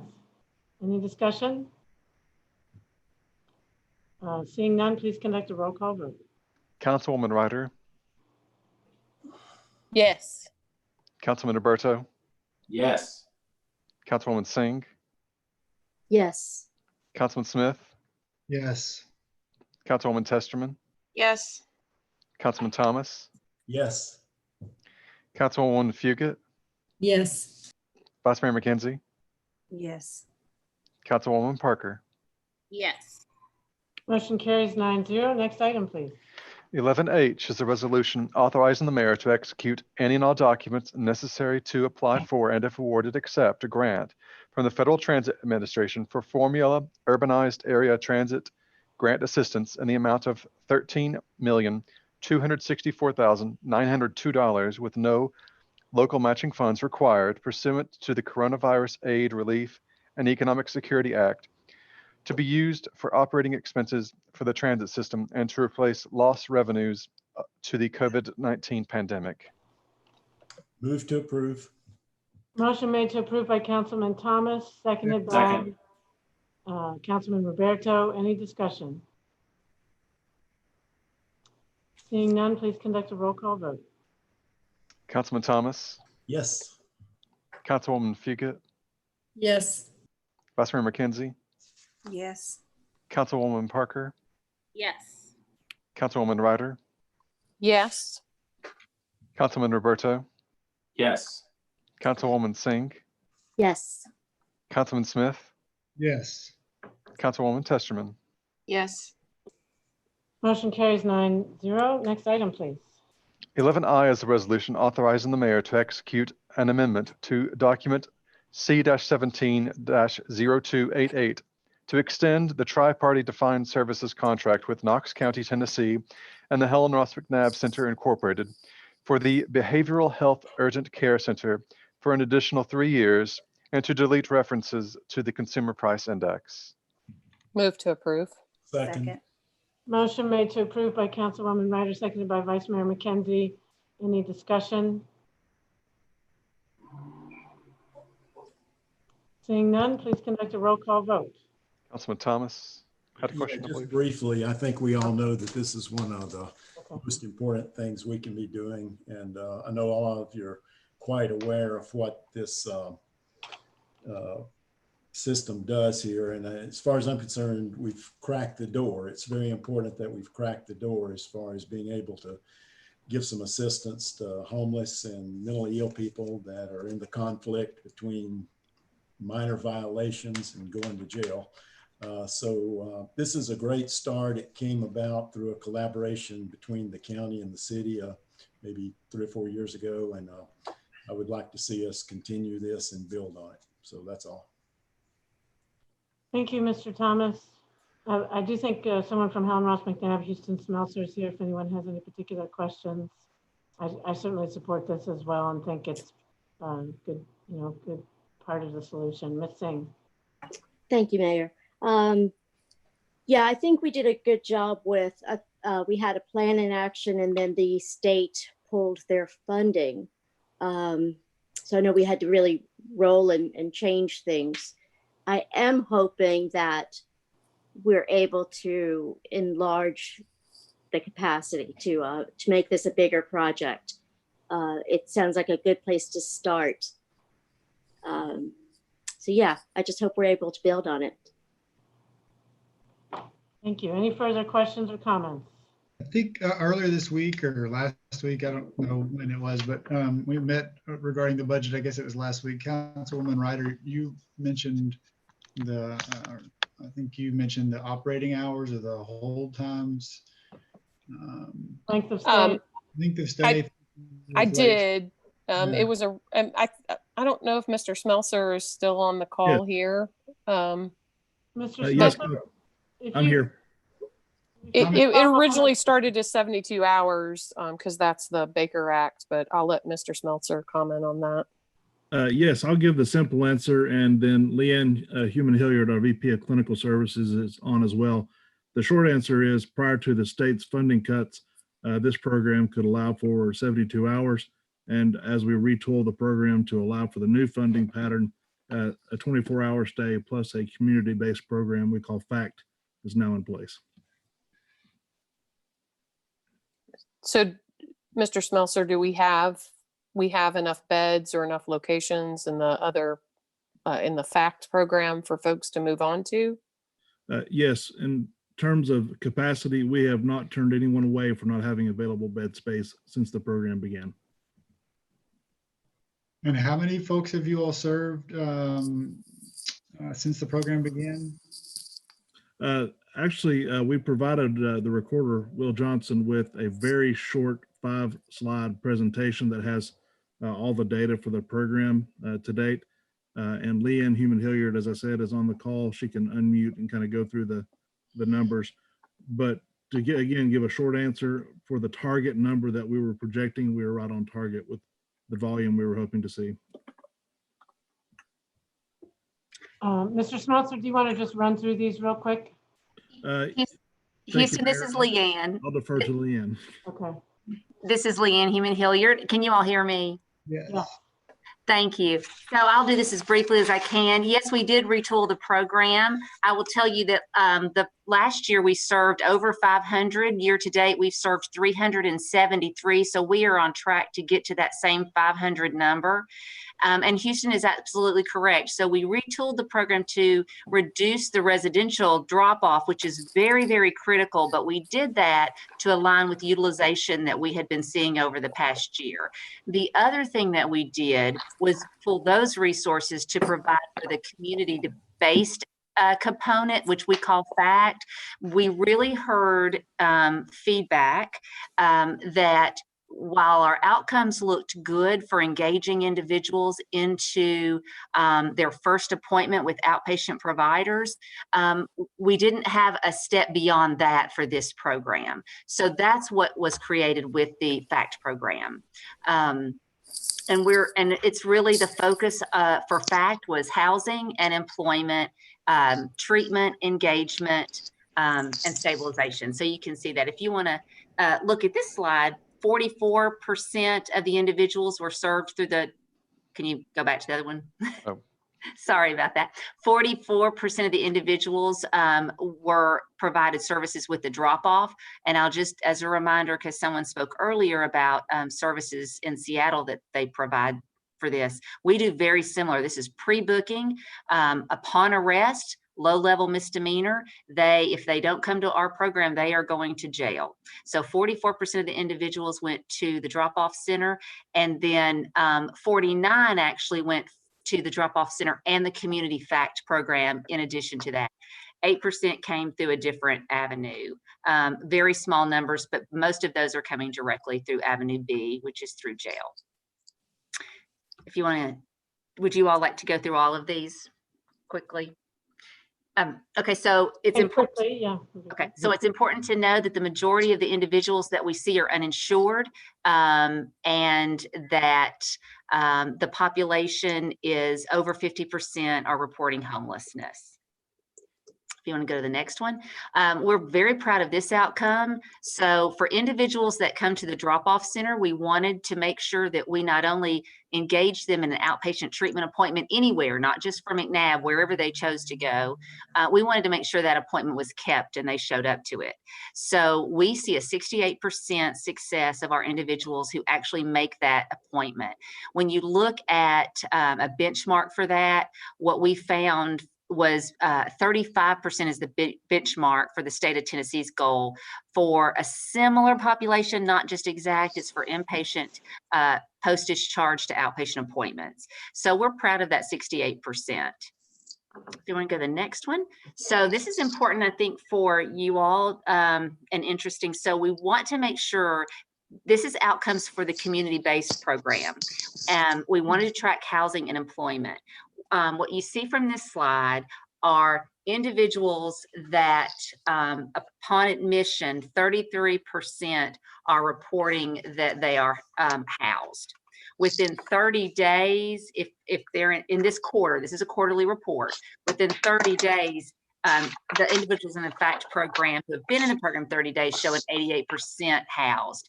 If they are in the program for up to 90 days, they're 100% housed. So what it looks, when I look at that graph, what it tells me is that the staff are very focused on housing within the first 30 days for individuals in the FACT program. Employment looks very similar. These are for individuals who are in need of employment to establish an income. At admission, we have 19%. 30 days, very similar to our housing, we see an 82% of employment. It doesn't include individuals who receive disability benefits, of course, that we remove them from that measurement. And the final report is what we look from data through Knox County. We get arrest data, and we want to see if 6 months post admission to the program, did the individual return to jail? And we are looking at a 48% success rate of individuals with no additional jail stays 6 months post admission. The benchmark for that, the closest thing that we could find, because this is this program is very innovative. So there's the closest benchmark we could find to that was where 68% of incarcerated individuals with substance use disorders return to jail upon release. So this is our third quarter report. We'll have one at the end of the year, but every quarter looks very similar. We don't have a lot of swings in the reporting that we get quarter to quarter.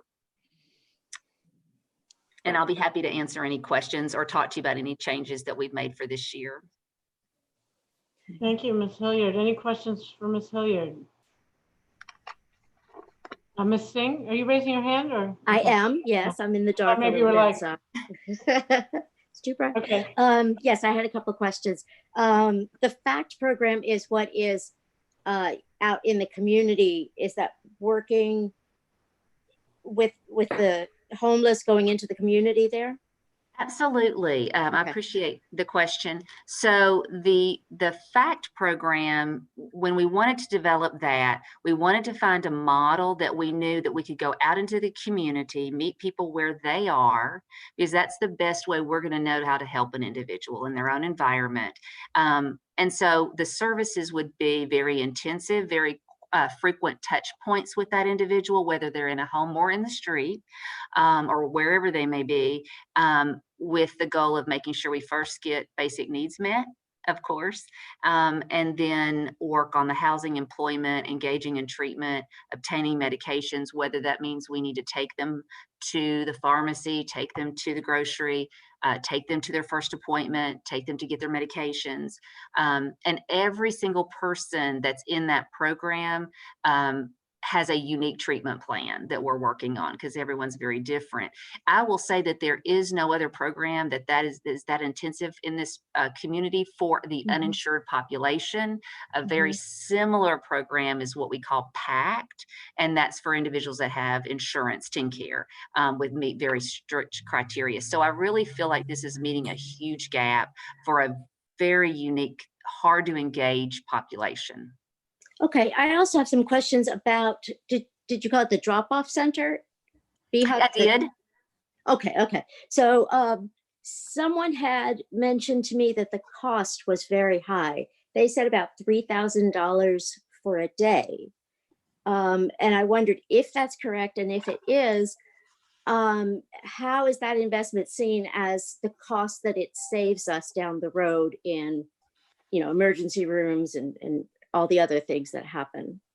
Sure, that's a great question. And our CFO is on the line too if we need to pull him in, but I hope I can answer this question that way. I don't have $3,000 a day, so I don't know how that information's getting reported. When we look at our data, we are seeing a cost, I'm trying to pull it up right now, about $32 to $33 a day. So when you look at what we're funding is a firehouse model for law enforcement to drop off 24/7.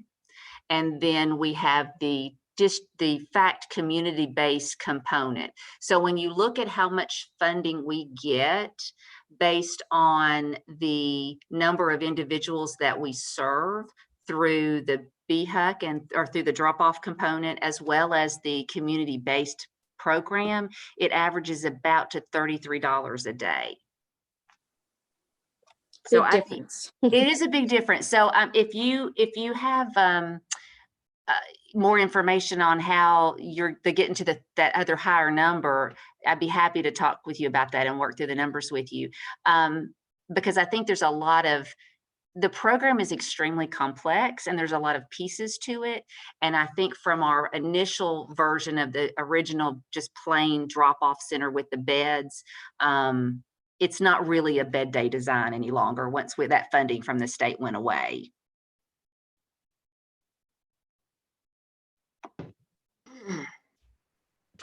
Any further questions? Mayor, I just want to commend this program and thank you for that presentation. This is definitely what we need and what we need more of to help people.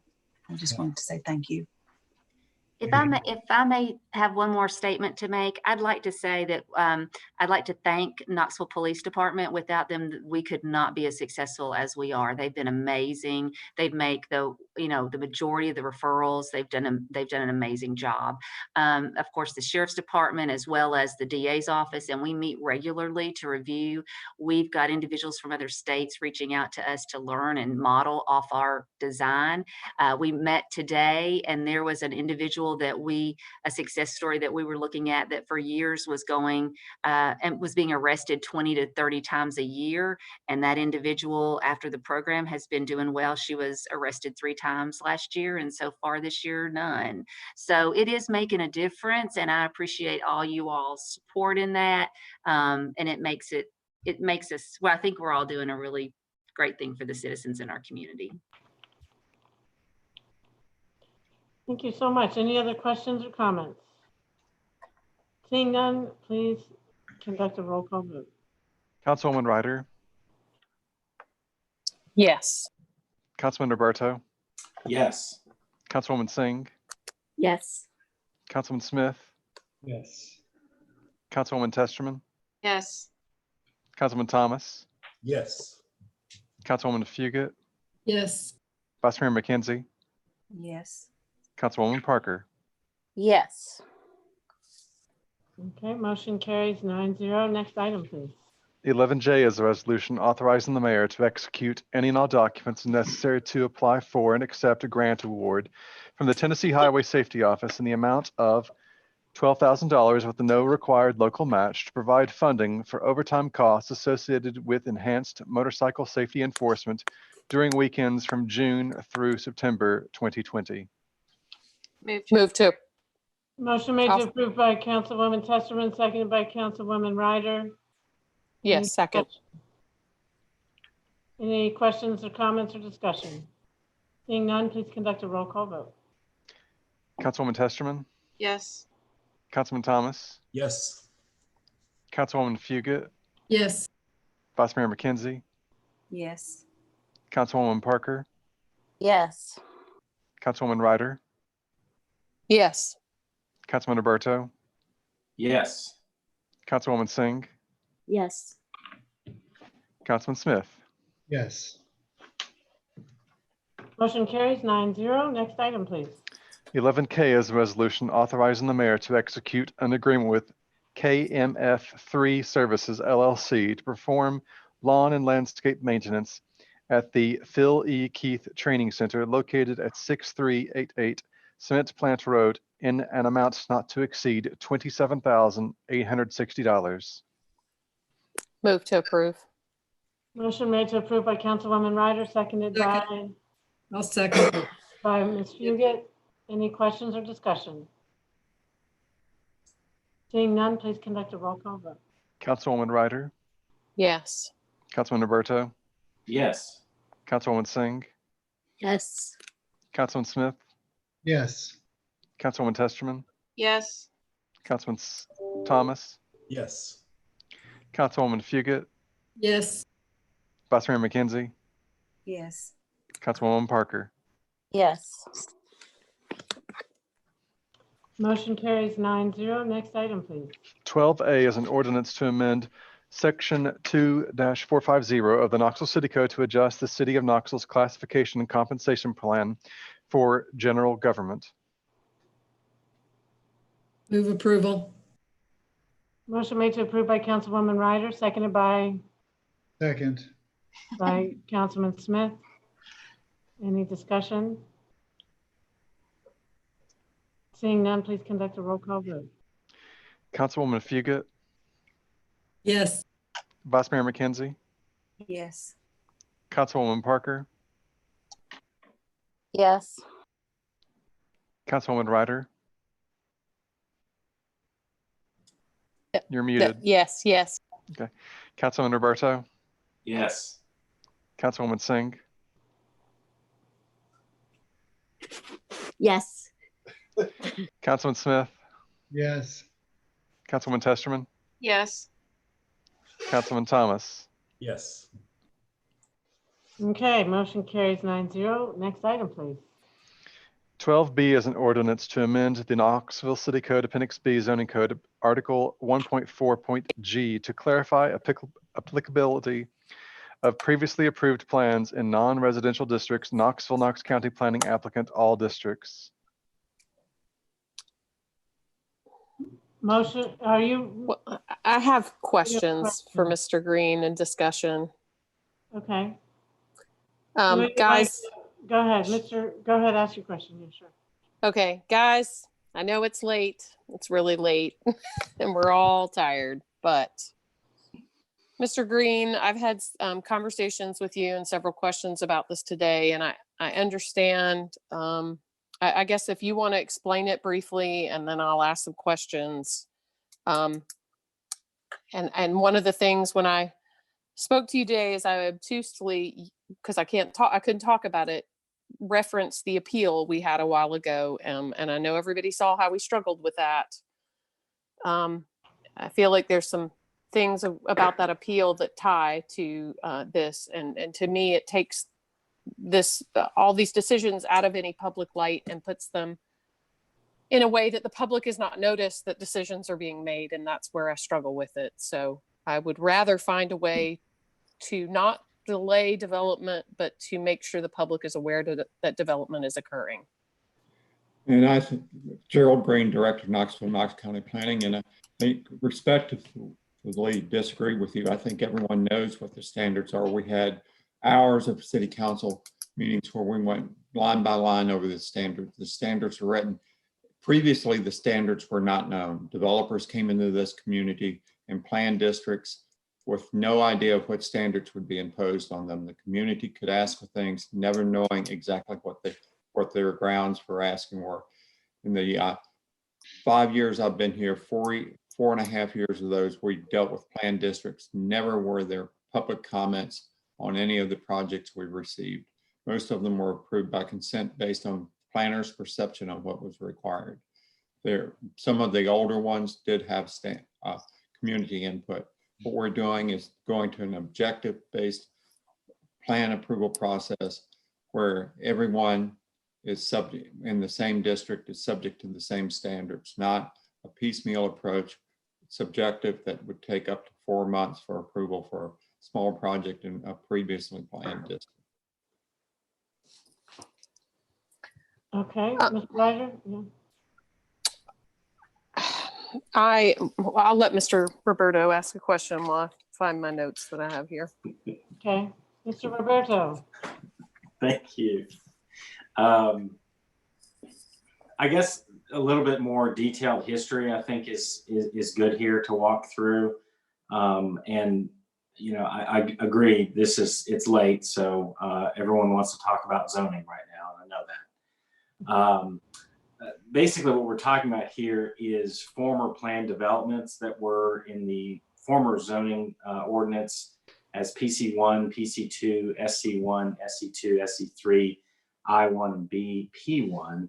And those are being brought into the current zoning ordinance via the transition rules, which this amends in section 1.4. These previous planned zone districts went through a rezoning to the planned district, and then they also went through a use on review development plan. And that plan would have a lot of detail in it. Uses, what you could do with temporary outdoor displays, where your garbage is going to be, where your loading dock's going to be, and it would assure that the plan was something that would be aesthetically, acceptable for that specific area. This amendment releases these developments from that pre-existing development plan, as well as from the public process that was going on to review it for past, like we talked about, or future development plans. The CG2, CR2, and CG3 all have permitted uses, and I've had a lot of discussions with Director Green about this as well. And those do contain design standards, and he'll probably talk to you about that here in a minute. But what they lack is a public process that used to be that used to exist. That process does not need to be overly burdensome, and I would recommend it not be overly burdensome at all. But I think leaving an opportunity for the public to participate is a good idea. This debate that we're going to have is really not about preserving a plan that is outdated, because some of these plans could be 15, 20 years old. And I think it would be easy to say that, some of those probably need some updates. But it is about protecting a public process. And the public process was set up there because the thought was that these types of development would be sensitive to surrounding areas around them. I like the goal of what is trying to be done here, which is about providing flexibility. It's not, again, it's not about trying to lock people into plans that are 20 years old. But I'd like to, and I've talked to Director Green about this too, I'd like to try to preserve some way of a public process in this. And unfortunately, that's not here. And that's really what was done in the previous, zoning ordinance.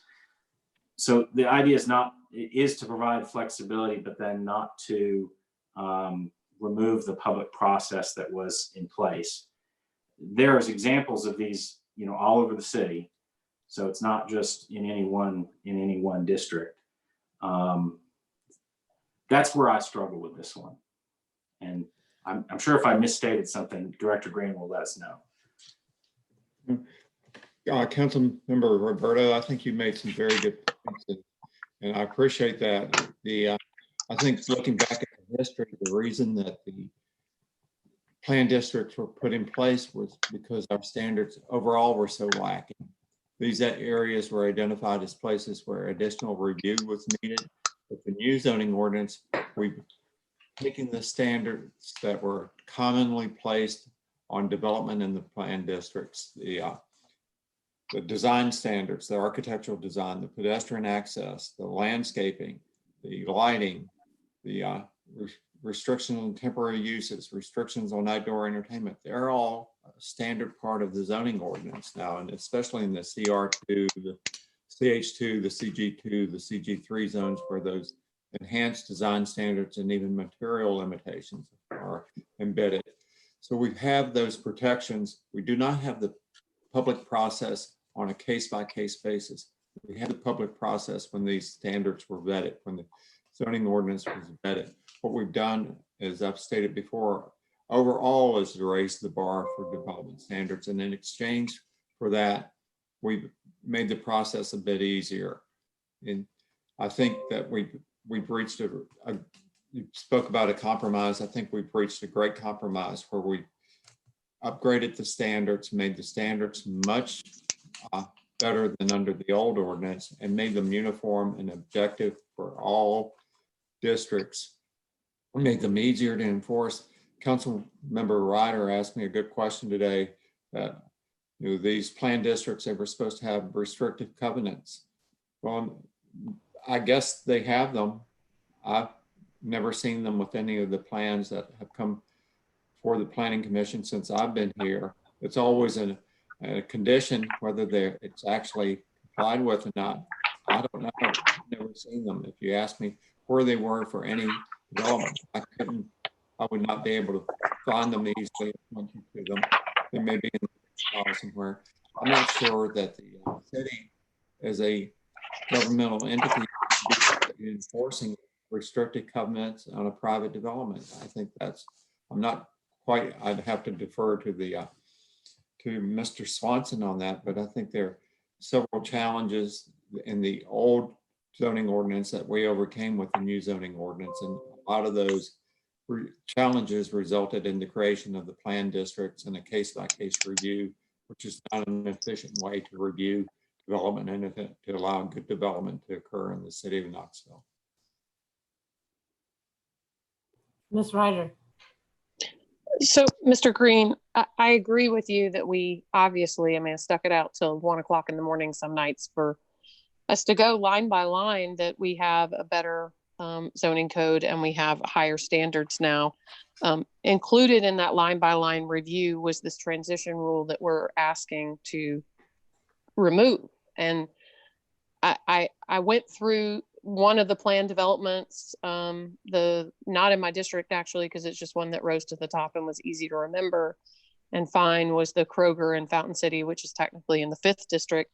And you and I went through it, talked about it, and the new code might actually end up with more landscaping and more walkability and better pedestrian access. And one of the things that came from Fountain City Connections being involved in those negotiations was a CAT bus stop that Kroger paid for as part of that development. The public was involved in the process. And one of the things that I presented to you, and I talked to developers about this today, is, there are a lot of people in the community that have had a lot of vested interest in the shopping centers that need to be developed along Broadway there. And if all of a sudden those were, just like with what's going on with Estes, if it's already planned, the development is approved, and you find out because the tractors are there. That's the issue. The public doesn't even know. I addressed that. And your argument was that development is easier and making development harder is not going to make it happen versus not happen. I agree with you on that. But, you know, I asked Mr. Ahrens, and if folks remember, I asked in the budget hearing last week about in Nashville, you know, when development's happening, it's available online the minute the process starts, so the public will know that something's going on, that a development's going on. Mr. Ahrens, I asked him about that again today, and he says his hope is that software and that will happen in about 12 months, if all goes well. I just think the public needs to know, you know, the changes that are coming, especially when sometimes they've put hours and hours of time into things, and it might result in something like, you know, an amenity like a bus stop that might not rise out of the conversation and is not going to rise out of the design guidelines per se that are in the zoning. And that's all if you know, the public's seat at the table or even be aware. And one of the developers pointed out to me, and then I'll be quiet and let somebody else speak, is, you know, downtown is already built and established, but there's a downtown design review board. Cumberland has a review process. There's public notice process, and that's all I'm asking. And when you discuss this at the, I'm not trying to disagree about the better standards that we came up with. It's just the public notice component is giving me a lot of heartache. And sorry, I lost my track. Yeah. Anyway, I'll leave it at that before I start rambling. Ms. Testerman? Okay, and I can understand your concern about public involvement, that we need that. And we have planning has a great webmaster and a website. We can work with Mr. Ahrens and see if we can make that process for public notice. I know we have our development activity report and other things that we may be able to enhance. And with regard to the bus stops, there is a provision in the parking ordinance that allows developers to take a reduction in their parking if they're within a quarter mile of a transit route. And there could be a requirement that the staff could require a transit stop be part of the development if they're within a quarter mile of a transit route, and take that parking reduction. So we are trying to address all those concerns that were identified in the old plan districts. And again, I'll talk to our webmaster tomorrow and work with Mr. Ahrens and see if there is a way we can speed up the process of providing notification pending development. Okay, so real quick, my last thought, I'm sorry, Ms. Testerman, is that you had said in the agenda review meeting that there's something about a second amendment, that you had discussed the possibility of a special use review or plan development in lieu of, and then those thoughts didn't move forward past your discussion at the agenda review. So, and the point of that public notice. So. And the first draft that we had before this amendment before the Planning Commission was had it as a special use, but we realized special use review, but we realized that would not provide the flexibility that would be needed, particularly with residential development. So it was amended back. It went from plan development in the adopted ordinance to special use in the first draft before the Planning Commission, and revised draft put it back to plan development, wording plan development.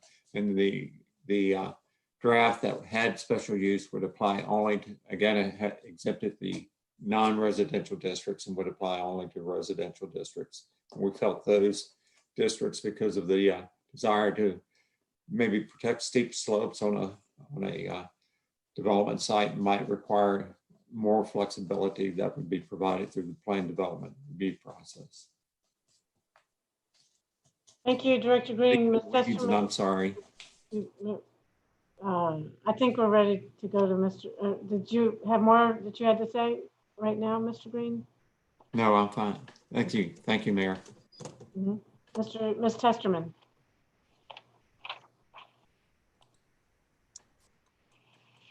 Sorry. So if I could go to the conversation, Mr. Green, that we had, and sounds like a little bit similar to Councilwoman Ryder's conversation, except we discussed the Kroger at Cedar Bluff and Kingston Pike, that development. But as I understand it, we have, raised the bar and the standards, traffic flow, landscape, pedestrian access, et cetera. But in a development like that, there is a master plan. And as we talked about, you may have these out parcels that on the master plan are represented, say, as a fast food restaurant. Well, that fast food restaurant, instead of fast food, it becomes a Verizon store or something. But as long as it stays within the footprint of that master plan, then it still maintains the standards that were established at the forefront. Are you following me? Yes, ma'am. Correct. So I guess my point, but let's say that out parcel then kind of changes the integrity, or it increases square footage, or then it goes back to through a review process. Is that correct? That's correct. And under the current ordinance, that review process would take about 4 months. It would involve 2 hearings before the Planning Commission and 1 approval and hearing before the City Council.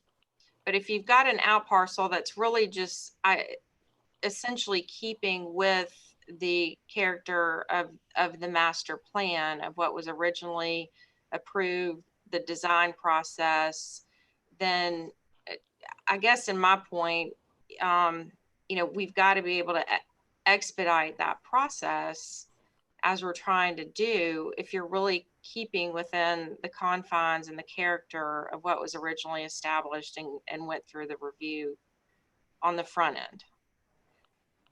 I think so I'm trying to identify that, and then what occurrences within that scope would have to change in order for it then to go back through the public process. If it increased in square footage, if it went from a drive-through with drive-through lanes to a basic retail operation, if the even if the location, the exact location of the building changed, that would change in parking, traffic flow, et cetera, would require it to go through the review process.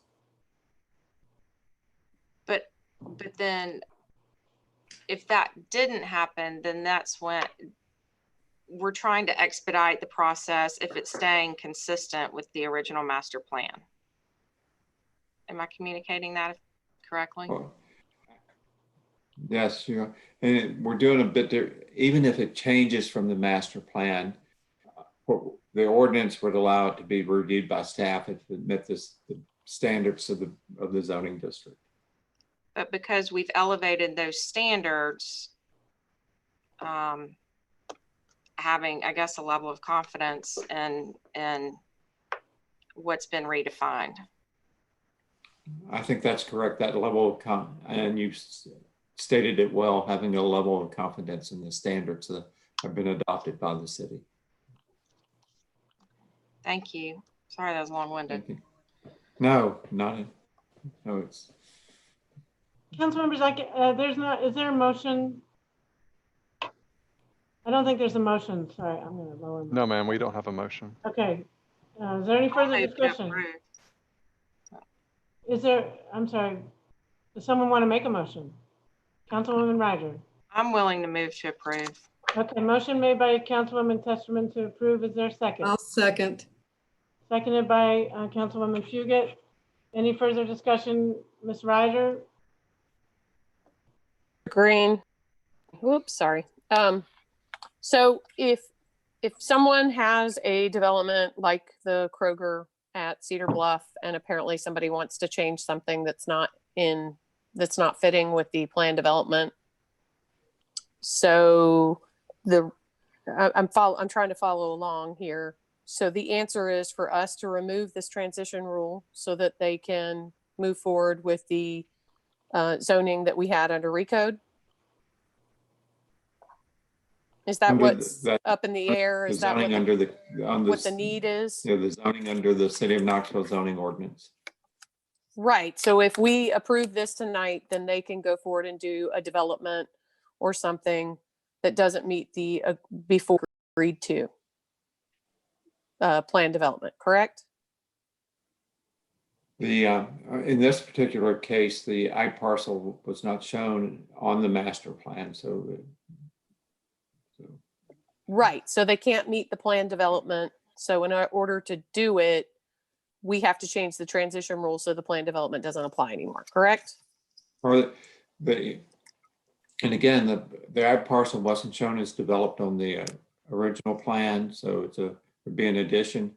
And by changing the transition rules, we would enable them to have staff review for compliance with the zoning standards as they exist currently. If we do not change the transition rules, they go through the plan development review process, which is lengthy. Then city council, and then back to planning commission. So and then we likely would end up with the same project. It's just the route they take. Right. It's just following the laws. So could they ask for a rezoning? I mean, because in essence, what we're doing is giving them a rezoning. No, we're changing the review process. They could ask for a rezoning to have the plan development overlay removed. That would decrease their review period. Well, they'd ask for the rezoning. That's 3 months to get the rezoning, and then they'd have to submit their plans following the rezoning. So again, it's about a 4-month process, whether it's rezoning or the plan development. I guess my hang up is I think there was a reason that we kept this in the line by line. So I can't support it with without any amendment for some kind of public notice. That's how I feel about this. And I'll take the blame for it being in the original draft. We heard comments at our public meetings in the community with regard to planned residential districts and the developments in those planned residential districts, concerns about the original plan approval. And we came up with a way to address that, and we extended it to all planned districts and not thinking of the consequences on commercial development. And during the public meetings that I can recall, there were never any concerns expressed about planned commercial districts and carrying those forward. I think every public meeting I've ever been to, the public has wanted to, be aware of major developments going around. I mean, anyway, I can't it as it stands. Ms. Fugit. Oh, sorry, Ms. Ryder. I didn't mean to interrupt. You're done. Ms. Thank Fugit? you. I'm just trying to understand what's going on here, because if this only applies to commercial, correct? The proposed amendment would only remove commercial zones from the planned development overlay. That's correct. And is this for anything new commercial or just a change from existing commercial, higher standard? It would apply to, I'll use an example of the Westtown Mall, and they've gone through quite a bit of change recently. If they wanted to Yeah, I understand if you're making a change to an existing development. I think that's what I understand. If a brand new development wants to take place on undeveloped property, doesn't that go through planning anyway and get all the approval? No, it goes through plans review. If it's a base district, no variances are required. It would be reviewed by plans review and just staff level administrative review for compliance with the standards in the zoning ordinance. Just like always. Yes, ma'am.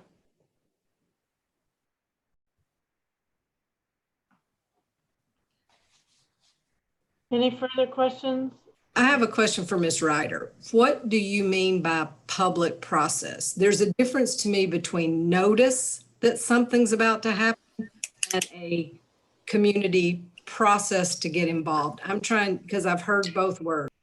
So if I owned, okay, I don't know that there's an approved plan on file for the Kroger down here at Woodland and Broadway, but let's pretend that there is. By removing this transition rule, we're null and voiding that. It doesn't exist anymore. Let's the Kroger at Cedar Bluff, the whatever, and the change that's being asked for may be minor, but the point is Fountain City Connections and other folks put lots of time into negotiating with the developers to get things, because we didn't used to have standards. We didn't used to require sidewalks. We didn't used to require landscaping. And to Gerald's point, we do that now. We went through line by line and did that, but we also line by line protected those old agreements. So if you're going to remove and throw away those old agreements, I feel the way to do it is to make an amendment to this motion in some way. And I don't want to tell Mr. Green or Mr. Aarons what that amendment needs to be because it's not my process. I'm just saying the community spent lots of time negotiating for things as part of development. Now that agreement and that process for them being publicly noticed when a change is going to happen, maybe they're cool with the ag parcel out in front at Cedar Bluff becoming something different. Maybe nobody cares, but they'll never know because you own it. We pass this tonight. They'll never know. It'll go down to Peter's guys at building. They'll get their plans approved just like the Estes folks did, totally legal. And you'll find out after when the tractors are there and you'll go, wait a minute, we had a plan in place for there never to be something with the driveway or for there to be a that there. And so it's just taking the public notice part away. Right. And that's what I'm saying. Notice to me is different than a big, long process. And I absolutely agree with you and feel you because it happened on my street that something got rezoned and nobody in the neighborhood, nobody on the street knew it was going to happen. It just happened. So I understand what it's like not to know something's going to happen, and it does. And once the developers start spending their money, but my question, it's hard to tell them to stop. I know, but I also understand we hear a whole lot about how hard it is to do business in the city. So how do we fix this?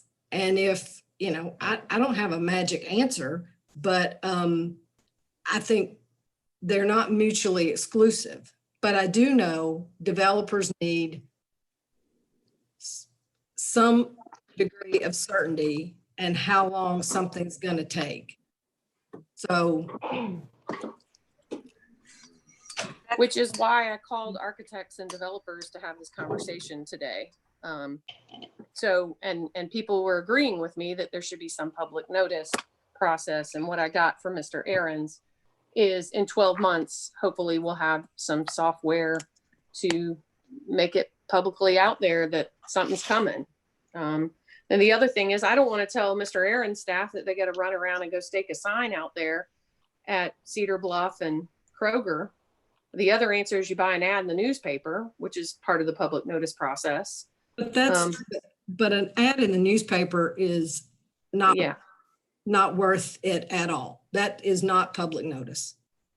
So it's not my lack of confidence in the standards. It's that people know after the tractors show up and the work is being done, and maybe everything's cool. But and Gerald's point to me earlier today was, is this worth it for the few times that it's not? So those are just my feelings. It's it's the public notice part that's giving me heartache. It's not, I don't want to delay people's projects, and I would like to find ways to fine tune the process. But here we are. Is there a compromise, either Director Aarons or Director Green, on presenting some type of public notice just without going through public hearings? I'm just trying to, because that's my point. Nobody wants to do business in the city because it's, and I know that Director Aarons has been working hard on, again, streamlining that process and making it the process much more user friendly, but we've made it very difficult. I know a lot of you are pained with me right now, but I'll just tack on. No, I mean, it's all valid. But before Mr. Green was around, so going back with Mr. Massey in Office of Neighborhoods and the previous MPC director, there was a lot of conversation about adding to the application form. And Mr. Green, I mean, it's obviously lost off my radar over time, but there was a lot of conversation with Neighborhood Advisory Council, Mr. Massey, and Mark Donaldson about checking the box with developers, like, have you contacted the surrounding properties and the surrounding community to the development you're about to do? It doesn't mean that the neighbors get to tell them what to do. It just building bridges and saying, hey, I'm here to follow the rules and I'm here to follow the codes. And just so you know, we're coming in and making things movement. And maybe they say, you know, what's really important to us, we want to make sure a bus stop goes in here. Or there's always been a conversation about the Greenway coming here. And Gerald and I talked about that, how the onus gets put on the staff and that those properties and parcels could be flagged for that. And I just don't feel that confident in making sure all the needs and wants of the community get brought up in that process.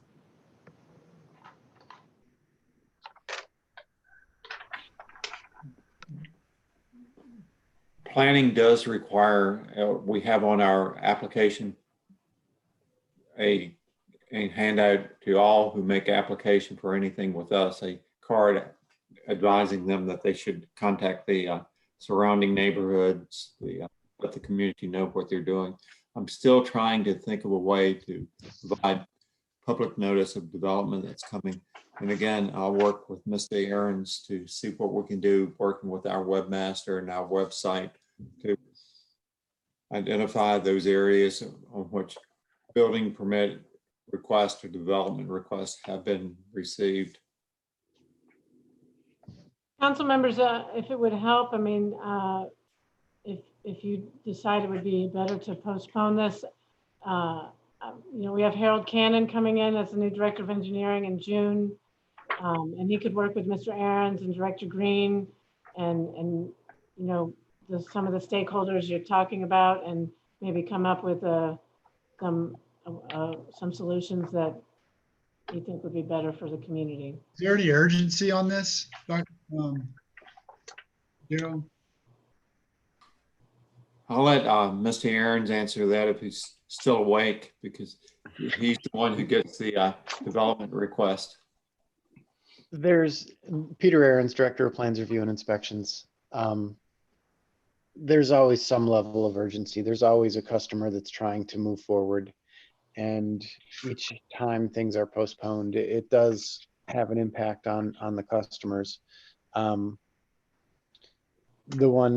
the one that I'm most aware of is the Kroger development out in Cedar Bluff, where they're looking to try and move forward, but they're not sure, they're in limbo.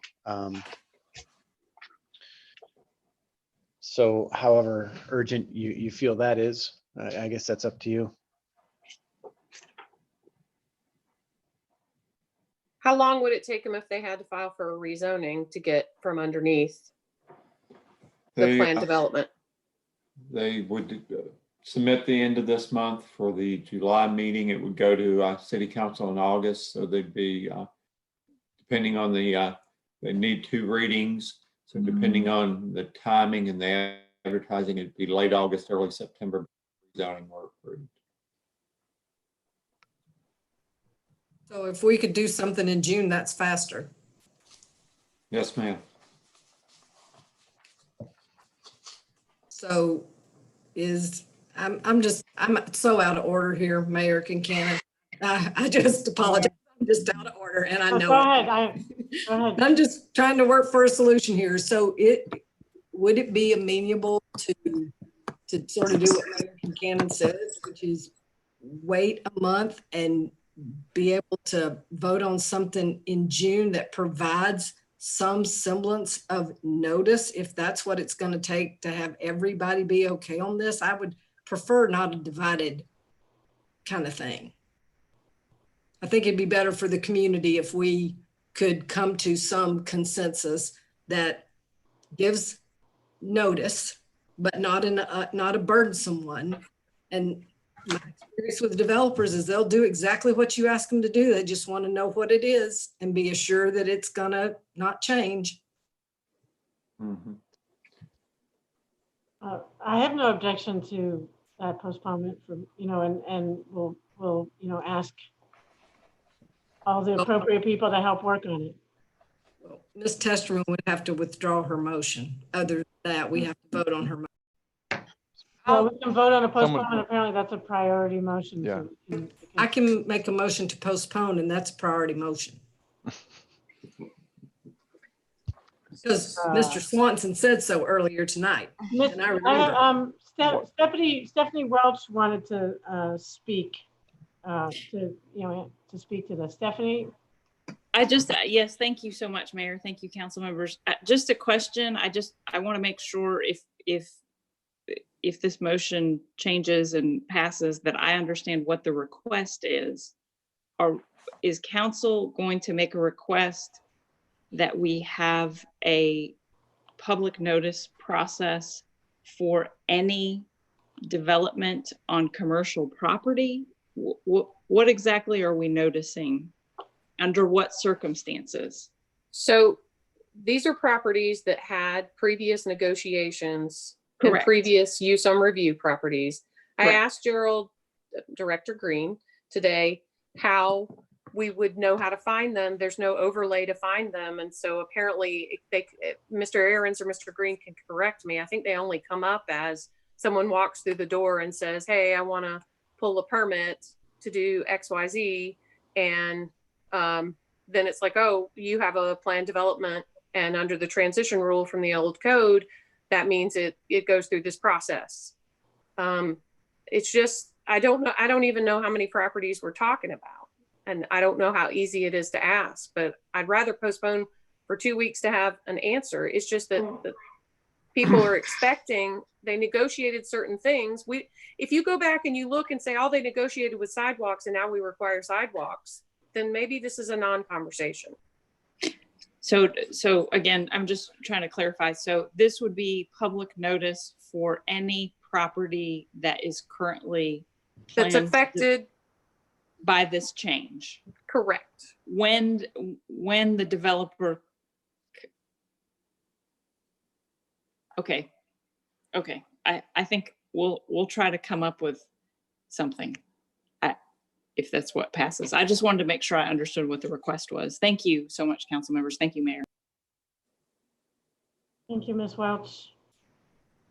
Right now, there's a motion on the floor by, did you make the motion to postpone? I'm making a motion to postpone for at least 2 weeks,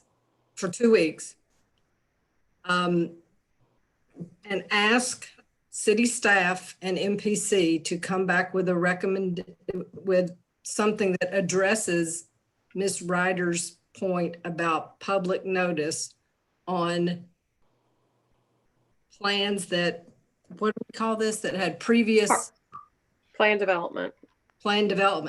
If nothing else, a list of all of them would be nice. Okay, so that the motion on the floor is to postpone for at least 2 weeks or 2 weeks, and we can, is there a second to the motion to postpone? I'll second and withdraw my original motion.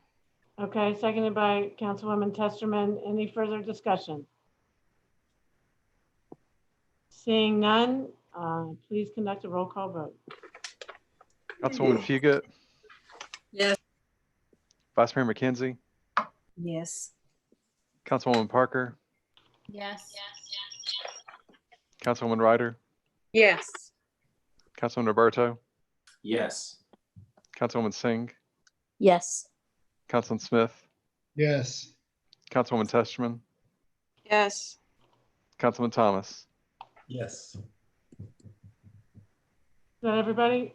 Yes, ma'am. Motion to postpone passes 9-0. Next item, please. 2 more. No public forum. 12C is an ordinance to amend several articles of the Knoxville City Code, Appendix B zoning code, to correct drafting errors and to provide for additional clarity. City of Knoxville applicant, all districts. Move to Move to approve. approve. Second. Motion made by Councilman Roberto, seconded by Councilman Thomas. Mr. Roberto. Thank you, Mayor. On this one, I do want to make a motion to amend. There was the part that was giving me some difficulty on this one was the part about the drainage easements and building decks and other things in a drainage easement. And I was concerned about potential exposure that the city might have with regard to that. I've since had a very good conversation with the law department and Director Green and Director Ahrens and Stephanie Welch. So very good meeting on all those. And I think some changed language here would be good based on those conversations. And so what I'd like to do is propose an amendment that Article 10.1E, which is titled Utility and Drainage Easements, would read as follows. Stormwater facilities, retaining walls, and fences may be installed at the property owner's risk, subject to the approval of the City Department of Engineering. And then as that's the amendment.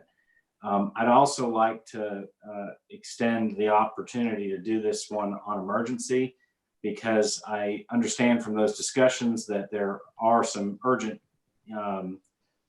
plans with regard to the lighting subsection in this that need to get dealt with. And this was a part of a package that was going through, and we slowed it down to address this one issue. So that would allow it to catch up with the other previously approved that we finished out today. Mr. Swanson. It's two separate amendments. Just take the first amendment first and then the second amendment for the emergency. It's the easiest way to do that. Okay, Mr. Roberto, can you separate the proposed amendments? If I need to restate it, I'll do the first amendment, which is the change to the language first. Does everybody understand? I had a question about the First Amendment. Okay, well, before we discuss it, is there even a second on this proposed amendment? I'll second it. Okay, motion made to amend by Councilman Roberto, seconded by Councilwoman Fugit. Ms. Parker. Just to clarify, so your amendment would remove decks as prohibited structures? It removes the decks in that language. So it would now read that stormwater facilities, retaining walls, and fences may be installed. And then it adds the language at the property owner's risk, subject to the approval of the City Department of Engineering. I may be looking at the wrong line. Is it 10.1.E? That's correct. Okay. I'm just reading that incorrectly. It seems like the way it reads, decks are prohibited, but if we take decks out, then decks are allowed. No? Mr. Ahrens, do you want to try to clarify that for us? Sure. I think what you're proposing, again, Peter Ahrens, Director of Plans Review and Inspections. I think what you're proposing is not just to remove some language from that section, but to rewrite it such that we do allow landscaping, retaining walls, fences in those utility easements under the at the risk of the property owner and subject to city engineering's approval. And I think that's consistent with what we've done in the past. It just wasn't written. So we're trying to formalize a policy and practice that's been in place for some time. So to answer Councilmember Parker's question, we're removing decks from that as an option. Correct. We will not allow decks to be installed in those utility easements. Okay, can you say the language again? stormwater facilities, retaining walls and fences may be installed at the property owner's risk, subject to the approval of the City Department of Engineering. Yeah, so the whole paragraph was changed. Thank you, sorry. No, that's okay. These things Okay. are complicated. The motion to amend has been made and seconded. Does everyone understand what the amendment, what the amendment is? Does anyone have any questions or discussion? I don't understand. Okay, then let's please vote on the amendment. Roll call vote. please. Councilman Roberto, Yes. Councilwoman Singh, Yes. Councilman Smith, Yes. Councilwoman Testerman, Yes. Councilman Thomas, Yes. Councilwoman Fugit, Yes. Vice Mayor McKenzie, Yes. Councilwoman Parker, Yes. Councilwoman Ryder. Yes.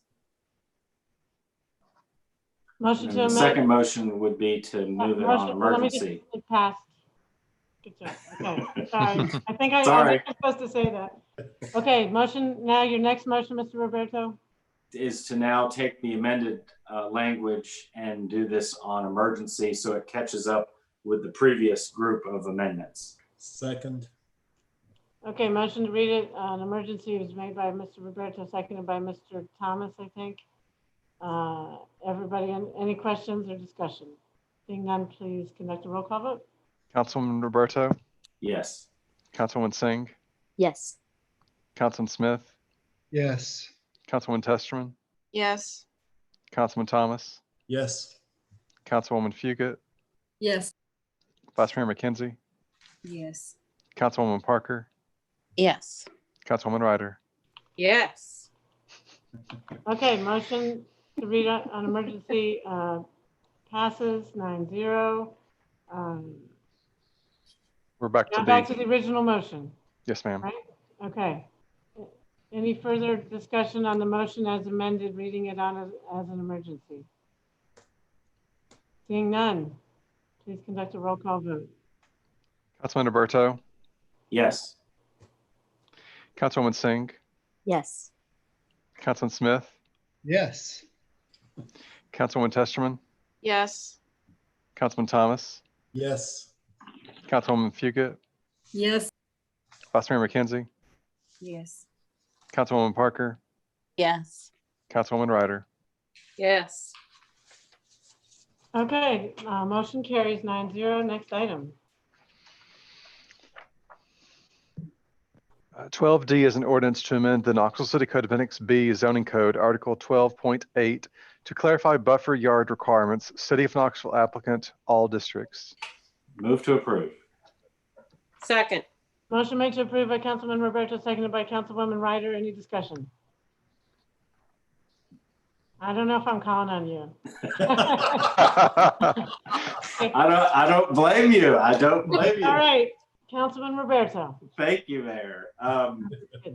This one, I'm going to propose that we do a very similar thing. In this particular instance, the townhouses were left out where it says multifamily dwelling. And in the same course of discussion with all the members that we talked about before with Director Ahrens and Director Green and Stephanie Welch, we came up with the idea of inserting townhouses in here as well. So the new language under Article 12.8F in Table 12-2 buffer yard would read parking lot of a townhouse or multi-family dwelling abutting RN3, RN2, RN1, or EN residential districts. So I'll make a motion that we change that language to add townhouse. And then I'll follow that up with doing it on emergency again so that we catch up with the previous. I'll Motion second made to your amend, motion. seconded by. I Ms. seconded Fugit. it. Does everyone understand the nature of the amendment? Does anyone have any questions or discussion? Seeing none, please conduct a roll call vote. Councilman Roberto, Yes. Councilwoman Singh, Yes. Councilman Smith, Yes. Councilwoman Testerman, Yes. Councilwoman Thomas, Yes. Councilwoman Fugit, Yes. Vice Mayor McKenzie, Yes. Councilwoman Parker, Yes. Councilwoman Ryder. Yes. Okay, motion to amend passes 9-0. And now Mr. Roberto wants a motion to read it on emergency. Is there a second to the motion to read it on emergency? Second. Seconded by Mr. Smith. Any discussion? Seeing none, please conduct a roll call vote. Councilman Roberto, Yes. Councilman Singh, Yes. Councilman Smith, Yes. Councilman Testerman, Yes. Councilman Thomas, Yes. Councilwoman Fugit, Yes. Vice Mayor McKenzie, Yes. Councilwoman Parker, Yes. Councilwoman Ryder. Yes. Motion to read it on emergency passes 9-0. Now back to the original motion. Any discussion? Seeing none, another roll call vote, please. Councilman Roberto, Yes. Councilwoman Singh, Yes. Councilman Smith, Yes. Councilwoman Testerman, Yes. Councilman Thomas, Yes. Councilwoman Fugit, Yes. Vice Mayor McKenzie, Yes. Councilwoman Parker, Yes. Councilwoman Ryder. Yes. Motion as amended on emergency passes 9-0. Next item. We are to public forum, ma'am. Okay. Three people signed up to speak at public forum. Is that right? Well, a total of 4 signed up. I believe we've lost most of them. Okay. Mr. Roach. Is Mr. Rick Roach on the line? He is, ma'am. Okay. Mr. Roach, please start by stating your name and address for the record. You have up to 5 minutes. Thank you all for hanging in there. Rick Roach, 24 Victoria Avenue, 27915. Kind of disappointed with the way this process has shaken out. I'm not even going to talk specifics of any type, other than to say, man, this process really keeps City Council from focusing on the needs of the people that really have the greatest needs. I want to be kind, but yeah, no, it's the mental, emotional aspect of everything that I've heard tonight. I'm coming away with the sadness, but I'm coming away with a what's the best way to put it? Anger. Hearing other people speak earlier about the budget process, I'm pretty much resigned to the fact that until there's a word that comes across when I've started to read about. Well, okay, let me give a little bit of background quickly. I'm Episcopalian, and Episcopalians like to throw words out there all the time. And one word that comes across a lot is the word, I believe Greek, metanoia. And from what I understand, it means a change of heart, change of mind. And I just have, you guys are going to have to come up with a change of heart, a change of mind, collectively. And well, in that vein also, council person, Testament, I made a comment to you on Facebook, and I'll apologize for the way I put it, because actually it was about your state of mind. And I want to apologize for that, for what it's worth. But back to what I've listened to and what I've seen, and I'll even go back to my experience. You guys have talked about doing right by particular communities, knowing what their needs are. And I've served on the Neighborhood Advisory Council. Lauren Ryder just spoke of a situation that I was involved in on Neighborhood Advisory Council with her, dealing with communities having the ability to know what the heck's going on in their communities and having a say about it. I've listened to other topics coming up, the whole situation with Councilperson Parker. Wow. The fact that we have to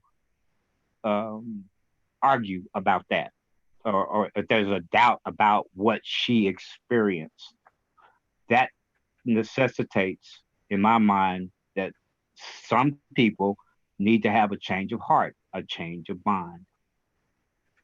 And if, take it whatever way you want. But until that happens, there won't be any meaningful change in the city of Knoxville. And in the meantime, you're going to have people who are seriously. 30 seconds left, Mr. Roach. Thank you. You're going to have people who are seriously in need, who are not going to be taken care of, and it's your responsibility to do that. And until you guys get that in your minds and get that in your hearts, nothing's going to change. Thank you. Have a good evening. Thank you. Next person on the list of public forum is Constance Every. Is Miss Every still on the line? Ma'am, she is no longer with us. The only other unidentified person in the queue, it's a number. I don't know who it is. I can ask them to identify themselves if there's someone who signed up to speak. Okay. The person with the number. Did you sign up to speak for public forum? The number is 519-587. It's probably a device number of some kind. Okay. They are not. Not responding. No, ma'am. Okay. We had also Mr. Matavo. Bryant Cole and Zimbabwe Matavo. Are either of them still No, on? ma'am. They're not here. Well, I don't blame them. It's been a long meeting, but maybe they can come speak at the next meeting. Council members, thank you for your attention on a long meeting. Public forum's concluded. Thanks to everybody for all the staff and other people who participated. Let's adjourn this meeting. You guys sleep well. Thank you. Good evening, everyone. Good night.